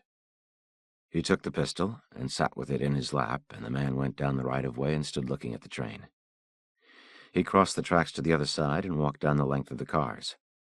When he came out from behind the last coach, he waved for the boy to come, and the boy rose and put the pistol in his belt. Everything was covered in ash. The aisles littered. Suitcases stood open in the seats where they'd been lifted down from the overhead racks and rifled long ago. In the club car, he found a stack of paper plates, and he blew the dust from them and put them inside his parka, and that was all. How did it get here, Papa? I don't know. I guess someone was taking it south. A group of people. This is probably where they ran out of fuel. Has it been here for a long time? Yes, I think so. A pretty long time. They went through the last of the cars and then walked up the track to the locomotive and climbed up to the catwalk. Rust and scaling paint. They pushed into the cab, and he blew away the ash from the engineer's seat and put the boy at the controls. The controls were very simple. Little to do but push the throttle lever forward. He made train noises and diesel horn noises, but he wasn't sure what these might mean to the boy. After a while, they just looked out through the silted glass to where the track curved away in the waste of weeds. If they saw different worlds, what they knew was the same. That the train would sit there slowly decomposing for all eternity, and that no train would ever run again. Can we go, Papa? Yes, of course we can. They began to come upon from time to time small cairns of rock by the roadside. They were signs in gypsy language, lost patterns. The first he'd seen in some while, common in the north, leading out of the looted and exhausted cities, hopeless messages to loved ones lost and dead. By then all stores of food had given out, and murder was everywhere upon the land. The world soon to be largely populated by men who would eat your children in front of your eyes, and the cities themselves held by corps of blackened looters who tunneled among the ruins and crawled from the rubble white of tooth and eye, carrying charred and anonymous tins of food in nylon nets like shoppers in the commissaries of hell. The soft black talc blew through the streets like squid ink uncoiling along a seafloor, and the cold crept down and the dark came early, and the scavengers passing down the steep canyons with their torches trod silky holes in the drifted ash that closed behind them silently as eyes. Out on the roads the pilgrims sank down and fell over and died, and the bleak and shrouded earth went trundling past the sun and returned again as trackless and as unremarked as the path of any nameless sister world in the ancient dark beyond. Long before they reached the coast, their stores were all but gone. The country was stripped and plundered years ago, and they found nothing in the houses and buildings by the roadside. He found a telephone directory and a filling station, and he wrote the name of the town on their map with a pencil. They sat on the curb in front of the building and ate crackers, and looked for the town, but they couldn't find it. He sorted through the sections and looked again. Finally, he showed the boy. They were some 50 miles west of where he'd thought. He drew stick figures on the map. "This is us," he said. The boy traced the route to the sea with his finger. How long will it take us to get there? He said. 2 weeks, 3. Is it blue? The sea? I don't know. It used to be. The boy nodded. He sat looking at the map. The man watched him. He thought he knew what that was about. He'd pored over maps as a child, keeping one finger on the town where he lived, just as he would look up his family in the phone directory. Themselves, among others, everything in its place, justified in the world. "Come on," he said. "We should go." In the late afternoon, it began to rain. They left the road and took a dirt drive through a field and spent the night in a shed. The shed had a concrete floor, and at the far end stood some empty steel drums. He blocked the doors with the drums and built a fire in the floor, and he made beds out of some flattened cardboard boxes. The rain drummed all night on the steel roof overhead. When he woke, the fire had burned down, and it was very cold. The boy was sitting up, wrapped in his blanket. "What is it?" Nothing. I had a bad dream. "What did you dream about?" Nothing. Are you okay? No. He put his arms around him and held him. It's okay, he said. I was crying, but you didn't wake up. I'm sorry. I was just so tired. I meant in the dream. In the morning when he woke, the rain had stopped. He listened to the slack drip of water. He shifted his hips on the hard concrete and looked out through the boards at the gray country. The boy was still sleeping. Water dripped in puddles in the floor. Small bubbles appeared and skated and vanished again. In a town in the Piedmont, they'd slept in a place like this and listened to the rain. There was an old-fashioned drugstore there, with a black marble counter and chrome stools with tattered plastic seats patched with electrical tape. The pharmacy was looted, but the store itself was oddly intact. Expensive electronic equipment sat unmolested on the shelves. He stood looking the place over. Sundries, notions. What are these? He took the boy's hand and led him out, but the boy had already seen it. A human head beneath a cake bell at the end of the counter. Desiccated, wearing a ball cap. Dried eyes turned sadly inward. Did he dream this? He did not. He rose and knelt and blew at the coals and dragged up the burned board ends and got the fire going. There are other good guys. You said so. Yes. So where are they? They're hiding. Who are they hiding from? From each other. Are there lots of them? We don't know. But some. Some. Yes. Is that true? Yes, that's true. But it might not be true. I think it's true. Okay. You don't believe me. I believe you. Okay. I always believe you. I don't think so. Yes, I do. I have to. They hiked back down to the highway through the mud. Smell of earth and wet ash in the rain. Dark water in the roadside ditch. Sucking out of an iron culvert into a pool. In a yard, a plastic deer. Late the day following, they entered a small town where 3 men stepped from behind a truck and stood in the road before them. Emaciated, clothed in rags, holding lengths of pipe. What have you got in the basket? He leveled the pistol at them. They stood. The boy clung to his coat. No one spoke. He set the cart forward again, and they moved to the side of the road. He had the boy take the cart, and he walked backwards, keeping the pistol on them. He tried to look like any common migratory killer, but his heart was hammering, and he knew he was going to start coughing. They drifted back into the road and stood watching. He put the pistol in his belt and turned and took the cart. At the top of the rise, when he looked back, they were still standing there. He told the boy to push the cart, and he walked out through a yard to where he could see back down the road, but now they were gone. The boy was very scared. He laid the gun on top of the tarp and took the cart, and they went on.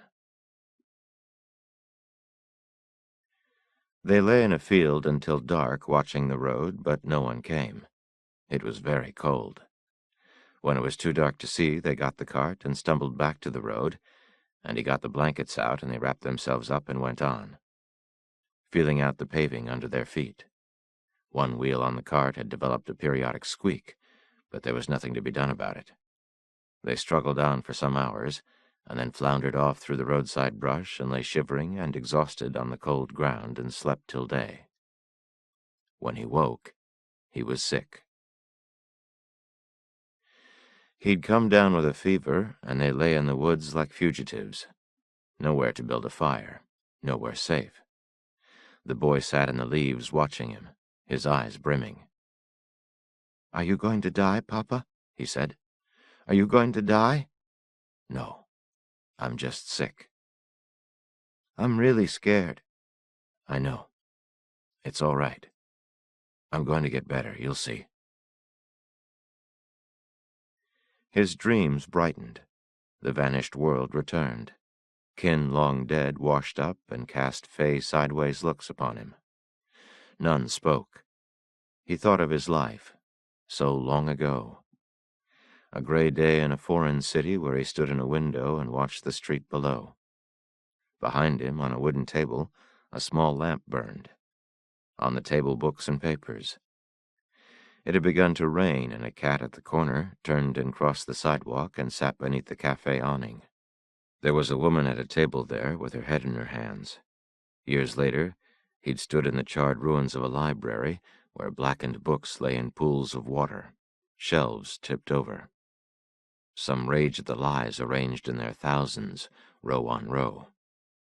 He picked up one of the books and thumbed through the heavy bloated pages. He'd not have thought the value of the smallest thing predicated on a world to come.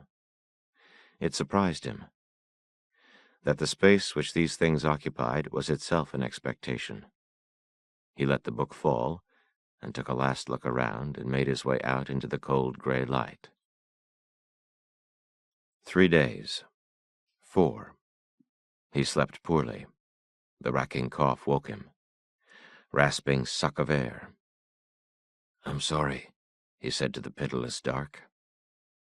"It's okay," said the boy. He got the little oil lamp lit and left it sitting on a rock, and he rose and shuffled out through the leaves wrapped in his blankets. The boy whispered for him not to go. "Just a little ways," he said. "Not far. I'll hear you if you call." If the lamp should blow out, he could not find his way back. He sat in the leaves at the top of the hill and looked into the blackness. Nothing to see. No wind. In the past, when he walked out like that and sat looking over the country lying in just the faintest visible shape, where the lost moon tracked the caustic waste, he'd sometimes see a light, dim and shapeless in the murk. Across a river or deep in the blackened quadrants of a burned city. In the morning sometimes he'd return with the binoculars and glass the countryside for any sign of smoke, but he never saw any. Standing at the edge of a winter field among rough men, the boy's age, a little older, watching while they opened up the rocky hillside ground with pick and mattock and brought to light a great bolus of serpents, perhaps 100 in number, collected there for a common warmth. The dull tubes of them beginning to move sluggishly in the cold, hard light, like the bowels of some great beast exposed to the day. The men poured gasoline on them and burned them alive, having no remedy for evil but only for the image of it as they conceived it to be. The burning snakes twisted horribly, and some crawled burning across the floor of the grotto to illuminate its darker recesses. As they were mute, there were no screams of pain, and the men watched them burn and writhe and blacken in just such silence themselves, and they disbanded in silence in the winter dusk, each with his own thoughts to go home to their suppers. One night the boy woke from a dream and would not tell him what it was. "You don't have to tell me," the man said. "It's all right." "I'm scared." "It's all right." "No, it's not. It's just a dream." "I'm really scared." "I know."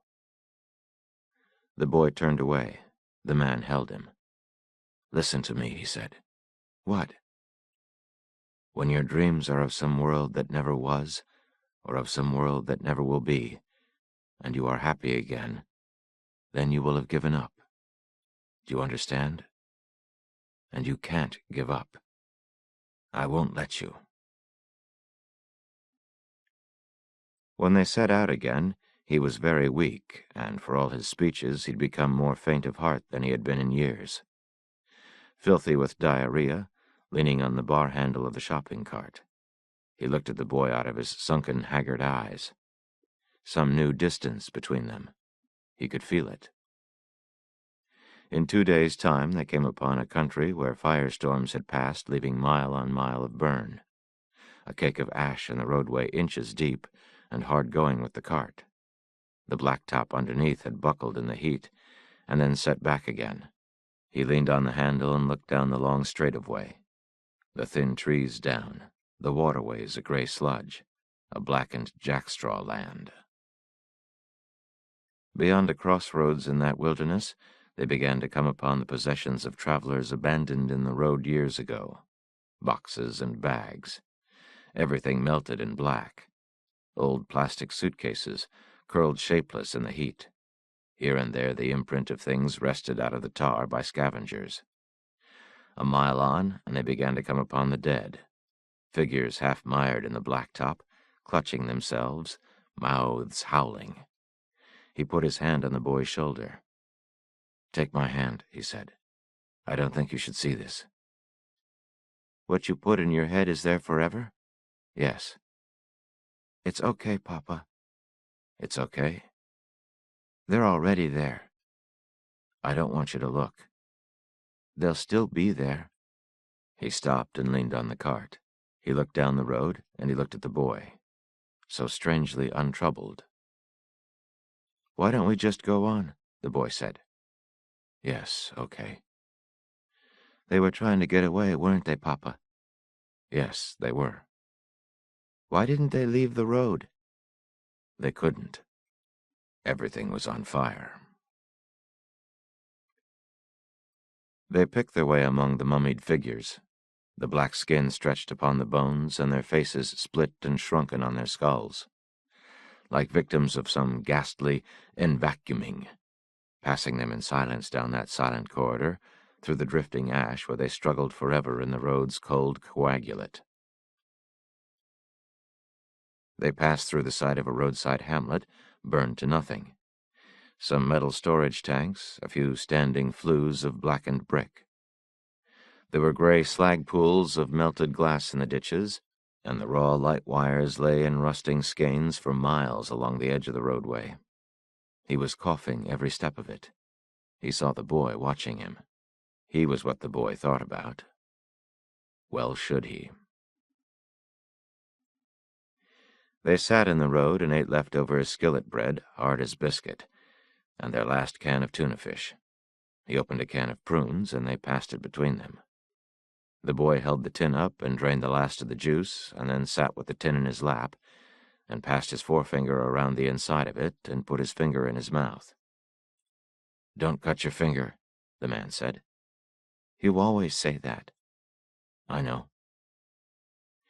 He watched him lick the lid of the tin, with great care, like a cat licking its reflection in a glass. "Stop watching me," he said. "Okay." He folded down the lid of the can and set it in the road before him. "What?" he said. "What is it?" "Nothing."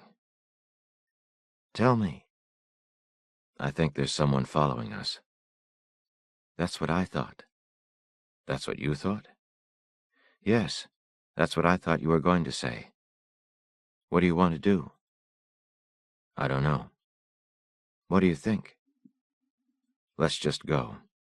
We should hide our trash." "Because they'll think we have lots of food." "Yes." "And they'll try to kill us." "They won't kill us." "They might try to." "We're okay." "Okay." "I think we should lay in the weeds for them, see who they are." "And how many." "And how many, yes." "Okay." "If we can get across the creek, we could go up on the bluffs there and watch the road." "Okay." "We'll find a place." They rose and piled their blankets in the cart.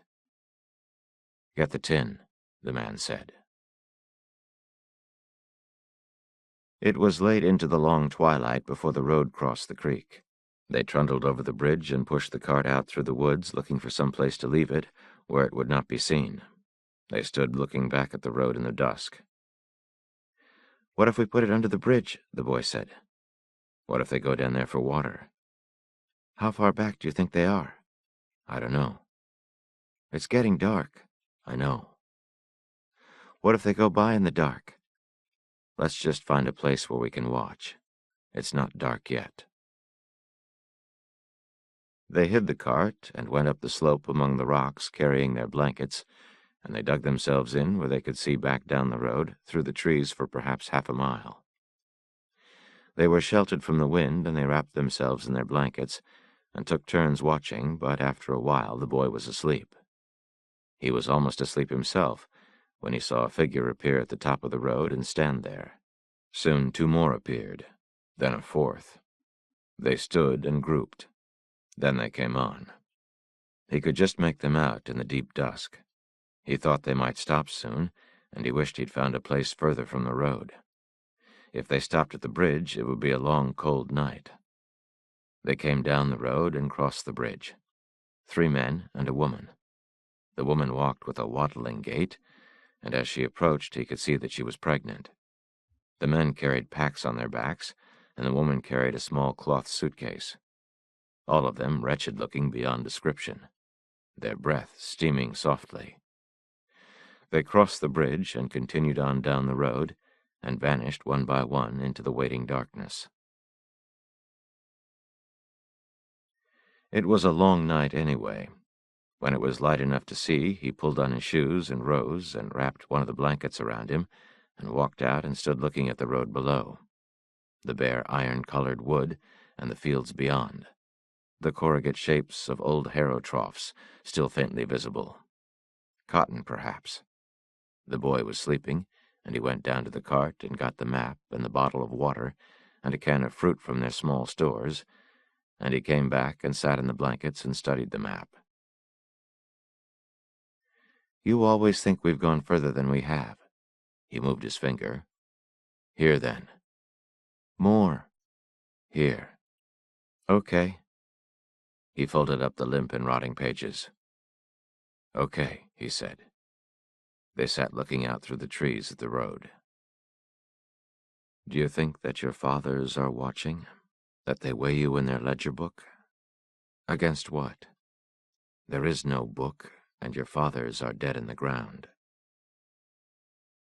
The country went from pine to live oak and pine, magnolias, trees as dead as any. He picked up one of the heavy leaves and crushed it in his hand to powder, and let the powder sift through his fingers. On the road early the day following.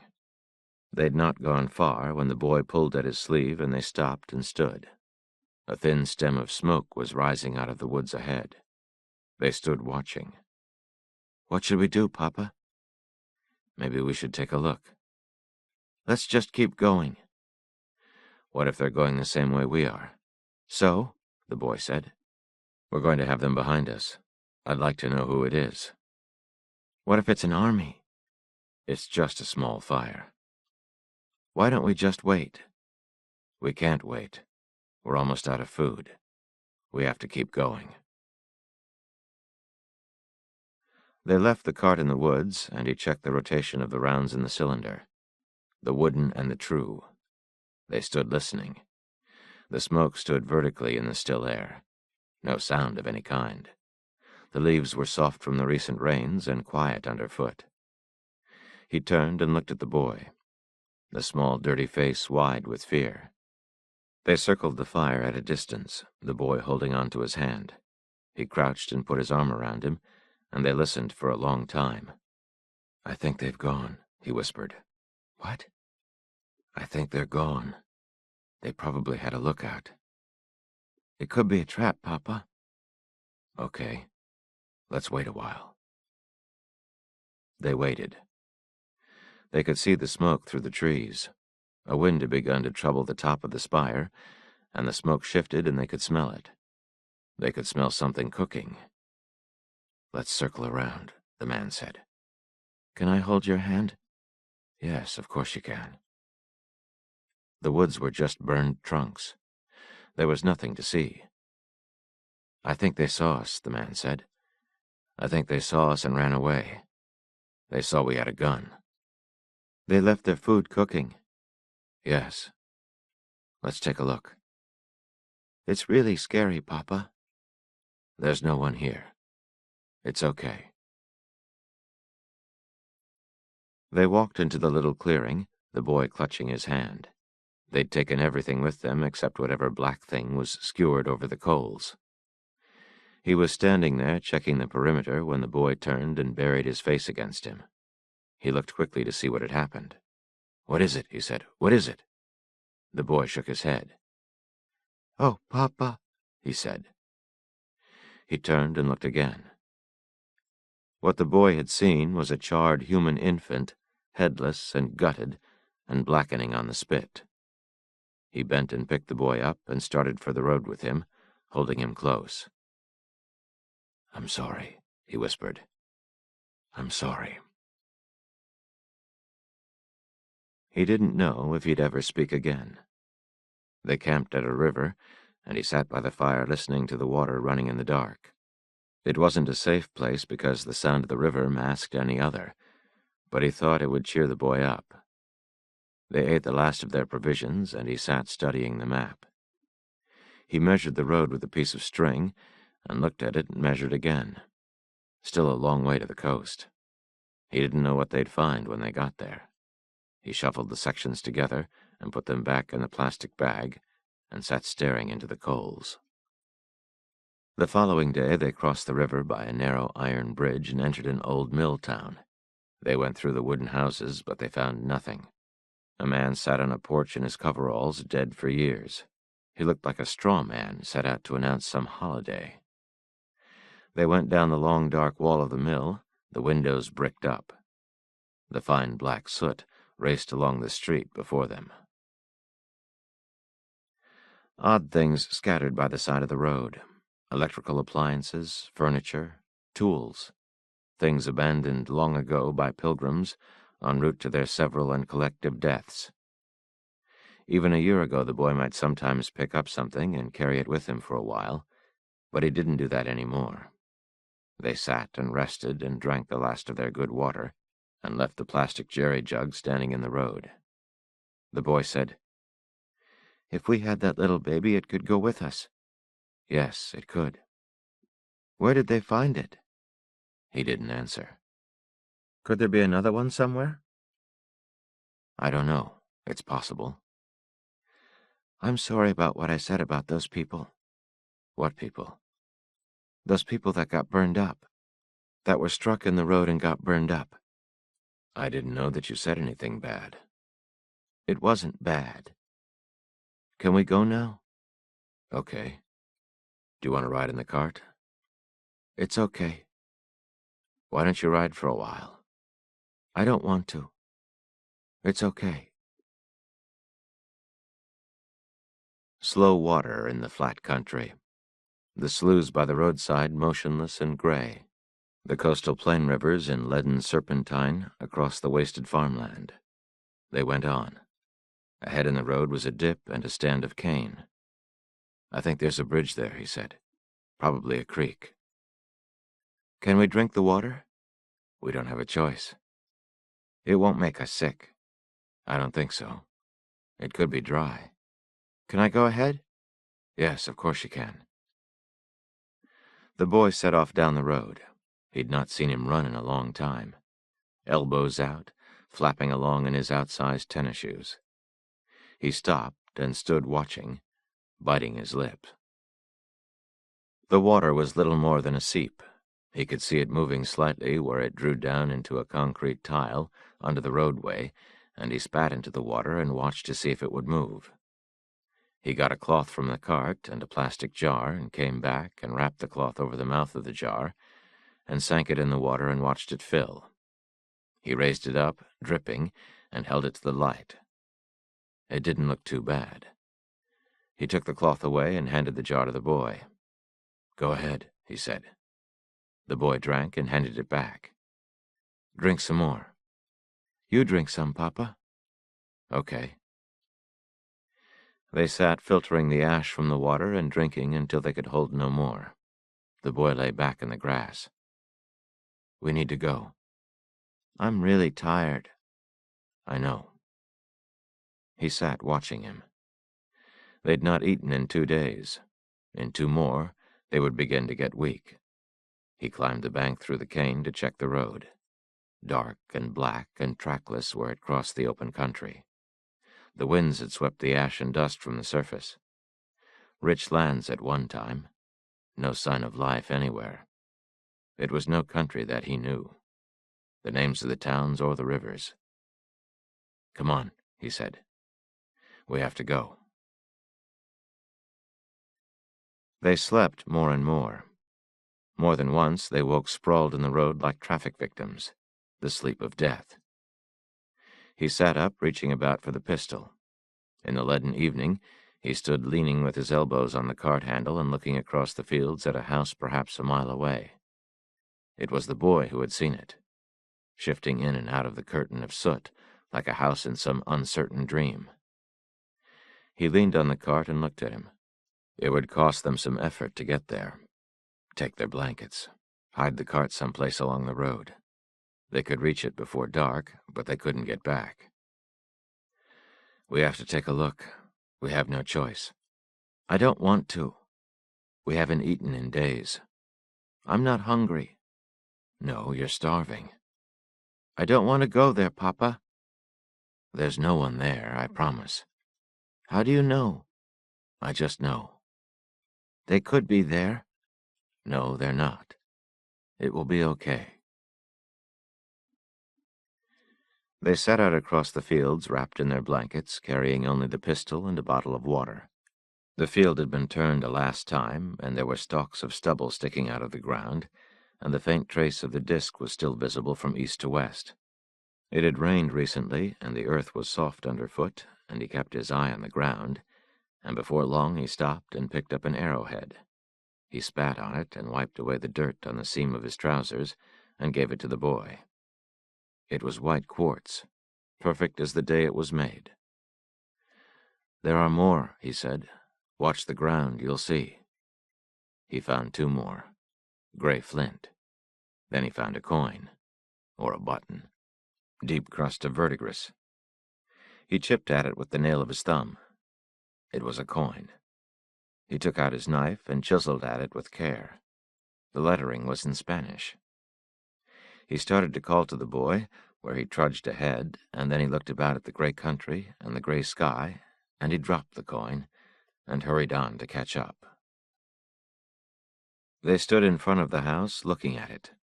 There was a gravel drive that curved away to the south, a brick loggia.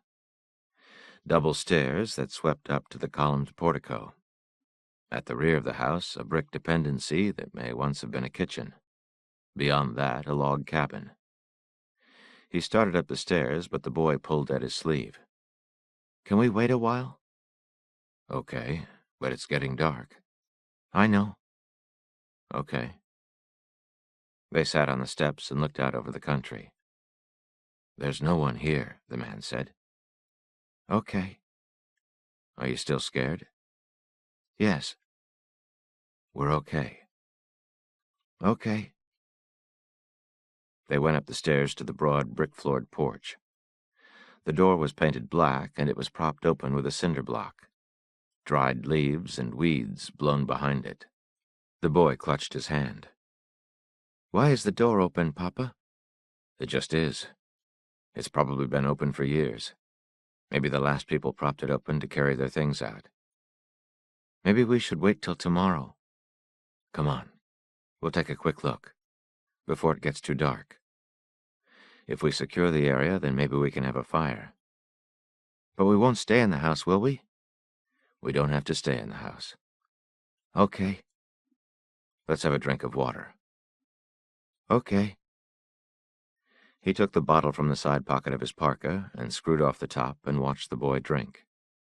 Then he took a drink himself and put the lid back on and took the boy's hand, and they entered the darkened hall. High ceiling, an imported chandelier.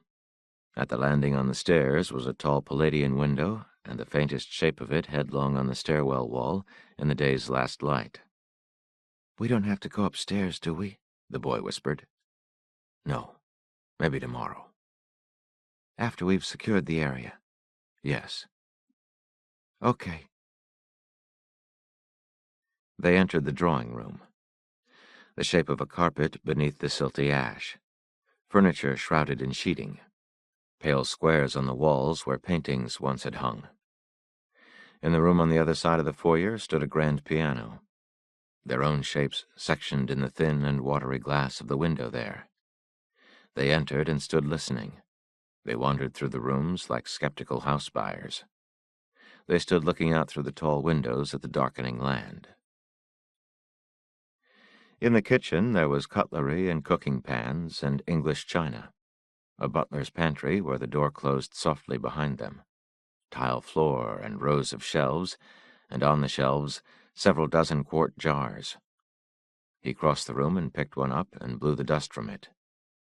Green beans, slices of red pepper standing among the ordered rows, tomatoes, corn, new potatoes, okra. The boy watched him. The man wiped the dust from the caps of the jars and pushed on the lids with his thumb. It was getting dark fast. He carried a pair of the jars to the window and held them up and turned them. He looked at the boy. "These may be poison," he said. "We'll have to cook everything really well. Is that okay?" "I don't know." "What do you want to do?" "You have to say." "We both have to say." "Do you think they're okay?" "I think if we cook them really good, they'll be all right." "Okay." "Why do you think nobody has eaten them?" "I think nobody found them. You can't see the house from the road." "We saw it." "You saw it." The boy studied the jars. "What do you think?" the man said. "I think we've got no choice." "I think you're right. Let's get some wood before it gets any darker." They carried armloads of dead limbs up the back stairs, through the kitchen, and into the dining room, and broke them to length and stuffed the fireplace full. He lit the fire, and smoke curled up over the painted wooden lintel, and rose to the ceiling and curled down again. He fanned the blaze with a magazine, and soon the flue began to draw, and the fire roared in the room, lighting up the walls, and the ceiling, and the glass chandelier in its myriad facets. The flames lit the darkening glass of the window where the boy stood in hooded silhouette, like a troll come in from the night. He seemed stunned by the heat. The man pulled the sheets off the long empire table in the center of the room and shook them out and made a nest of them in front of the hearth. He sat the boy down and pulled off his shoes and pulled off the dirty rags with which his feet were wrapped. "Everything's okay," he whispered. "Everything's okay." He found candles in a kitchen drawer and lit 2 of them, and then melted wax onto the counter and stood them in the wax. He went outside and brought in more wood and piled it beside the hearth. The boy had not moved. There were pots and pans in the kitchen, and he wiped one out and stood it on the counter, and then he tried to open one of the jars, but he could not. He carried a jar of green beans and one of potatoes to the front door, and by the light of a candle standing in a glass, he knelt and placed the first jar sideways in the space between the door and the jamb, and pulled the door against it. Then he squatted in the foyer floor, and hooked his foot over the outside edge of the door, and pulled it against the lid, and twisted the jar in his hands. The knurled lid turned in the wood, grinding the paint. He took a fresh grip on the glass, and pulled the door tighter and tried again. The lid slipped in the wood, then it held. He turned the jar slowly in his hands, then took it from the jamb and turned off the ring of the lid and set it in the floor. Then he opened the second jar and rose and carried them back into the kitchen, holding the glass in his other hand with the candle rolling about and sputtering. He tried to push the lids up off the jars with his thumbs, but they were on too tight. He thought that was a good sign. He set the edge of the lid on the counter and punched the top of the jar with his fist, and the lid snapped off and fell to the floor, and he raised the jar and sniffed at it. It smelled delicious. He poured the potatoes and the beans into a pot, and carried the pot into the dining room, and set it in the fire. They ate slowly out of bone china bowls, sitting at opposite sides of the table, with a single candle burning between them, the pistol lying to hand like another dining implement. The warming house creaked and groaned, like a thing being called out of long hibernation. The boy nodded over his bowl, and his spoon clattered to the floor. The man rose and came around and carried him to the hearth, and put him down in the sheets and covered him with the blankets. He must have gone back to the table because he woke in the night, lying there with his face in his crossed arms. It was cold in the room, and outside the wind was blowing. The windows rattled softly in their frames. The candle had burned out, and the fire was down to coals. He rose and built back the fire, and sat beside the boy and pulled the blankets over him and brushed back his filthy hair. "I think maybe they are watching," he said. "They are watching for a thing that even death cannot undo. And if they do not see it, they will turn away from us, and they will not come back." The boy didn't want him to go upstairs. He tried to reason with him. "There could be blankets up there," he said. "We need to take a look." "I don't want you to go up there. There's no one here. There could be. There's no one here." "Don't you think they'd have come down by now?" "Maybe they're scared." "I'll tell them we won't hurt them." "Maybe they're dead." "Then they won't mind if we take a few things. Look, whatever is up there, it's better to know about it than not to know." "Why?" "Why? Well, because we don't like surprises. Surprises are scary, and we don't like to be scared. And there could be things up there that we need. We have to take a look." "Okay." "Okay? Just like that?" "Well, you're not going to listen to me." "I have been listening to you." "Not very hard." "There's no one here. There has been no one here for years. There are no tracks in the ash, nothing disturbed, no furniture burned in the fireplace. There's food here." "Tracks don't stay in the ash. You said so yourself. The wind blows them away." "I'm going up." They stayed at the house for 4 days, eating and sleeping. He'd found more blankets upstairs, and they had dragged in great piles of wood and stacked the wood in the corner of the room to dry. He found an antique bucksaw of wood and wire that he used to saw the dead trees to length. The teeth were rusty and dull, and he sat in front of the fire with a rat-tail file and tried to sharpen them, but to little purpose. There was a creek some 100 yards from the house, and he hauled endless pails of water across the stubble fields in the mud, and they heated water and bathed in a tub off the back bedroom on the lower floor, and he cut their hair and shaved his beard. They had clothes and blankets and pillows from the upstairs rooms, and they fitted themselves out in new attire, the boy's trousers cut to length with his knife. He made a nesting place in front of the hearth, turning over a tall boy chest to use as a headboard for their bed and to hold the heat. All the while it continued to rain. He set pails under the downspouts at the house corners to catch fresh water off the old standing seam metal roof, and at night he could hear the rain drumming in the upper rooms and dripping through the house. They rummaged through the outbuildings for anything of use. He found a wheelbarrow and pulled it out and tipped it over and turned the wheel slowly, examining the tire. The rubber was glazed and cracked, but he thought it might hold air, and he looked through old boxes and jumbles of tools and found a bicycle pump and screwed the end of the hose to the valve stem of the tire and began to pump. The air leaked out around the rim, but he turned the wheel and had the boy hold down the tire until it caught, and he got it pumped up. He unscrewed the hose and turned the wheelbarrow over and trundled it across the floor and back. Then he pushed it outside for the rain to clean. When they left 2 days later, the weather had cleared, and they set out down the muddy road, pushing the wheelbarrow with their new blankets and the jars of canned goods wrapped in their extra clothes. He'd found a pair of work shoes, and the boy was wearing blue tennis shoes with rags stuffed into the toes, and they had fresh sheeting for face masks. When they got to the blacktop, they had to turn back along the road to fetch the cart. But it was less than a mile. The boy walked alongside with one hand on the wheelbarrow. "We did good, didn't we, Papa?" he said. "Yes, we did." They ate well, but they were still a long way from the coast. He knew that he was placing hopes where he'd no reason to. He hoped it would be brighter, where for all he knew the world grew darker daily. He'd once found a light meter in a camera store that he thought he might use to average out readings for a few months, and he carried it around with him for a long time thinking he might find some batteries for it, but he never did. At night, when he woke coughing, he'd sit up with his hand pushed over his head against the blackness. Like a man waking in a grave, like those disinterred dead from his childhood that had been relocated to accommodate a highway. Many had died in a cholera epidemic, and they'd been buried in haste in wooden boxes, and the boxes were rotting and falling open. The dead came to light lying on their sides, with their legs drawn up, and some lay on their stomachs. The dull green antique coppers spilled from out the tills of their eye sockets onto the stained and rotted coffin floors.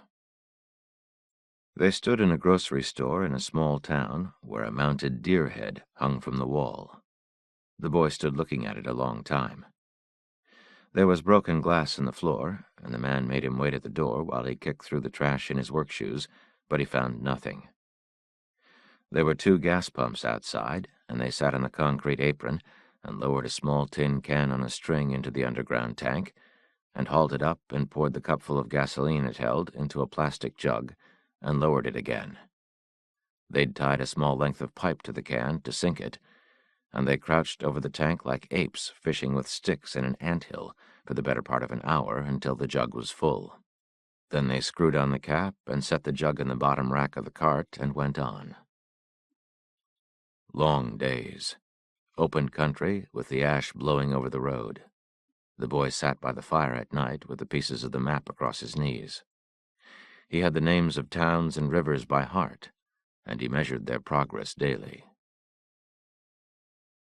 They ate more sparingly. They'd almost nothing left. The boy stood in the road holding the map. They listened, but they could hear nothing. Still, he could see open country to the east, and the air was different. Then they came upon it from a turn in the road, and they stopped and stood with the salt wind blowing in their hair where they'd lowered the hoods of their coats to listen. Out there was the gray beach with the slow combers rolling dull and leaden, and the distant sound of it, like the desolation of some alien sea breaking on the shores of a world unheard of. Out on the tidal flats lay a tanker half careened. Beyond that, the ocean vast and cold and shifting heavily like a slowly heaving vat of slag, and then the gray squall line of ash. He looked at the boy.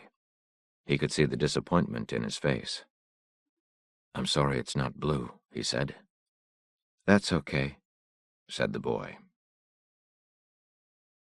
An hour later, they were sitting on the beach and staring out at the wall of smog across the horizon. They sat with their heels dug into the sand and watched the bleak sea wash up at their feet. Cold, desolate, birdless. He'd left the cart in the bracken beyond the dunes, and they'd taken blankets with them and sat wrapped in them in the windshade of a great driftwood log.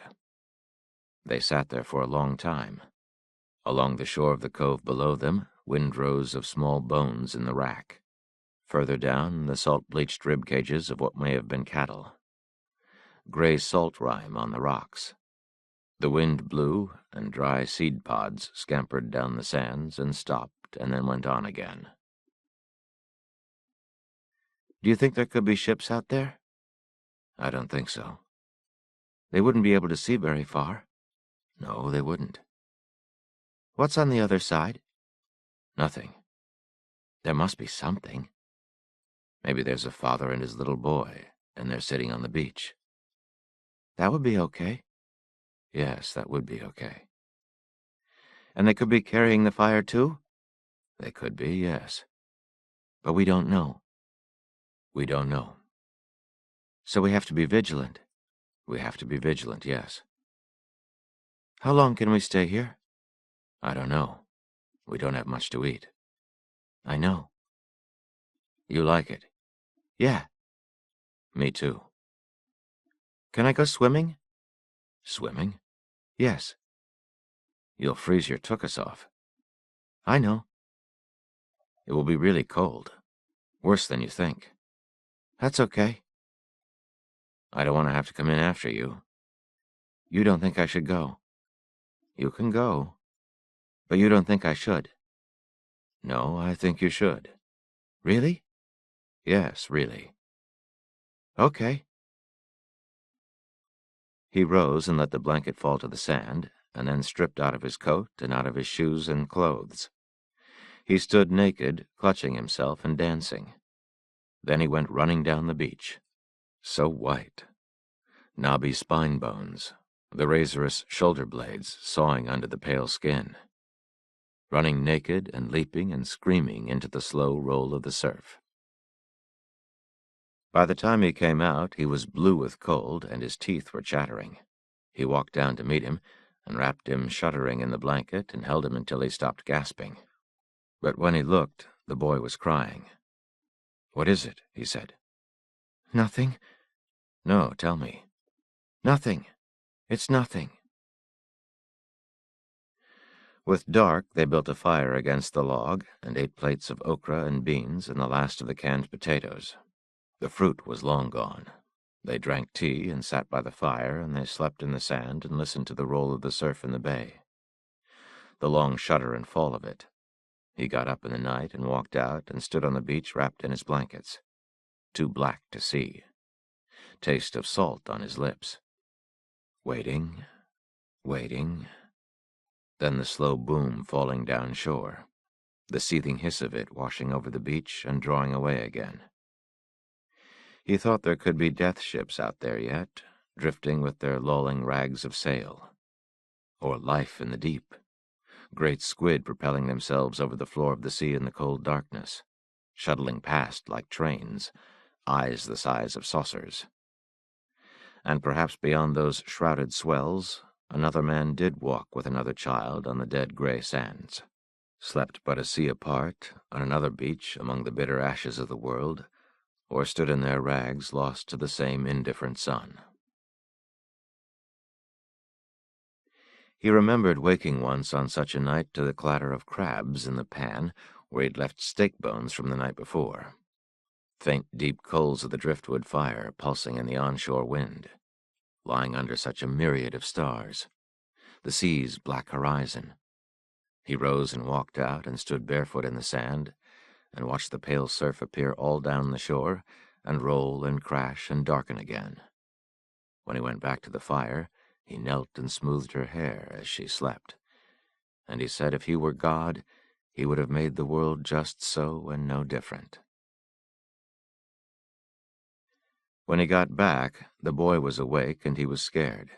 He'd been calling out, but not loud enough that he could hear him. The man put his arms around him. "I couldn't hear you," he said. "I couldn't hear you for the surf." He put wood on the fire and fanned it to life, and they lay in their blankets watching the flames twist in the wind, and then they slept. In the morning he rekindled the fire, and they ate and watched the shore. The cold and rainy look of it, not so different from seascapes in the northern world. No gulls or shorebirds, charred and senseless artifacts strewn down the shoreline or rolling in the surf. They gathered driftwood and stacked it and covered it with the tarp, and then set off down the beach. "We're beachcombers," he said. "What is that?" "It's people who walk along the beach looking for things of value that might have washed up." "What kind of things?" "Any kind of things. Anything that you might be able to use." "Do you think we'll find anything?" "I don't know. We'll take a look." "Take a look," the boy said. They stood on the rock jetty and looked out to the south, a gray salt spittle lagging and curling in the rock pool. Long curve of beach beyond, gray as lava sand. The wind coming off the water smelled faintly of iodine. That was all. There was no sea smell to it. On the rocks, the remnants of some dark sea moss. They crossed and went on. At the end of the strand, their way was blocked by a headland, and they left the beach and took an old path up through the dunes and through the dead sea oats until they came out upon a low promontory. Below them, a hook of land shrouded in the dark scud, blowing down the shore, and beyond that, lying half over and awash, the shape of a sailboat's hull. They crouched in the dry tufts of grass and watched. "What should we do?" the boy said. "Let's just watch for a while." "I'm cold." "I know. Let's move down a little ways, out of the wind." He sat holding the boy in front of him. The dead grass thrashed softly. Out there, a gray desolation. The endless sea crawl. "How long do we have to sit here?" the boy said. "Not long." "Do you think there are people on the boat, Papa?" "I don't think so." "They'd be all tilted over." "Yes, they would." "Can you see any tracks out there?" "No." "Let's just wait a while." "I'm cold." They trekked out along the crescent sweep of beach, keeping to the firmer sand below the tide rack. They stood, their clothes flapping softly. Glass floats covered with a gray crust, the bones of seabirds. At the tide line, a woven mat of weeds and the ribs of fishes in their millions, stretching along the shore as far as eye could see, like an isocline of death. One vast salt sepulchre. Senseless, senseless. From the end of the spit to the boat, there was perhaps 100 feet of open water. They stood looking at the boat, some 60 feet long, stripped to the deck, keeled over in 10 or 12 feet of water. It had been a twin-masted rig of some sort, but the masts were broken off close to the deck, and the only thing remaining topside were some brass cleats and a few of the rail stanchions along the edge of the deck. That and the steel hoop of the wheels sticking up out of the cockpit aft. He turned and studied the beach and the dunes beyond. Then he handed the boy the pistol and sat in the sand and began to unlace the cords of his shoes. "What are you going to do, Papa?" "Take a look." "Can I go with you?" "No, I want you to stay here." "I want to go with you." "You have to stand guard. And besides, the water's deep." "Will I be able to see you?" "Yes. I'll keep checking on you, to make sure everything's okay." "I want to go with you." He stopped. "You can't," he said. "Our clothes would blow away. Somebody has to take care of things." He folded everything into a pile. God, it was cold. He bent and kissed the boy on his forehead. "Stop worrying," he said. "Just keep a lookout." He waded naked into the water and stood and laved himself wet. Then he trudged out splashing and dove headlong. He swam the length of the steel hull and turned, treading water, gasping with the cold. Amidships, the sheer rail was just awash. He pulled himself along to the transom. The steel was gray and salt-scoured, but he could make out the worn gilt lettering. Pájaro de Esperanza, Tenerife, an empty pair of lifeboat davits. He got hold of the rail and pulled himself aboard and turned and crouched on the slant of the wood deck, shivering. A few lengths of braided cable snapped off at the turnbuckles. Shredded holes in the wood where hardware had been ripped out. Some terrible force to sweep the decks of everything. He waved at the boy, but he didn't wave back. The cabin was low with a vaulted roof and portholes along the side. He crouched and wiped away the gray salt and looked in, but he could see nothing. He tried the low teak door, but it was locked. He gave it a shove with his bony shoulder. He looked around for something to pry with. He was shivering uncontrollably, and his teeth were chattering. He thought about kicking the door with the flat of his foot, but then he thought that was not a good idea. He held his elbow in his hand and banged into the door again. He felt it give, very slightly. He kept at it. The jamb was splitting on the inside, and it finally gave way, and he pushed it open and stepped down the companionway into the cabin. A stagnant bilge along the lower bulkhead filled with wet papers and trash. A sour smell over everything, damp and clammy. He thought the boat had been ransacked, but it was the sea that had done it. There was a mahogany table in the middle of the saloon with hinged fiddles, the locker doors hanging open into the room, and all the brasswork a dull green. He went through to the forward cabins, past the galley, flour and coffee in the floor, and canned goods half crushed and rusting. Ahead with a stainless steel toilet and sink. The weak sea light fell through the clear-story portholes. Gear scattered everywhere. A Mae West floating in the seepage. He was half expecting some horror, but there was none. The mattress pads in the cabins had been slung into the floor, and bedding and clothing were piled against the wall. Everything wet. A door stood open to the locker in the bow, but it was too dark to see inside. He ducked his head and stepped in and felt about. Deep bins with hinged wooden covers. Sea gear piled in the floor. He began to drag everything out and pile it on the tilted bed. Blankets, foul weather gear. He came up with a damp sweater and pulled it over his head. He found a pair of yellow rubber sea boots And he found a nylon jacket, and he zipped himself into that and pulled on the stiff yellow breeches from the sou'wester gear and thumbed the suspenders up over his shoulders and pulled on the boots. Then he went back up on the deck. The boy was sitting as he'd left him, watching the ship. He stood up in alarm, and the man realized that in his new clothes he made an uncertain figure. "It's me," he called, but the boy only stood there, and he waved to him and went below again. In the second stateroom there were drawers under the berth that were still in place, and he lifted them free and slid them out. Manuals and papers in Spanish. Bars of soap. A black leather valise covered in mold with papers inside. He put the soap in the pocket of his coat and stood. There were books in Spanish strewn across the berth, swollen and shapeless. A single volume wedged in the rack against the forward bulkhead. He found a rubberized canvas sea bag, and he prowled the rest of the ship in his boots, pushing himself off the bulkheads against the tilt, the yellow slicker pants rattling in the cold. He filled the bag with odds and ends of clothing. A pair of women's sneakers he thought would fit the boy.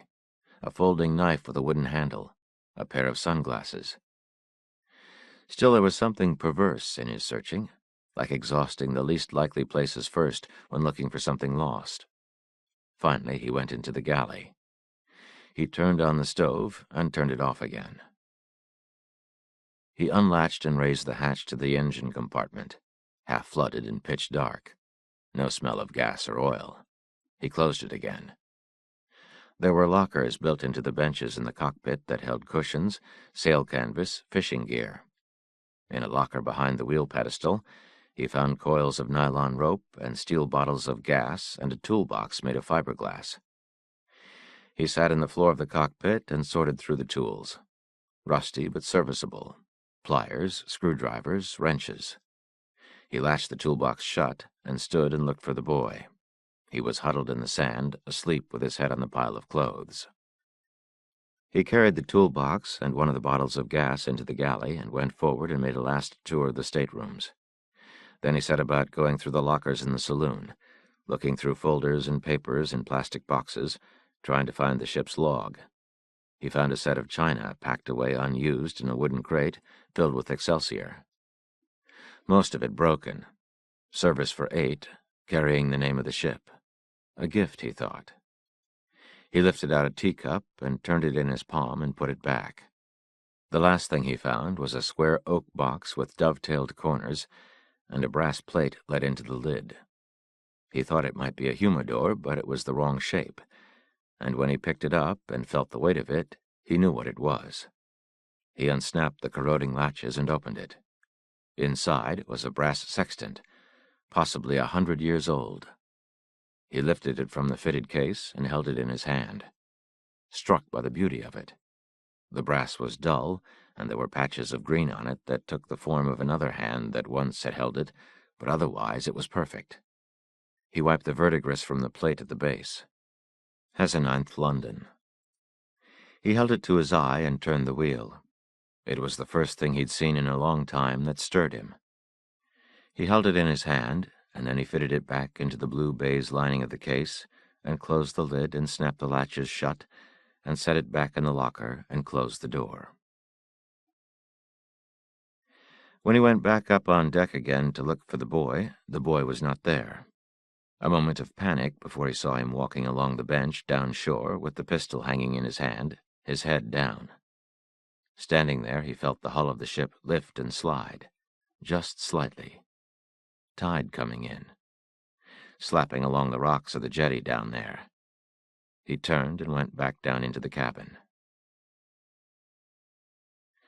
He'd brought the 2 coils of rope from the locker, and he measured the diameter of them with the span of his hand, and that by 3, and then counted the number of coils. 50-foot ropes. He hung them over a cleat on the gray teakwood deck and went back down into the cabin. He collected everything and stacked it against the table. There were some plastic jugs of water in the locker off the galley, but all were empty save one.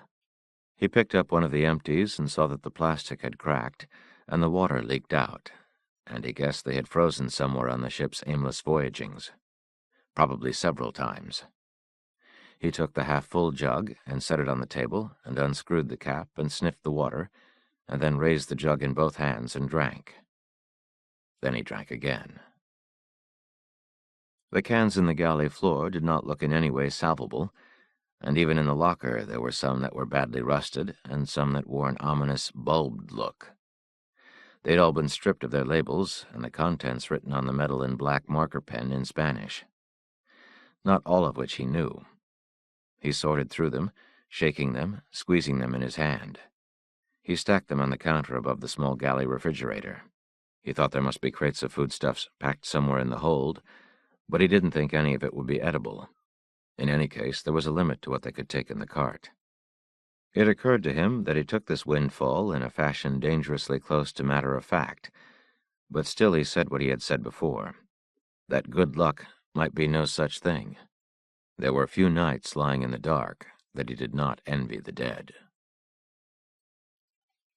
He found a can of olive oil and some cans of milk, tea in a rusted metal caddy, a plastic container of some sort of meal that he did not recognize, a half-empty can of coffee. He went methodically through the shelves in the locker, sorting what to take from what to leave. When he had carried everything into the saloon and stacked it against the companionway, he went back into the galley and opened the toolbox and set about removing one of the burners from the little gimbaled stove. He disconnected the braided flex line and removed the aluminum spiders from the burners and put one of them in the pocket of his coat.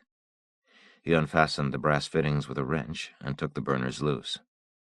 Then he uncoupled them and fastened the hose to the coupling pipe and fitted the other end of the hose to the gas bottle and carried it out to the saloon.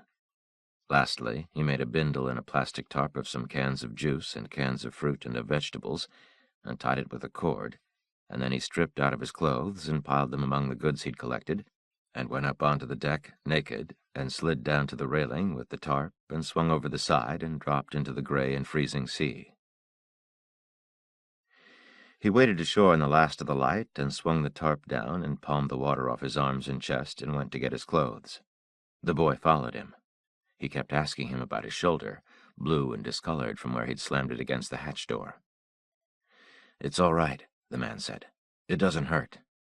We got lots of stuff. Wait till you see." They hurried down the beach against the light. "What if the boat washes away?" the boy said. "It won't wash away." "It could." "No, it won't. Come on. Are you hungry?" "Yes."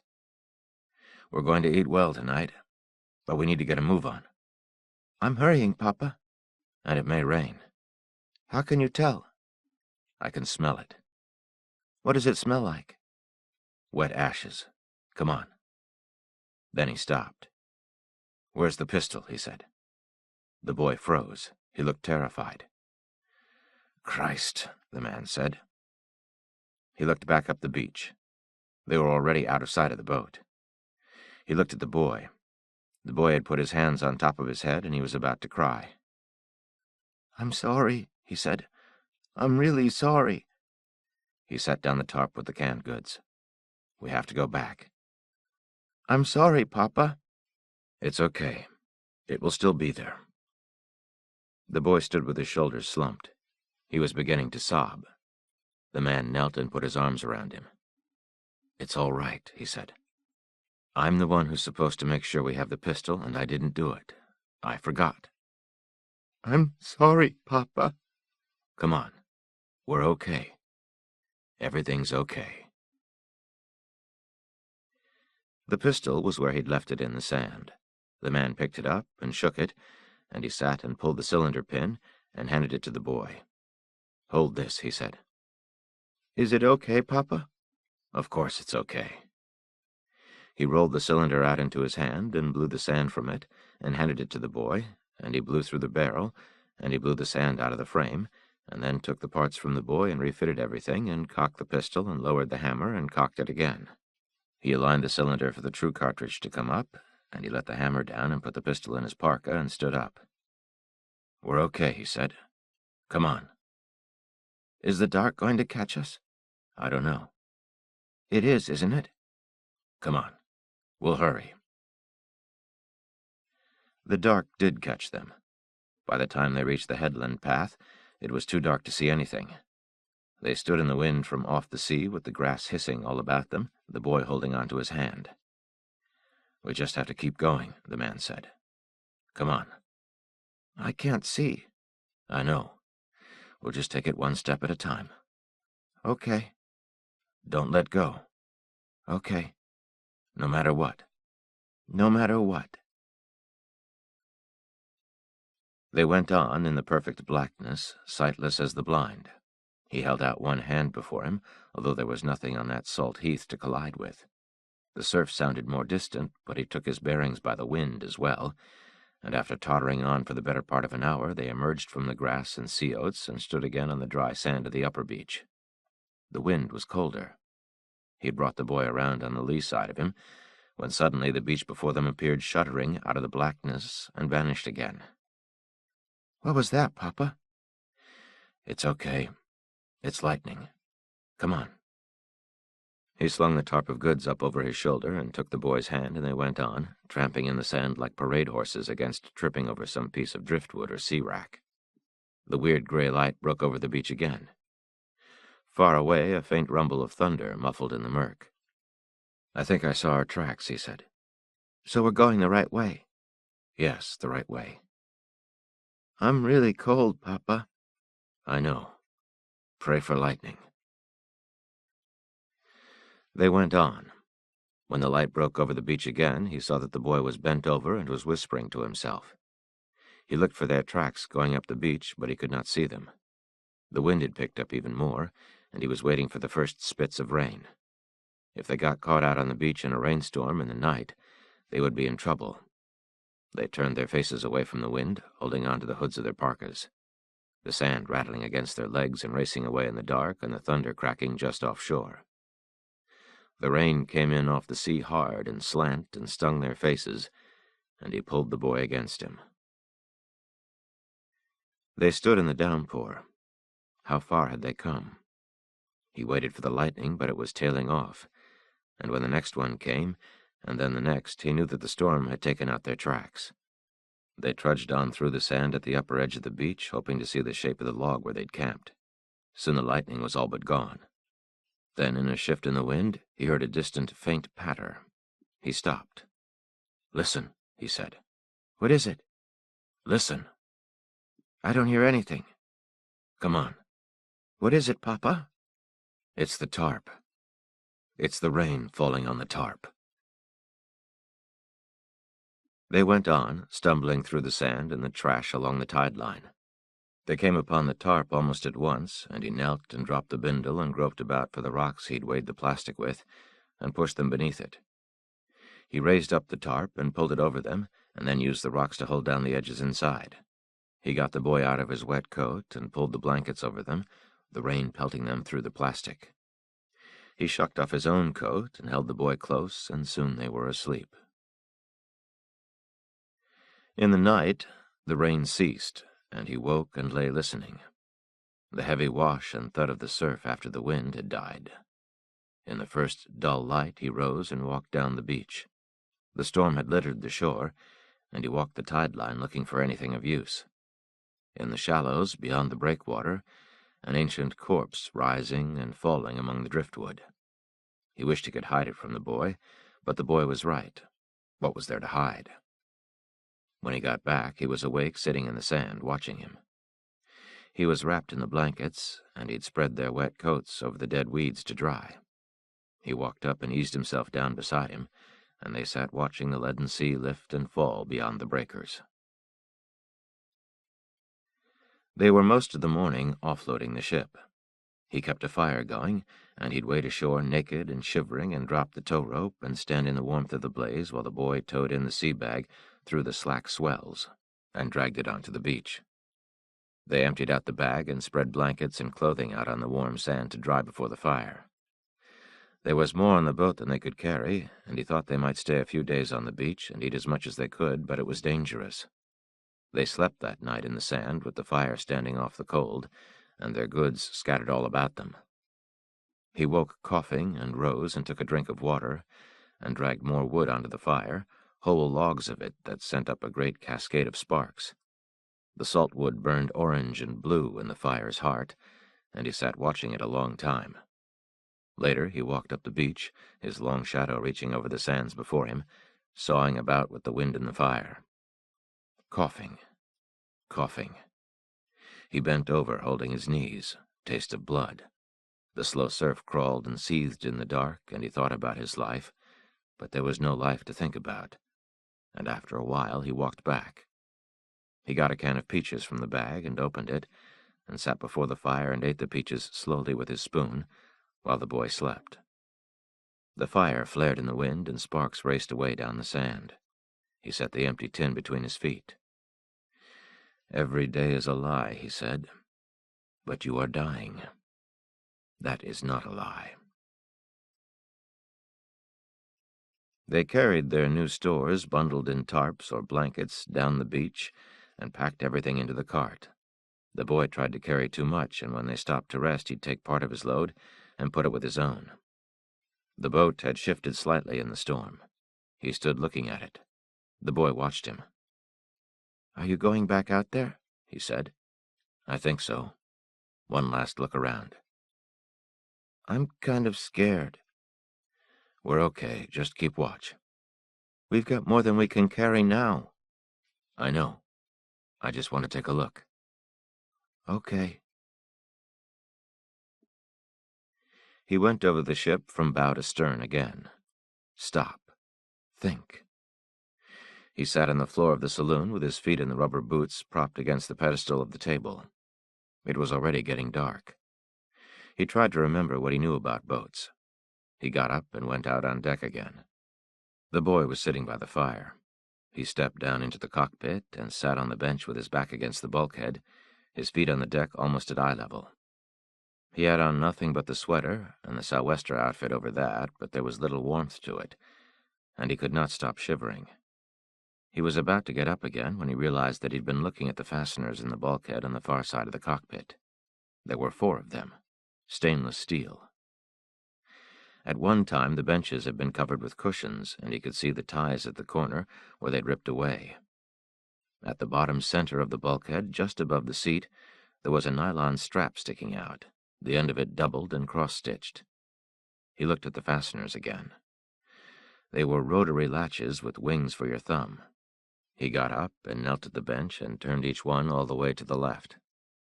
They were spring-loaded, and when he had them undone, he took hold of the strap at the bottom of the board and pulled it, and the board slid down and came free. Inside, under the deck, was a space that held some rolled sails and what looked to be a 2-man rubber raft rolled and tied with bungee cords, a pair of small plastic oars, a box of flares, and behind that was a composite toolbox, the opening of the lid sealed with black electrical tape. He pulled it free and found the end of the tape and peeled it off all the way around and unlatched the chrome snaps and opened the box. Inside was a yellow plastic flashlight, an electric strobe beacon powered by a dry cell, a first aid kit, a yellow plastic EPIRB, and a black plastic case about the size of a book. He lifted it out and unsnapped the latches and opened it. Inside was fitted an old 37mm bronze flare pistol. He lifted it from the case in both hands and turned it and looked at it. He depressed the lever and broke it open. The chamber was empty, but there were 8 rounds of flares, fitted in a plastic container, short and squat and new-looking. He fitted the pistol back in the case and closed and latched the lid. He waded ashore, shivering and coughing, and wrapped himself in a blanket and sat in the warm sand in front of the fire with the boxes beside him. The boy crouched and tried to put his arms around him, which at least brought a smile. "What did you find, Papa?" he said. "I found a first aid kit, and I found a flare pistol." "What's that?" "I'll show you. It's to signal with." "Is that what you went to look for?" "Yes." "How did you know it was there?" "Well, I was hoping it was there. It was mostly luck." He opened the case and turned it for the boy to see. "It's a gun." "A flare gun. It shoots a thing up in the air, and it makes a big light." "Can I look at it?" "Sure you can." The boy lifted the gun from the case and held it. "Can you shoot somebody with it?" he said. "You could." "Would it kill them?" "No. but it might set them on fire. Is that why you got it? Yes. Because there's nobody to signal to? Is there? No. I'd like to see it. You mean shoot it? Yes. We can shoot it. For real? Sure. In the dark? Yes, in the dark. It could be like a celebration. Like a celebration, yes. Can we shoot it tonight? Why not? Is it loaded? No, but we can load it. The boy stood holding the gun. He pointed it toward the sea. Wow, he said. He got dressed, and they set out down the beach carrying the last of their plunder. Where do you think the people went, Papa? That were on the ship? Yes. I don't know. Do you think they died? I don't know. But the odds are not in their favor. The man smiled. The odds are not in their favor? No. Are they? No, probably not. I think they died. Maybe they did. I think that's what happened to them. They could be alive somewhere, the man said. It's possible. The boy didn't answer. They went on. They'd wrapped their feet in sailcloth and bound them up in blue plastic pampooties cut from a tarp, and they left strange tracks in their comings and going. He thought about the boy and his concerns, and after a while he said, You're probably right. I think they're probably dead. Because if they were alive, we'd be taking their stuff. And we're not taking their stuff. I know. Okay. So how many people do you think are alive? In the world? In the world, yes. I don't know. Let's stop and rest. Okay. You're wearing me out. Okay. They sat among their bundles. How long can we stay here, Papa? You asked me that. I know. We'll see. That means not very long. Probably. The boy poked holes in the sand with his fingers until he had a circle of them. The man watched him. I don't know how many people there are, he said. I don't think there are very many. I know. He pulled his blanket about his shoulders and looked out down the gray and barren beach. What is it? The man said. Nothing? No, tell me. There could be people alive someplace else. Where place else? I don't know. Anywhere. You mean besides on Earth? Yes. I don't think so. They couldn't live anyplace else. Not even if they could get there? No. The boy looked away. What? The man said. He shook his head. I don't know what we're doing, he said. The man started to answer, but he didn't. After a while he said, There are people. There are people, and we'll find them. You'll see. He fixed dinner while the boy played in the sand. He had a spatula made from a flattened food tin, and with it he built a small village. He dredged a grid of streets. The man walked down and squatted and looked at it. The boy looked up. The ocean's going to get it, isn't it? He said. Yes.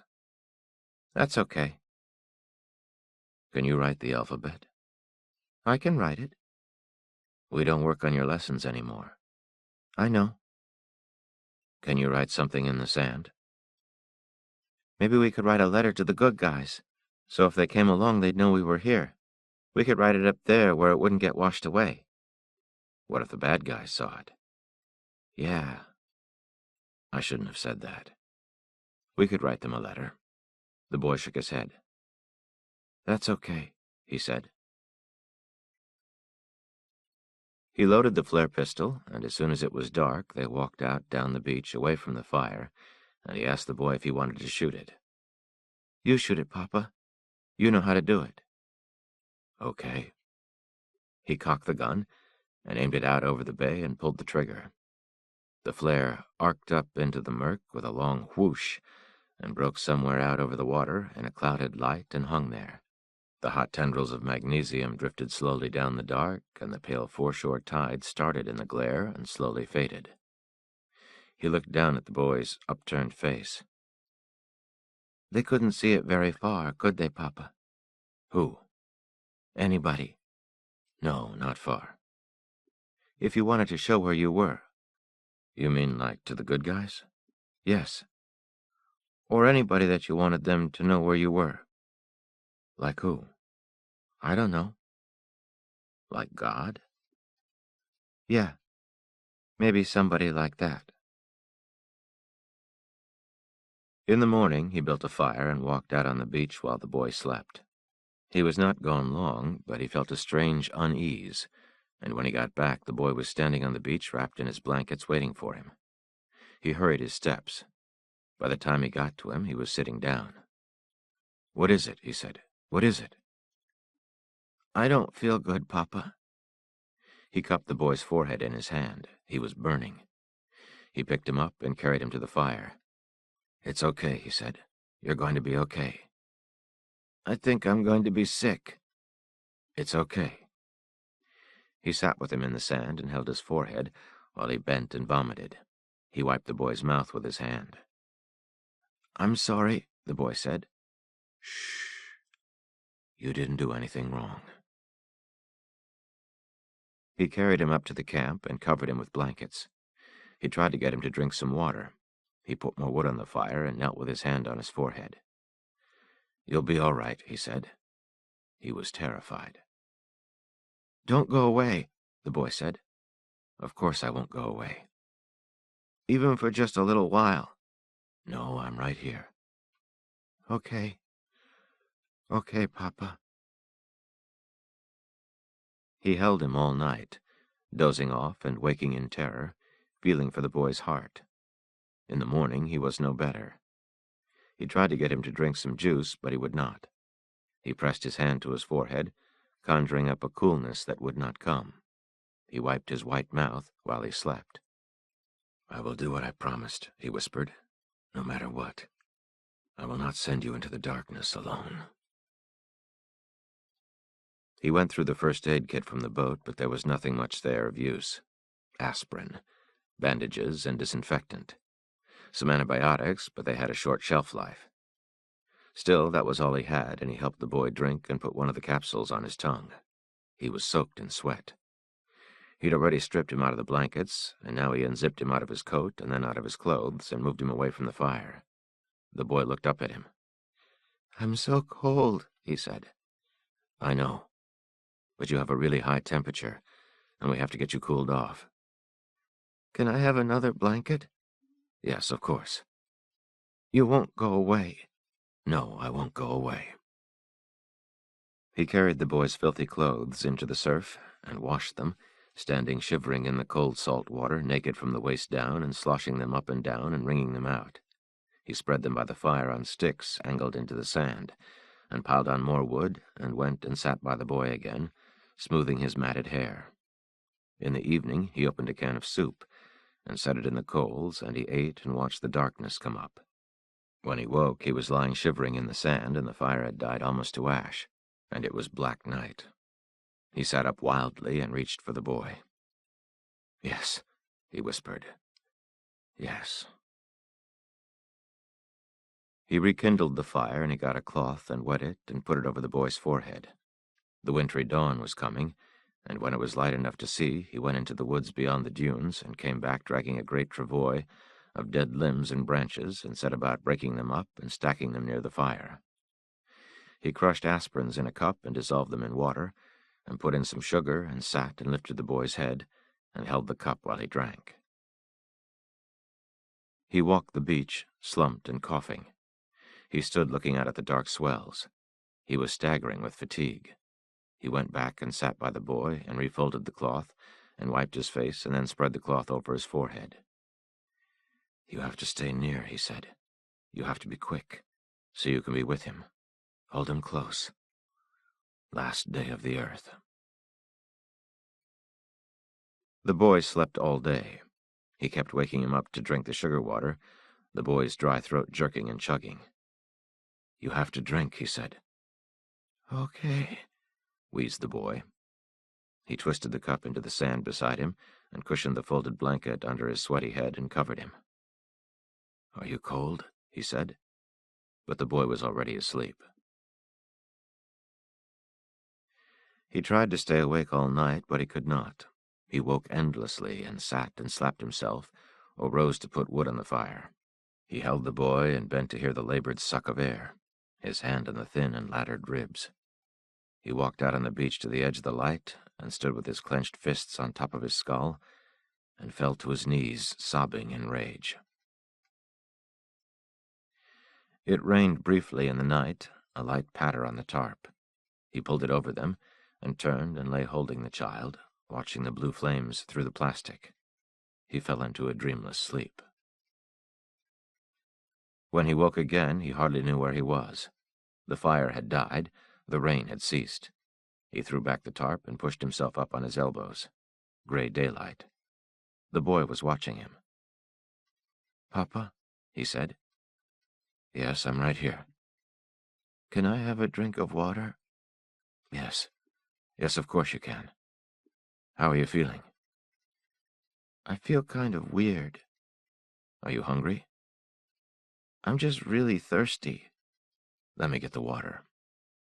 He pushed back the blankets and rose and walked out past the dead fire and got the boy's cup and filled it out of the plastic water jug, and came back and knelt and held the cup for him. "You're going to be okay," he said. The boy drank. He nodded and looked at his father. Then he drank the rest of the water. "More," he said. He built a fire and propped the boy's wet clothes up and brought him a can of apple juice. "Do you remember anything?" he said. "About what?" "About being sick." "I remember shooting the flare gun." "Do you remember getting the stuff from the boat?" He sat sipping the juice. He looked up. "I'm not a retard," he said. "I know." "I had some weird dreams." "What about?" "I don't want to tell you." "That's okay. I want you to brush your teeth."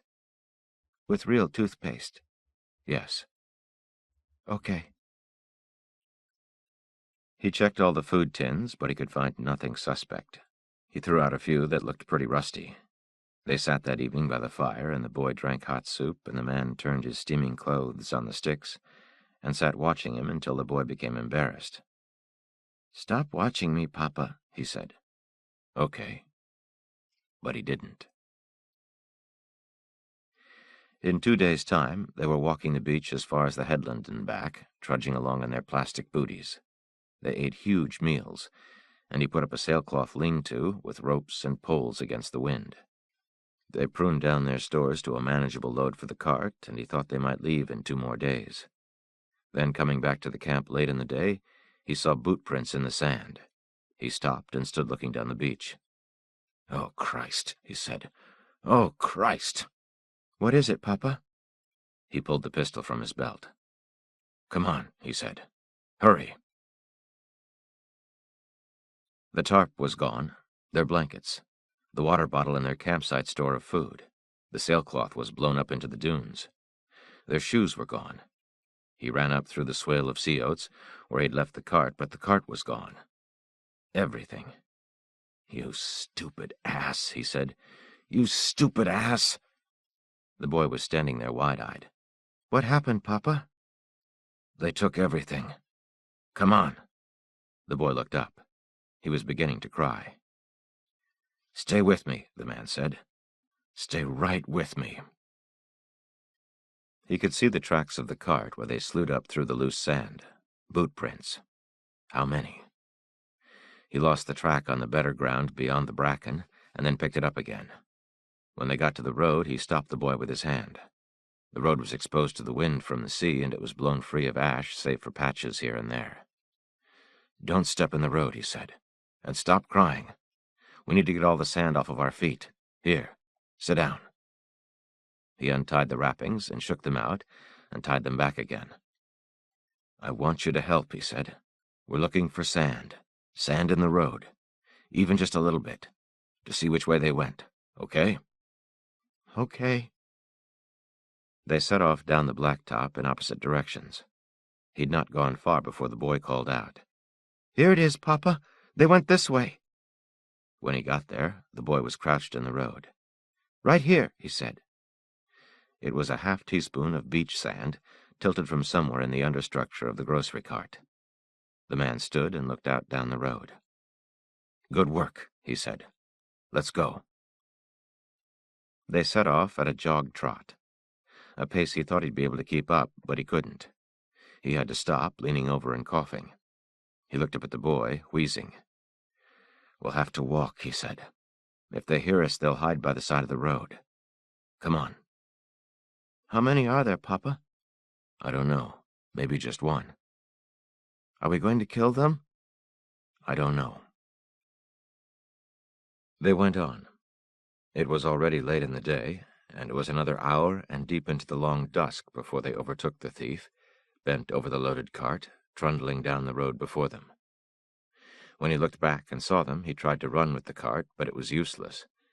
And finally he stopped and stood behind the cart, holding a butcher knife.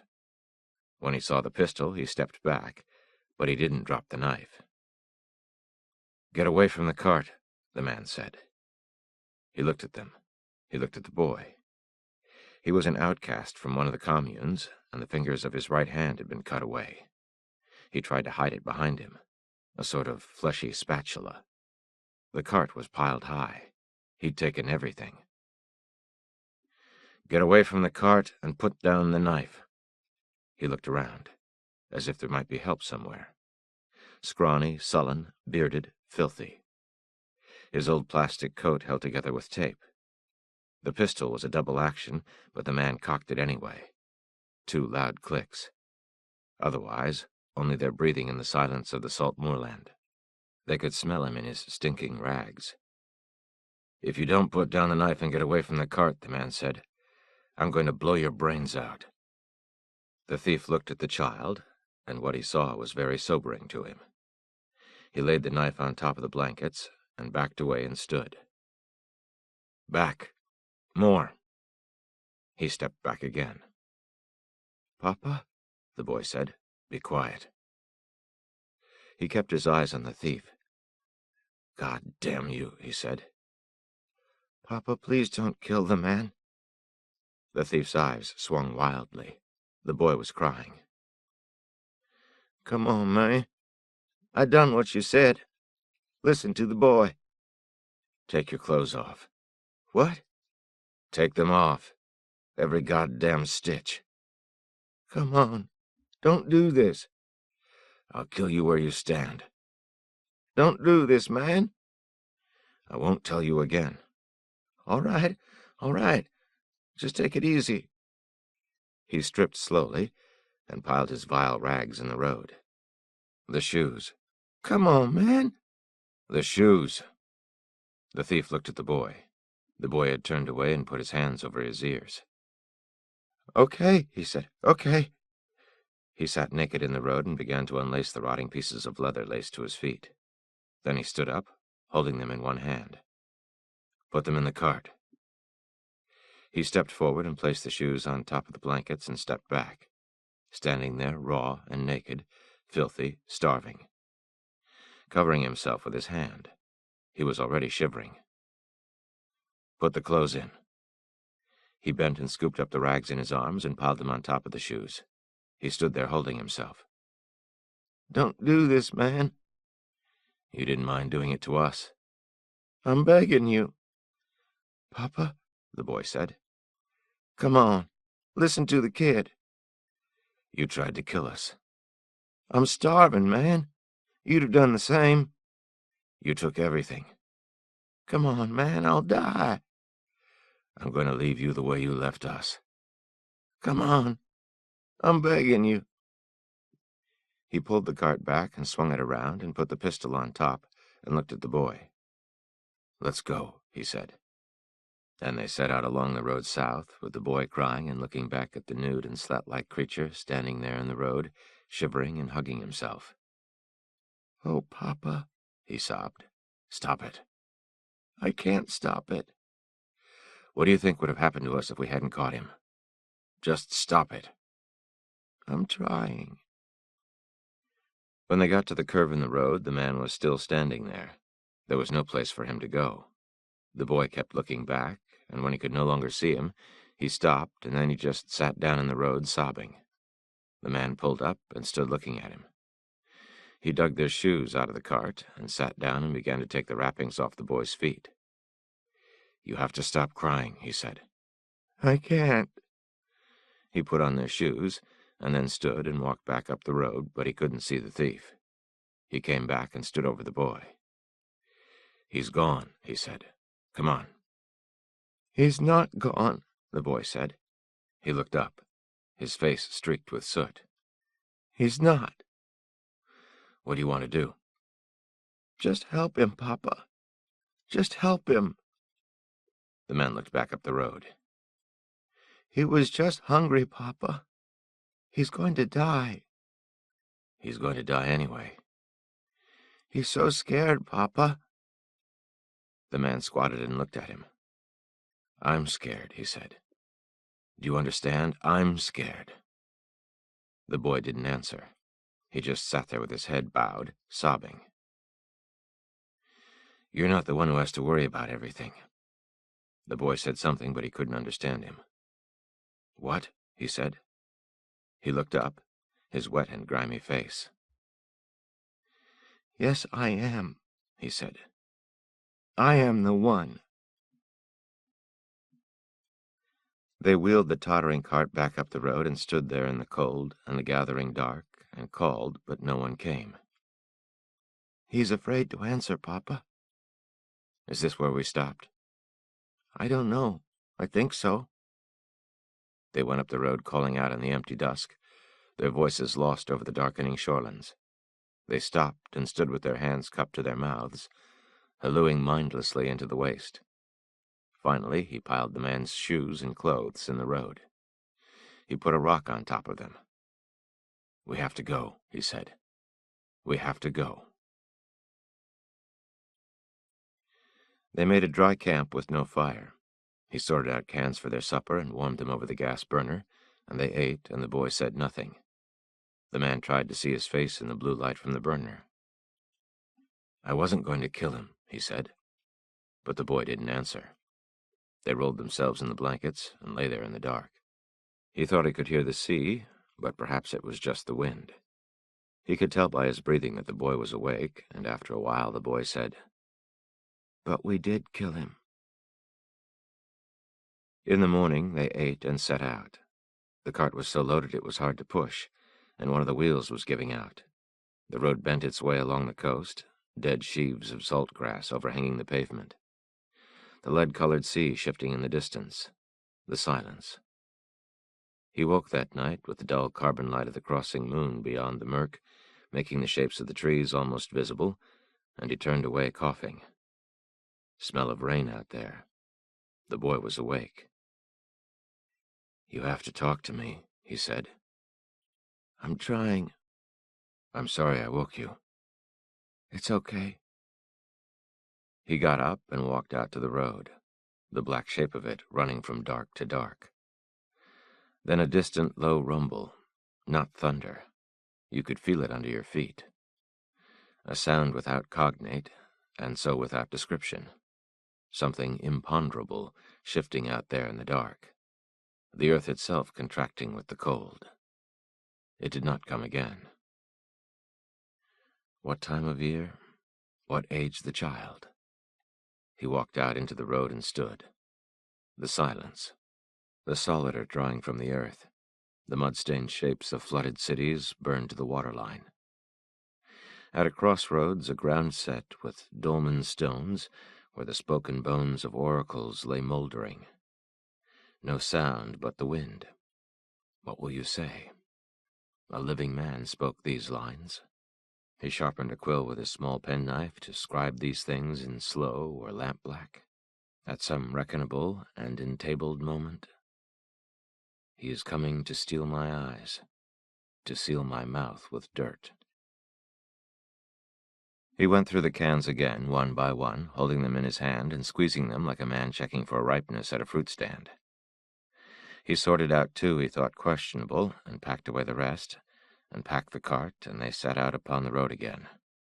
In 3 days they came to a small port town, and they hid the cart in a garage behind a house, and piled old boxes over it, and then sat in the house to see if anyone would come. No one did. He looked through the cabinets, but there was nothing there. He needed vitamin D for the boy, or he was going to get rickets. He stood at the sink and looked out down the driveway. Light the color of washwater congealing in the dirty panes of glass. The boy sat slumped at the table with his head in his arms. They walked through the town and down to the docks. They saw no one. He had the pistol in the pocket of his coat, and he carried the flare gun in his hand. They walked out on the pier, the rough boards dark with tar and fastened down with spikes to the timbers underneath. Wooden bollards. Faint smell of salt and creosote coming in off the bay. On the far shore, a row of warehouses and the shape of a tanker red with rust. A tall gantry crane against the sullen sky. "There's no one here," he said. The boy didn't answer. They wheeled the cart through the back streets and across the railroad tracks and came into the main road again, at the far edge of the town. As they passed the last of the sad wooden buildings, something whistled past his head and clattered off the street and broke up against the wall of the block building on the other side. He grabbed the boy and fell on top of him and grabbed the cart to pull it to them. It tipped and fell over, spilling the tarp and blankets into the street.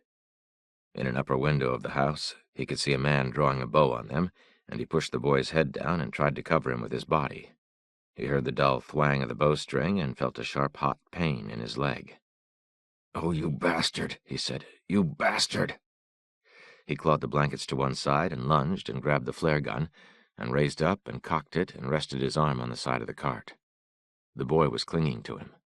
When the man stepped back into the frame of the window to draw the bow again, he fired. The flare went rocketing up toward the window in a long white arc, and then they could hear the man screaming. He grabbed the boy and pushed him down and dragged the blankets over the top of him. "Don't move," he said. "Don't move and don't look." He pulled the blankets out into the street, looking for the case for the flare pistol. It finally slid out of the cart, and he snatched it up and opened it, and took out the shells and reloaded the pistol, and breeched it shut, and put the rest of the loads in his pocket. "Stay just like you are," he whispered. He patted the boy through the blankets, and rose and ran limping across the street. He entered the house through the back door with the flare gun leveled at his waist. The house was stripped out to the wall studs. He stepped through into the living room and stood at the stair landing. He listened for movement in the upper rooms. He looked out the front window to where the cart lay in the street, and then he went up the stairs. A woman was sitting in the corner holding the man. She'd taken off her coat to cover him. As soon as she saw him, she began to curse him. The flare had burned out in the floor, leaving a patch of white ash, and there was a faint smell of burnt wood in the room. He crossed the room and looked out the window. The woman's eyes followed him. Scrawny, lank gray hair. "Who else is up here?" She didn't answer. He stepped past her and went through the rooms. His leg was bleeding badly. He could feel his trousers sticking to the skin. He went back into the front room. "Where's the bow?" he said. "I don't have it." "Where is it?" "I don't know." "They left you here, didn't they?" "I left myself here." He turned and went limping down the stairs, and opened the front door and went out into the street backward, watching the house. When he got to the cart, he pulled it upright and piled their things back in. "Stay close," he whispered. "Stay close."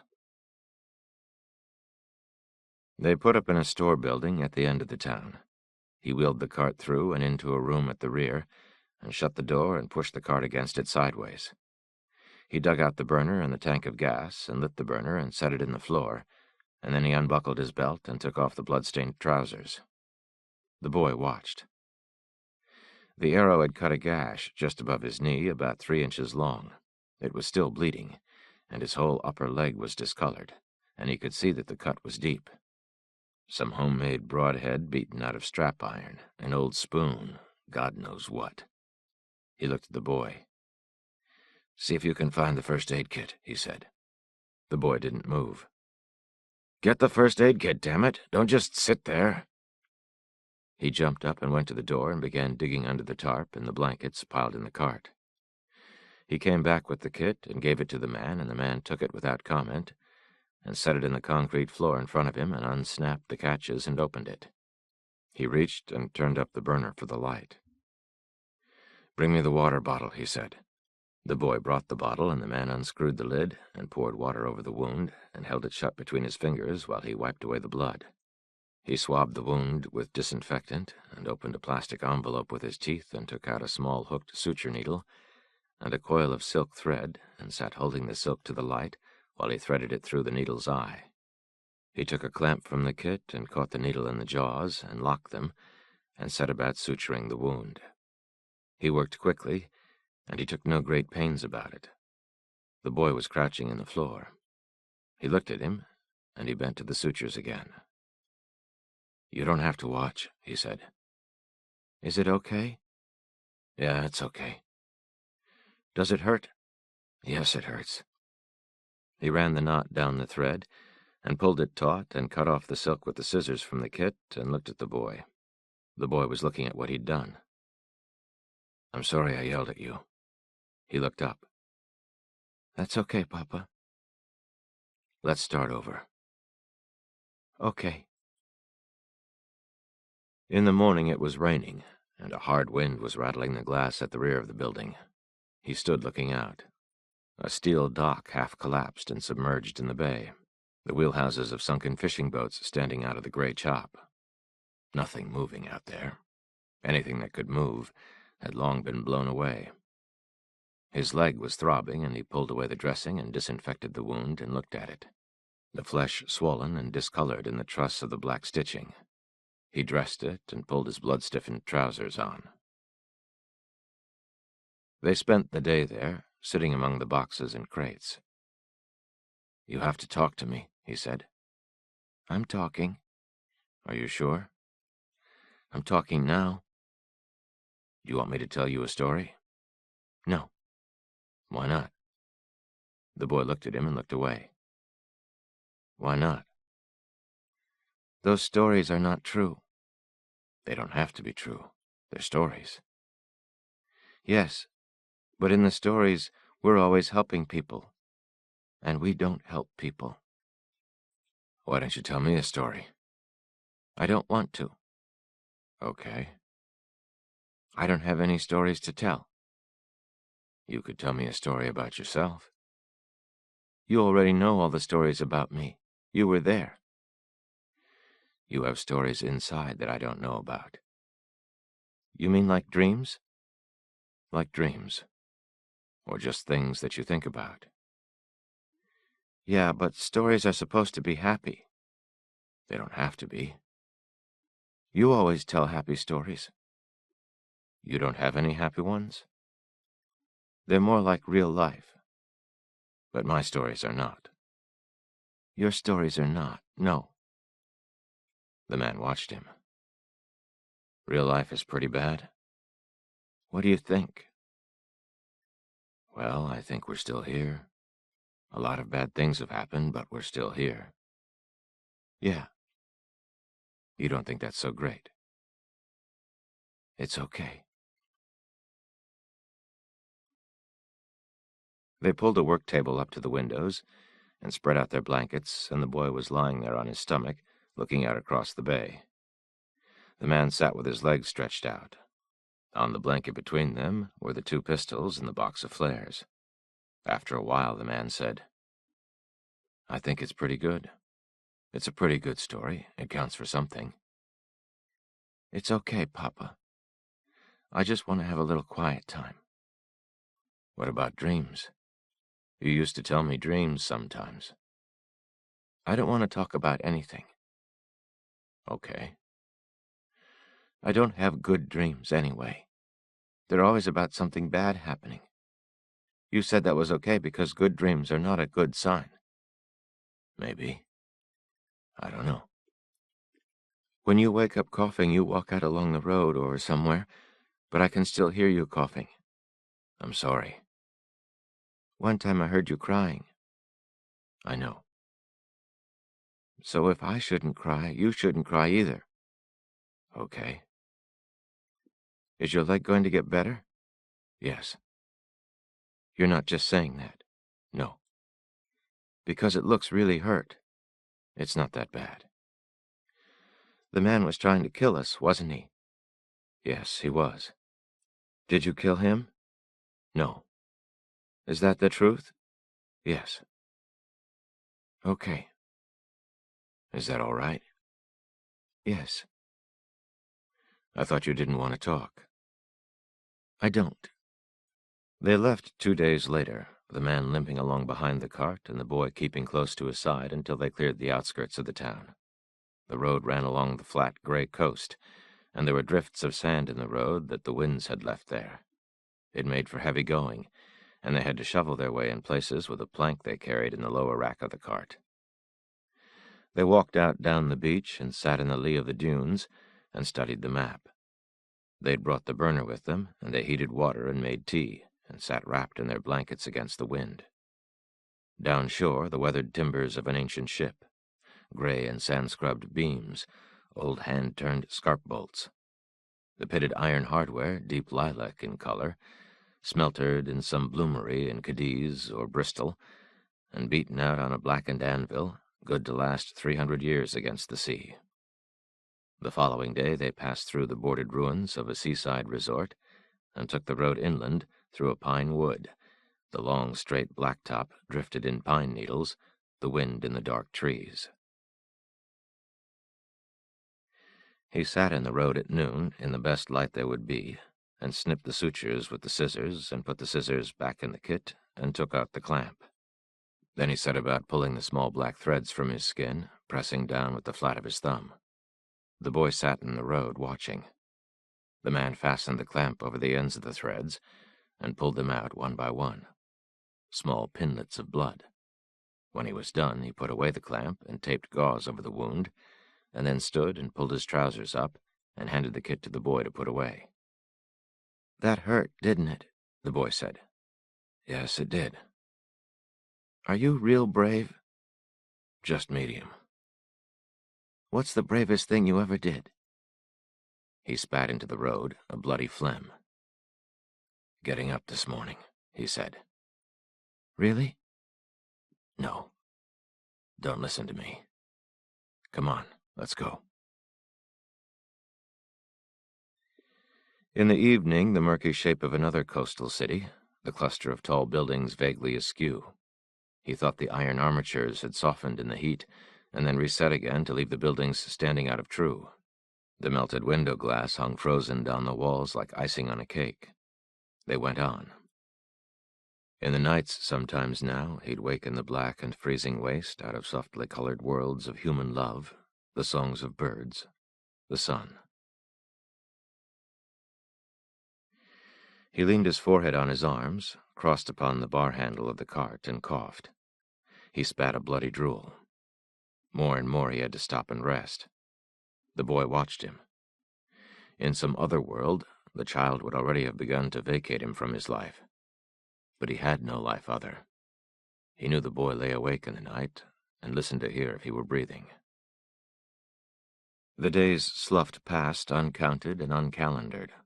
Along the interstate in the distance, long lines of charred and rusting cars, the raw rims of the wheels sitting in a stiff gray sludge of melted rubber, in blackened rings of wire. The incinerate corpses shrunk to the size of a child and propped on the bare springs of the seats. 10,000 dreams ensepulchred within their crozzled hearts. They went on, treading the dead world under like rats on a wheel. The nights dead still and deader black. So cold. They talked hardly at all. He coughed all the time, and the boy watched him spitting blood, slumping along, filthy, ragged, hopeless. He'd stop and lean on the cart, and the boy would go on and then stop and look back, and he would raise his weeping eyes and see him standing there in the road looking back at him from some unimaginable future, glowing in that waste like a tabernacle. The road crossed a dried slough, where pipes of ice stood out of the frozen mud like formations in a cave, the remains of an old fire by the side of the road. Beyond that, a long concrete causeway, A dead swamp. Dead trees standing out of the gray water, trailing gray and relic hag moss. The silky spills of ash against the curbing. He stood leaning on the gritty concrete rail. Perhaps in the world's destruction it would be possible at last to see how it was made. Oceans, mountains, the ponderous counterspectacle of things ceasing to be.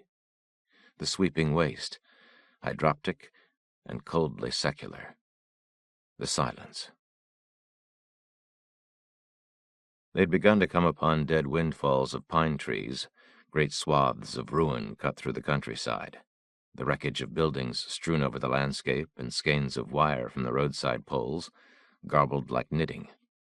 The road was littered with debris, and it was work to get the cart through. Finally, they just sat by the side of the road and stared at what was before them. Roofs of houses, the trunks of trees, a boat. The open sky beyond, where in the distance the sullen sea lagged and shifted. They sorted through the wreckage strewn along the road, and in the end he came up with a canvas bag that he could tote over his shoulder and a small suitcase for the boy. They packed their blankets in the tarp and what was left of the canned goods, and set out again with their knapsacks and their bags, leaving the cart behind. Clambering through the ruins, slow going. He had to stop and rest. He sat in a roadside sofa, the cushions bloated in the damp. Bent over, coughing. He pulled the blood-stained mask from his face, and got up and rinsed it in the ditch, and wrung it out, and then just stood there in the road, his breath pluming white. Winter was already upon them. He turned and looked at the boy, standing with his suitcase, like an orphan waiting for a bus. In 2 days' time, they came to a broad tidal river, where the bridge lay collapsed in the slow-moving water. They sat on the broken abutment of the road and watched the river backing upon itself and coiling over the iron trellis work. He looked across the water to the country beyond. "What are we going to do, Papa?" he said. "Well, what are we?" said the boy.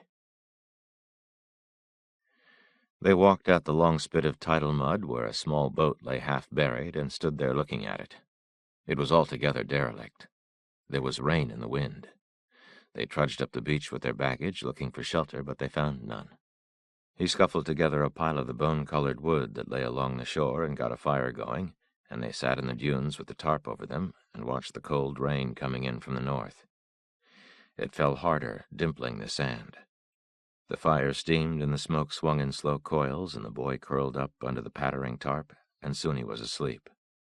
The man pulled the plastic over himself in a hood, and watched the gray sea shrouded away out there in the rain, and watched the surf break along the shore, and draw away again over the dark and stippled sand. The next day they headed inland, a vast low swale, where ferns and hydrangeas and wild orchids lived on in ashen effigies, which the wind had not yet reached. Their progress was a torture. In 2 days, when they came out upon a road, he set the bag down and sat bent over with his arms crossed at his chest and coughed till he could cough no more. 2 more days, and they may have traveled 10 miles. They crossed the river, and a short ways on they came to a crossroads. Down country, a storm had passed over the isthmus and leveled the dead black trees from east to west like weeds in the floor of a stream. Here they camped, and when he lay down he knew that he could go no further, and that this was the place where he would die. The boy sat watching him, his eyes welling. "Oh, Papa," he said. He watched him come through the grass and kneel with the cup of water he'd fetched. There was light all about him. He took the cup and drank and lay back. They had for food a single tin of peaches, but he made the boy eat it, and he would not take any. "I can't," he said. "It's all right." "I'll save your half." "Okay. You save it until tomorrow." He took the cup and moved away, and when he moved, the light moved with him. He'd wanted to try and make a tent out of the tarp, but the man would not let him. He said that he didn't want anything covering him. He lay watching the boy at the fire. He wanted to be able to see. "Look around you," he said. There is no prophet in the earth's long chronicle who's not honored here today. Whatever form you spoke of, you were right. The boy thought he smelled wet ash on the wind. He went up the road and came dragging back a piece of plywood from the roadside trash, and he drove sticks into the ground with a rock and made of the plywood a rickety lean-to, but in the end it didn't rain. He left the flare pistol and took the revolver with him, and he scoured the countryside for anything to eat, but he came back empty-handed. The man took his hand, wheezing. "You need to go on," he said. "I can't go with you. You need to keep going. You don't know what might be down the road. We were always lucky. You'll be lucky again. You'll see. Just go. It's all right." "I can't." "It's all right. This has been a long time coming. Now it's here. Keep going south. Do everything the way we did it." "You're going to be okay, Papa. You have to." "No, I'm not. Keep the gun with you at all times. You need to find the good guys, but you can't take any chances. No chances. Do you hear?" "I want to be with you." "You can't. Please." "You can't. You have to carry the fire." "I don't know how to." "Yes, you do." "Is it real? The fire?" "Yes, it is." "Where is it?" "I don't know where it is." "Yes, you do. It's inside you. It was always there. I can see it." "Just take me with you, please." "I can't." "Please, Papa." "I can't. I can't hold my son dead in my arms. I thought I could, but I can't." "You said you wouldn't ever leave me." "I know. I'm sorry. You have my whole heart. You always did. You're the best guy. You always were.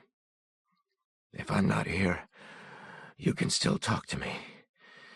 You can talk to me and I'll talk to you. You'll see." "Will I hear you?" "Yes, you will. You have to make it like talk that you imagine, and you'll hear me. You have to practice. Just don't give up. Okay?" "Okay." "Okay." "I'm really scared, Papa." "I know, but you'll be okay. You're going to be lucky. I know you are.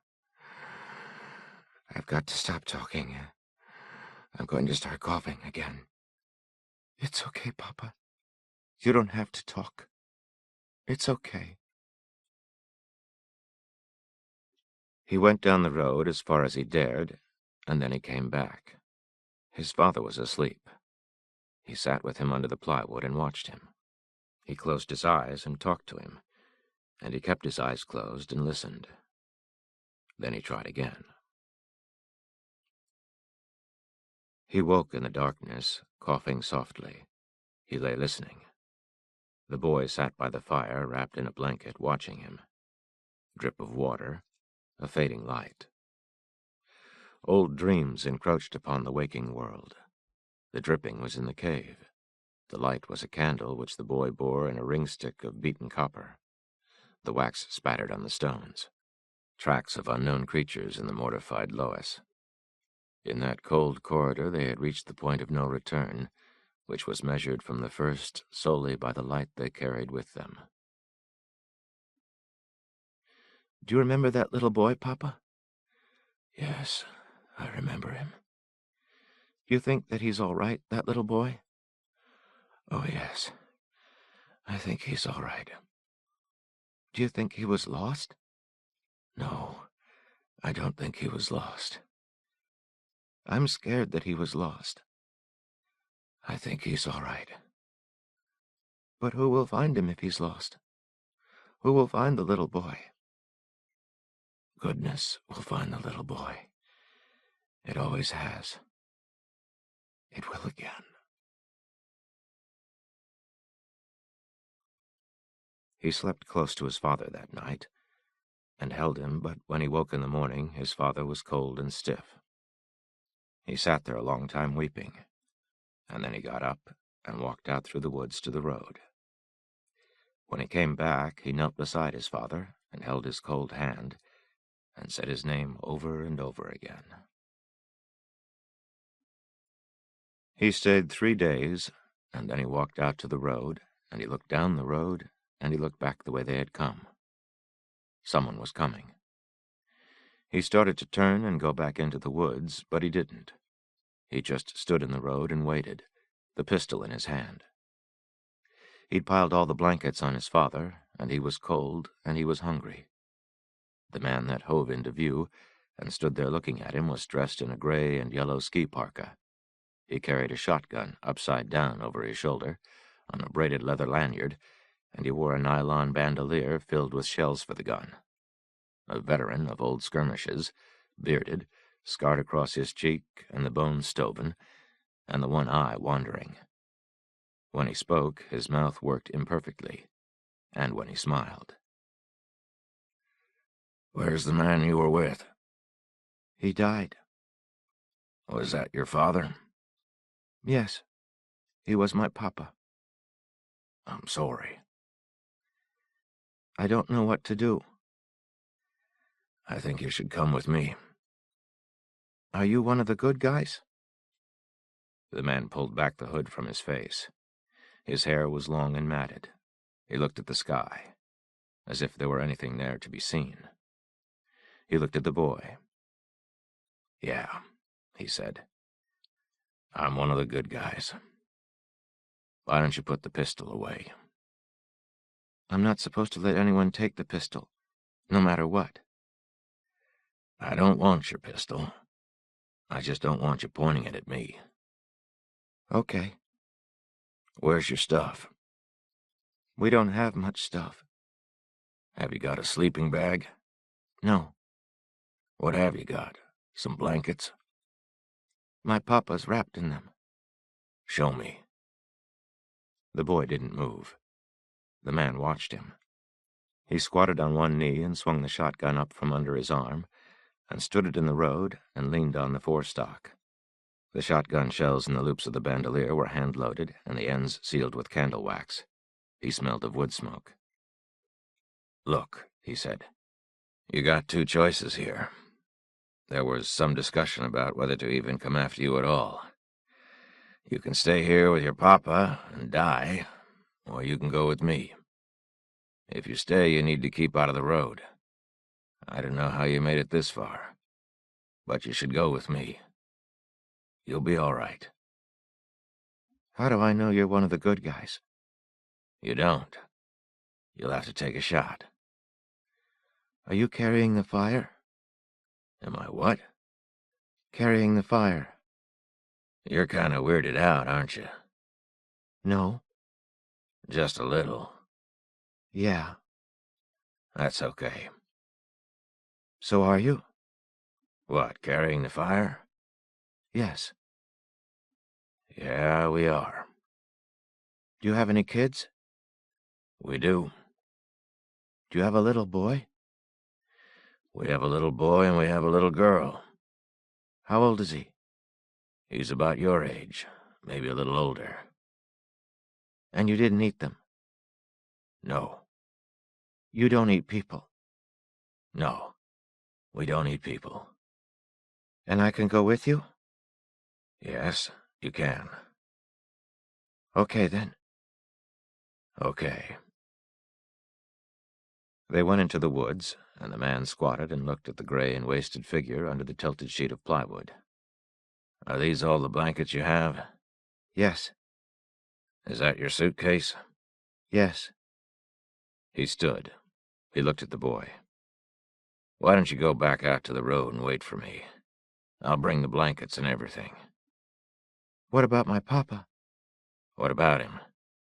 "We can't just leave him here." "Yes, we can." "I don't want people to see him." "There's no one to see him." "Can I cover him with leaves?" "The wind will blow them away." "Could we cover him with one of the blankets?" I'll do it. Go on now. Okay. He waited in the road, and when the man came out of the woods, he was carrying the suitcase, and he had the blankets over his shoulder. He sorted through them and handed one to the boy. Here, he said, wrap this around you. You're cold. The boy tried to hand him the pistol, but he wouldn't take it. You hold on to that, he said. Okay. Do you know how to shoot it? Yes. Okay. What about my papa? There's nothing else to be done. I think I want to say goodbye to him. Will you be all right? Yes. Go ahead. I'll wait for you. He walked back into the woods and knelt beside his father. He was wrapped in a blanket, as the man had promised, and the boy didn't uncover him, but he sat beside him, and he was crying, and he couldn't stop. He cried for a long time. I'll talk to you every day, he whispered, and I won't forget, no matter what. Then he rose and turned and walked back out to the road. The woman, when she saw him, put her arms around him and held him. Oh, she said, I am so glad to see you. She would talk to him sometimes about God. He tried to talk to God, but the best thing was to talk to his father. And he did talk to him, and he didn't forget. The woman said that was all right. She said that the breath of God was his breath, yet though it passed from man to man through all of time. Once there were brook trout in the streams in the mountains. You could see them standing in the amber current, where the white edges of their fins wimpled softly in the flow. They smelled of moss in your hand, polished and muscular and torsional. On their backs were vermiculate patterns that were maps of the world and its becoming, maps and mazes, of a thing which could not be put back, not be made right again. In the deep glens where they lived, all things were older than man, and they hummed of mystery.